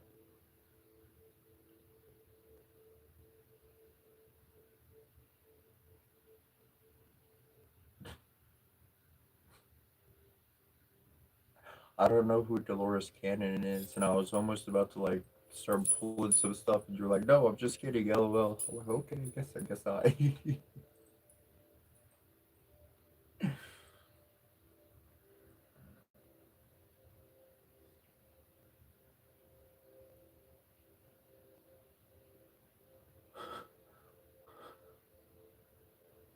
Yes, we are heading for Jupiter. You're correct. You are absolutely.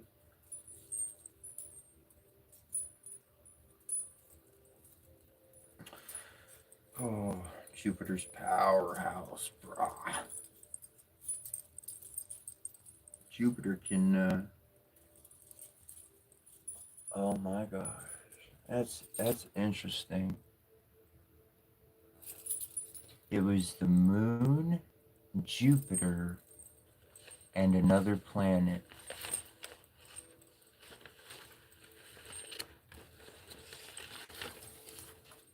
And when these three were in the sky, they made a perfect freaking triangle. And that lasted for so many nights. And during those nights, which is interesting because this has been up on my altar for a bit. I had them in another place, but one would call a scepter differently, but I have a staff. I have a wand. This I consider my scepter. But it was crafted while Jupiter was trying with the moon and another one. And this is a eye, cat's eye um, stone in the shape of a heart.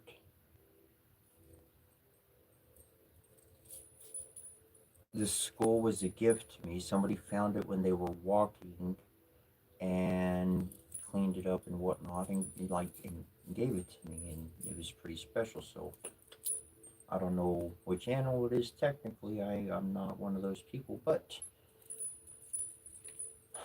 this particular scepter here, okay, has actually created real world, in the moment, Johnny on the spot miracles.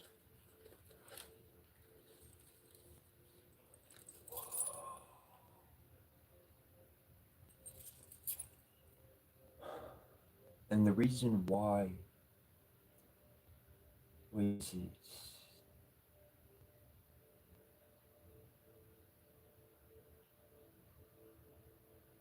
I forget the third planet, but the third planet was something that usually, if I say Saturn, I could be massively wrong. It was, maybe it was Saturn.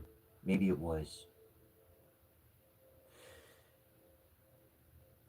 But of the moon and of Jupiter, the third one that was in place was one of those elements where it was like normally they have say in what goes, and they create unfavorable outcomes for their own disposition.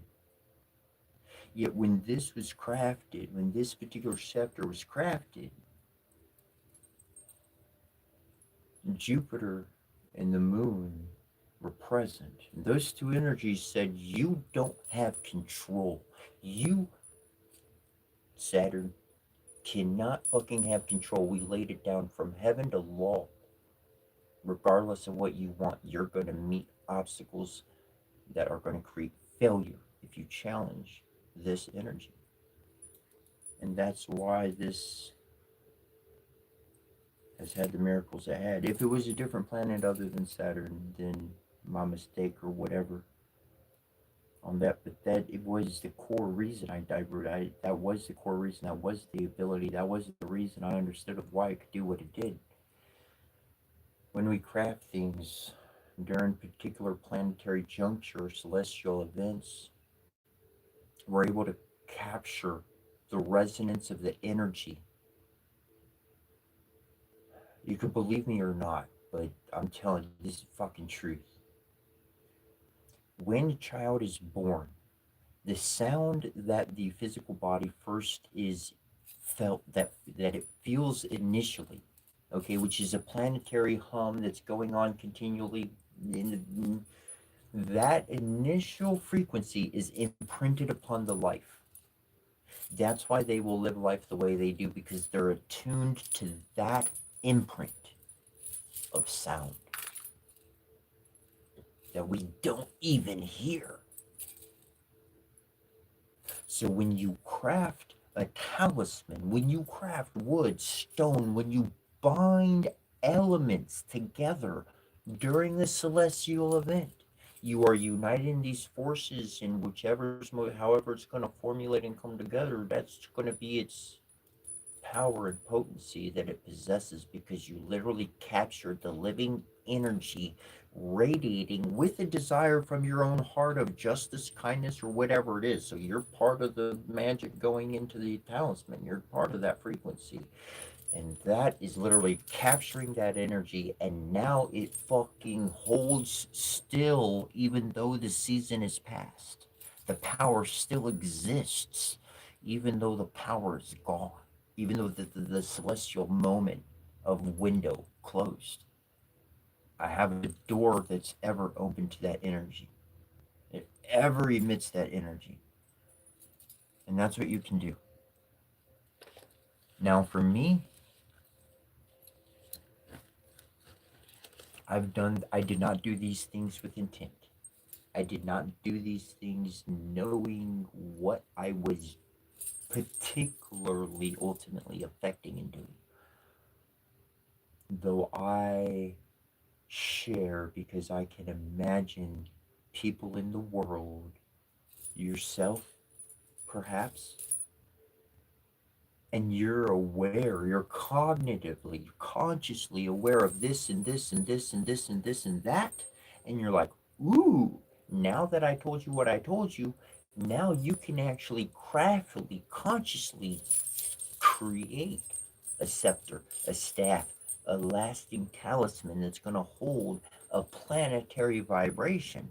Imagine if you walk into a courtroom or into a business or into a friend's house and you're holding that item, or that item's in your pocket, that energy's resonating with you.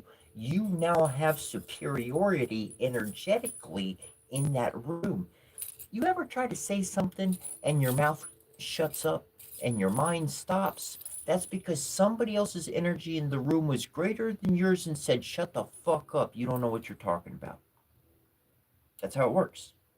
It wasn't you just losing your thought. There was a greater energy, consciousness, vibrationally in the room that said, shut up, you don't know what you're talking about. And it will do it. I don't care if they got a robe. I don't care if they got a badge. I don't care who or what, when, or when the divine motherfucking Father speaks. God damn, people move.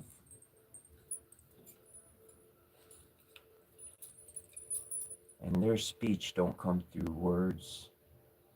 It comes through the body literally seizing up or acting or doing. For they are the creator of who we are. Thus, they understand. Mom and dad knows exactly how we work, and they're going to guide our path where we need to be. They're going to look after us, and that's why our safety truly is looking to guidance from the divines, the protection from them, our prayers, our communication. Because guess what? As we send that information out from our heart to the universe of our situation, everything going on, every human around that has the capacity can hear it and pick up on it. And we can send energy. We can send a frequency, a vibration through the hum of the universe that's going to connect with that person's soul. And without understanding, they're going to have an aha moment. And they're going to be able to get out of their situation. We answer each other's prayers. We are the Divine Father and Mother, brother and sister, aunt and uncle to each one and the other. As much as we consider ancestors and those who have passed on, there was one individual who was sharing how they feel very much like their daughter is the reincarnation of their mother, and how true and real this is and happens.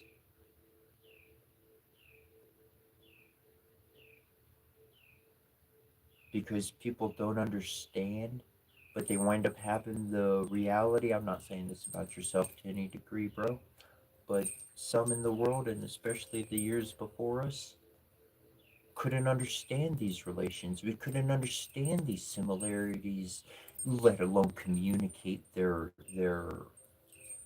in out their synchronicities, idiosyncrasies. And so that leaves a lot of confusion. And where there is confusion, there is absolute frustration.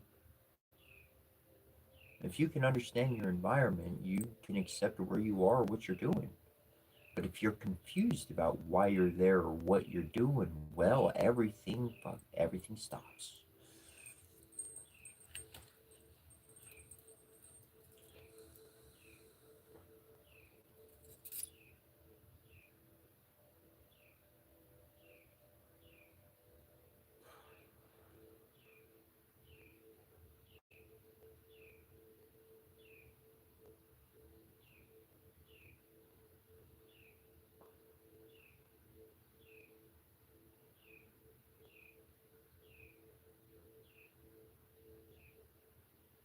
It was. Thanks, differently created. He said the Great Conjunction is made up of the Moon, Jupiter, and Saturn. It was. I was right about that. And I am gonna say, I love you, GT. Love you, bro. Love you.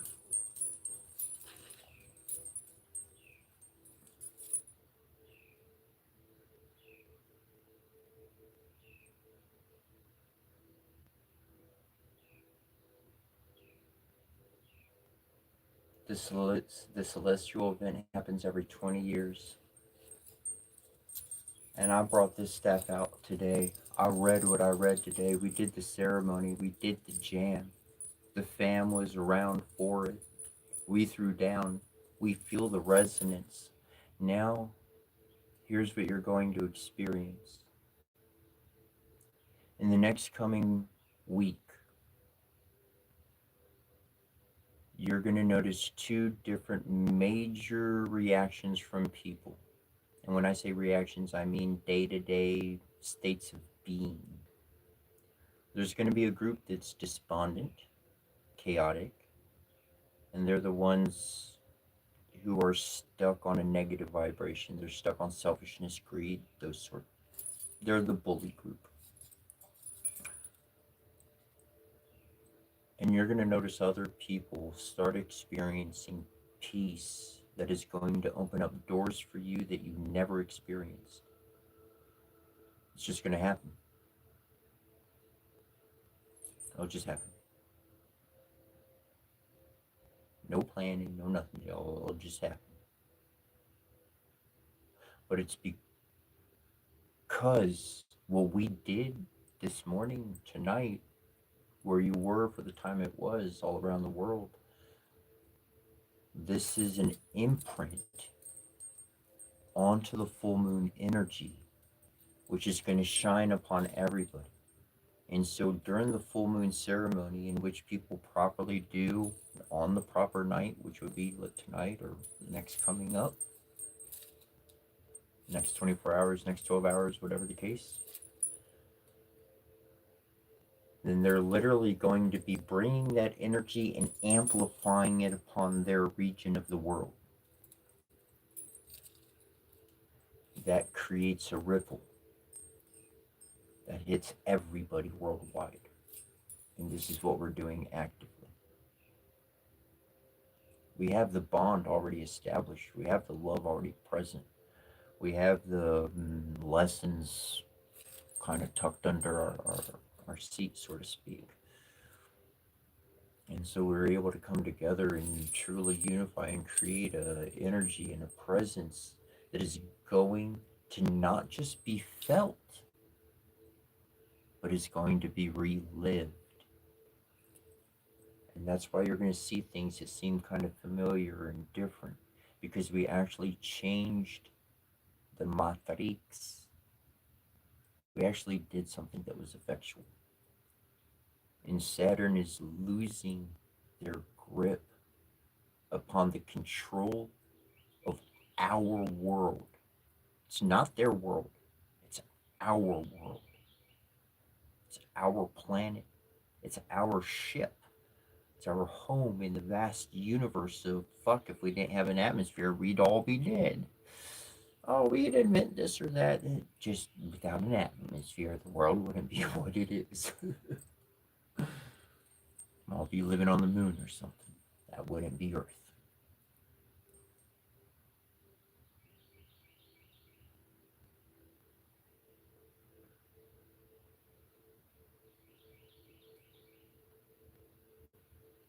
Differently created. Okay, I got two things for you. Differently created. If it's possible, I ain't bullshitting you. Now, if it's possible, do it. Get yourself to a crystal shop or a rock shop. Don't got time to do it online unless they're going to ship it literally this afternoon. It won't be to your door by tomorrow. If at all possible, I'll put it in the chat log so that you have these two. You want a regular plain quartz crystal, and you want one that is called lapis lazuli. I'll type that in here. You need at least one of each of these stones. If you can go get these immediately. I'm going to be live 5 a.m. Eastern Standard Time tomorrow. That would be -4 GMT, 5 a.m. I'm going to go over a ceremony tomorrow in the words of power. And these are in other languages. They have massive effect. If you have these two stones in your hands when I read, the stones are going to gain the frequency of these powers, of these energies. And when you walk into that courtroom, all you got to do is have these two stones in your pocket. Put them together in the I put them separately. You put these stones together in the same pocket, and things will go well for you. I've changed things and had people come back to me and tell me what happened, and things work out for the better. I'm not kidding and I'm not joking.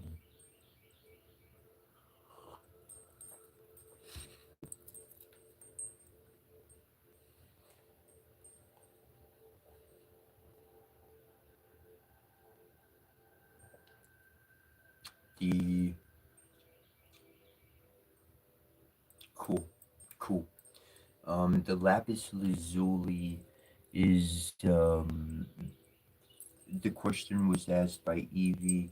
Can we use the vibrational frequencies emitted by these stones if we don't have access to the physical stones?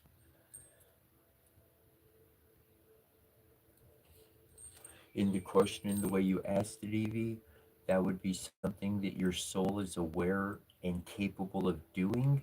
Hence, the answer would be yes, because there's my that energy is open, and anybody connected with this energy, they could access that anywhere. So, on a master on a master level, the answer would be yes. But even for myself, if I was to go into that situation, I would want the actual stone with me, because that stone itself, especially the lapis lazuli, carries a particular vibration that will not allow wrong to be done. If this is no bullshit. If that stone with the energies I connect, I'm gonna leave it with I, because that's some real shit, and I'm not being puffy about it here. But that stone is attuned to Jupiter, divine law and order. Okay? If an individual, no matter their title or clothing, pronounces a sentence that is unjust upon that individual, they themselves will meet a future they don't want, and they won't have anything to do with. They will emotionally feel the wrong they're about to do, and they will choose to do the divine's will. They will literally make an inward choice to do according to divine law and order, and not to some motherfucking moody, whimsical, lying bullshit way. That's some real shit. That's some real shit. I'll share one story. Or somebody came up to me. They said they were in the wrong and they stole something from the store. But I tell you, the person who did the stealing was stealing for somebody else and under their influence. They were not truly guilty for the action. Did they do it? Yes. Were they the ones responsible for being led to do the action? They were manipulated into it. They came to me right away. They told me what happened. I said, let's do a ceremony. We did the ceremony. It was their time to go to court a couple weeks later, whatever the case. I said, take these stones with you. Give them back when you get back. Take them with you. They went, they took the 2 stones in their pocket for theft with the from a major retail store with the law in court. You're in court, judge, cops, officials, all this stuff, right? You gotta face something. You are guilty on camera and everything up and down. They told this person, you're really lucky. You have 2 weeks to write a 2-page report on why you won't steal again, or why you shouldn't steal. Something like that. 2 weeks to write a 2-page report. Judge, law, real penalty shit, real world fucking shit. And they got homework? that's not a one-off. That's just one story. Men, human, is not the top of the food chain. I don't give a fuck who you are. Divine Father and Divine Mother are. And as long as I live my life within divine law and order, there ain't nothing in heaven, hell, or any other creation that can touch me or you. Stay within your heart, stay within what you know, and there is no harmful consequence that can come against you and prevail. Because when they come against you, you're the lamb, you're the sheep, and the Almighty Father will call his wife his mother, and she will show up in her fiery reality and just destroy anything that's coming against her child. That's a fact. That's a fact. I've witnessed it firsthand. I've seen it firsthand. I've experienced it firsthand. I heard it secondhand. This shit is not a fluke. I found out the pecking order for this planet, and I started paying homage and respecting the true Divine Father and the true Mother, beyond name, beyond affiliation, beyond religion, beyond land. I found them, and they answer, they hear, and they love. They fiercely love the most glorious of ways.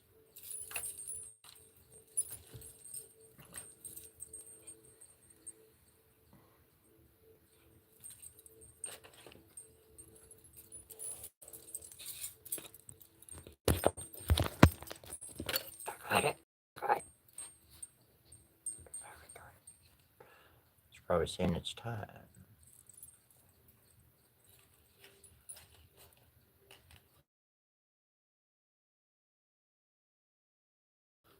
Yeah. I'll make protecting that, making that reality for your situation and all of that. So anybody who is present will be adding to that flow, part of that protection. It'll be going out primarily for yourself, but essentially replicated to anybody else in that situation.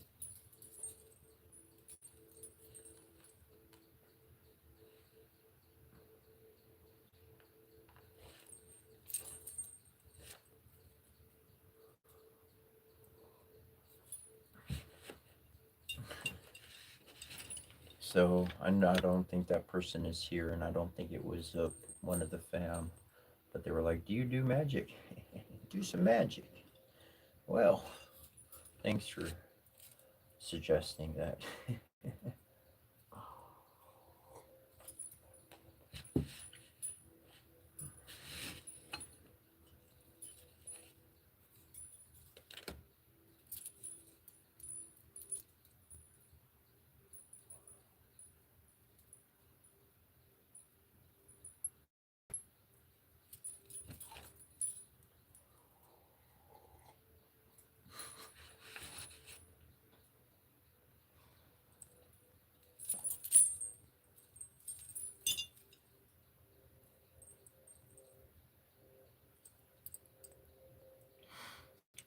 Yeah, okay, so quartz quartz is very effective for fast information capturing.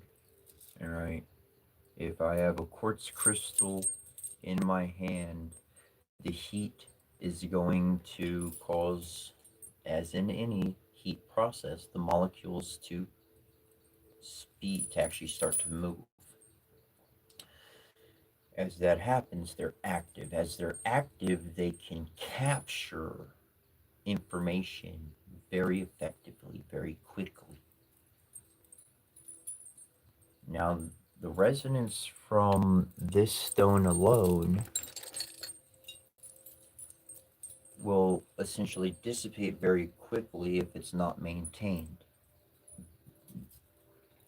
So this is lapis lazuli. Lapis lazuli is more, I'm going to be wrong on this, but just hear me, softer. Okay, this quartz is softer than this lapis lazuli, plain and simple. I don't know the correct terms. I'm not a geologist. I studied it for a little bit, but not enough to retain it in any regard. The quartz crystal can retain the information, it can capture the information faster, all of it. The lapis lazuli is more dense, so it's going to be slower. Even though I got it heated up, it's going to be slower to capture that memory. So since I have both of them with me, this one, the quartz, is going to get the full on download. This one is going to get pieces. So then when they're together, it's going to transfer all the information that this one lost. Now that information is resonating back and forth between them.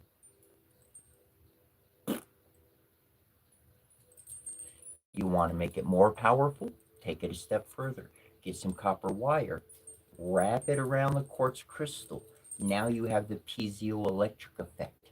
Because you're putting pressure, continued pressure on the quartz crystal, it will literally, under the correct instruments, will be seen to emit energy. A pulse of energy will continually be emitted from this crystal. So, if you have information captured on here and it's pulsing actively without even touching it, then that information is practically going to be preserved for as long as it's maintained. You put it in its safe spot where it's not with everything else. That's where it goes. And then boom, I'm going to the courtroom. I'm going into a situation where other people are got an upper hand. You know how it is. They all in bed with each other. If you don't, that's how it works. Lawyers, all of it, they're all in bed with each other. It's a fucking shit show. Anyways, you have an advantage. Literal talismans, you can create them and craft them. And for all of those, not for them, but for you, even the phones and devices we use have gold in them. The lapis lazuli has flecks of gold within it. It has quartz crystal within the phone. These very stones and elements we use for a technological advancement, and yet if we hold them in their raw form, ooh, amazing, amazing realities.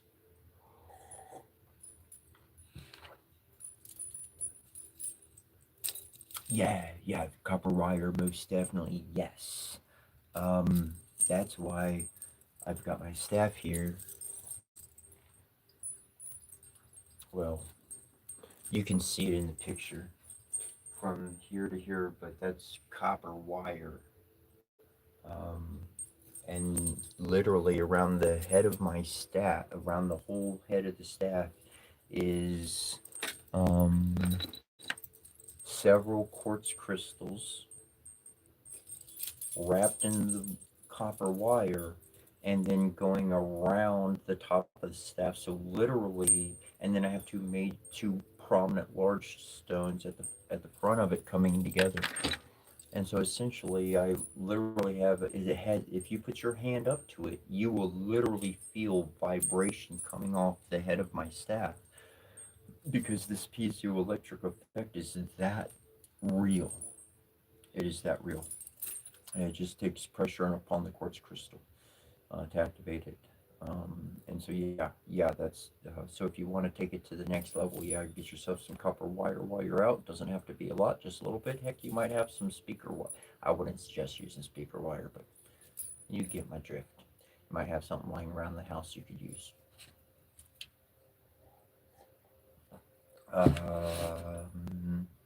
And as a last one before we jump off, since we've mentioned all of this about talismans and energy going into stones, tomorrow, from what I read, if you have a stone, you could use any stone. It's going to capture the memory, the energy. Lapis lazuli is what this is going to be most effectively combined with, though the energy can be captured within that. Now, going beyond just that and us and whatnot on that regard, you can create this talisman with your own emotions, and that's where to start is with your own emotions. Because, and I'm just going to mention, like, I'm watching a movie, it's making me laugh. I'm going to go grab my stone that's full of laughter. I'm going to bring that to me, and I'm going to laugh and laugh and laugh. And when the scene is over, it's not a forced laugh, it's not a fake laugh. I'm just going to keep laughing with the scene of the movie. And then when it's over, I'm going to put the stone back in its place. So I've literally transferred my living energy to the stone. I was emotionally active. I was mentally cognitive, imaging, imagining, whatever. And that all that energy just was flowing out of me. So I was able to capture like a picture, a snapshot of that energy within the stone. So by doing that over the course of weeks or months, perhaps a day comes along where I'm not happy. I'm out and about. My day's not going well, and I remember I got a happy stone. Haha, pun or not. But I got a happy stone at home. So I'm gonna go home, I'm gonna grab that stone, that quartz crystal, and I'm gonna hold that mug with me. Fuck, I'm gonna take it with me for the rest of that day. And somehow, some way I felt better. No explanation. I just felt better. I felt better because all of that laughing energy I brought into my presence. I didn't have to steal this energy. I didn't have to fake laughing. I didn't have to change my mind or realize I was in a bumfuck situation. But literally, the resonance that was captured, that was saved, snapshotted in that stone, now I can use it to strengthen myself. And so, in that terminology, in that literal way, you can create talismans at will. Um, and fuck, I'm sharing it. Okay, so you could have a single altar. Now, an altar is essentially representing the elements. The elements, primarily, you need three elements represented for any table to be an altar. All you need: a cup, a jar, a bowl, water, dirt, soil, and a flame. A candle, whatever the case, a controlled flame. These particular three elements are literally manifestation for everything else. Air is always present, so your fourth element is there. You are the quintessence of life, these elements coalescing into embodiment and consciousness. Now, if you want to take it to a step further and you want to make your altar duh, amplified like a fucking satellite, okay, then you're going to take every corner, four corners, and those four corners are going to become the four elements. One is going to have nothing but stuff representing air, one for water, one for earth, one for fire.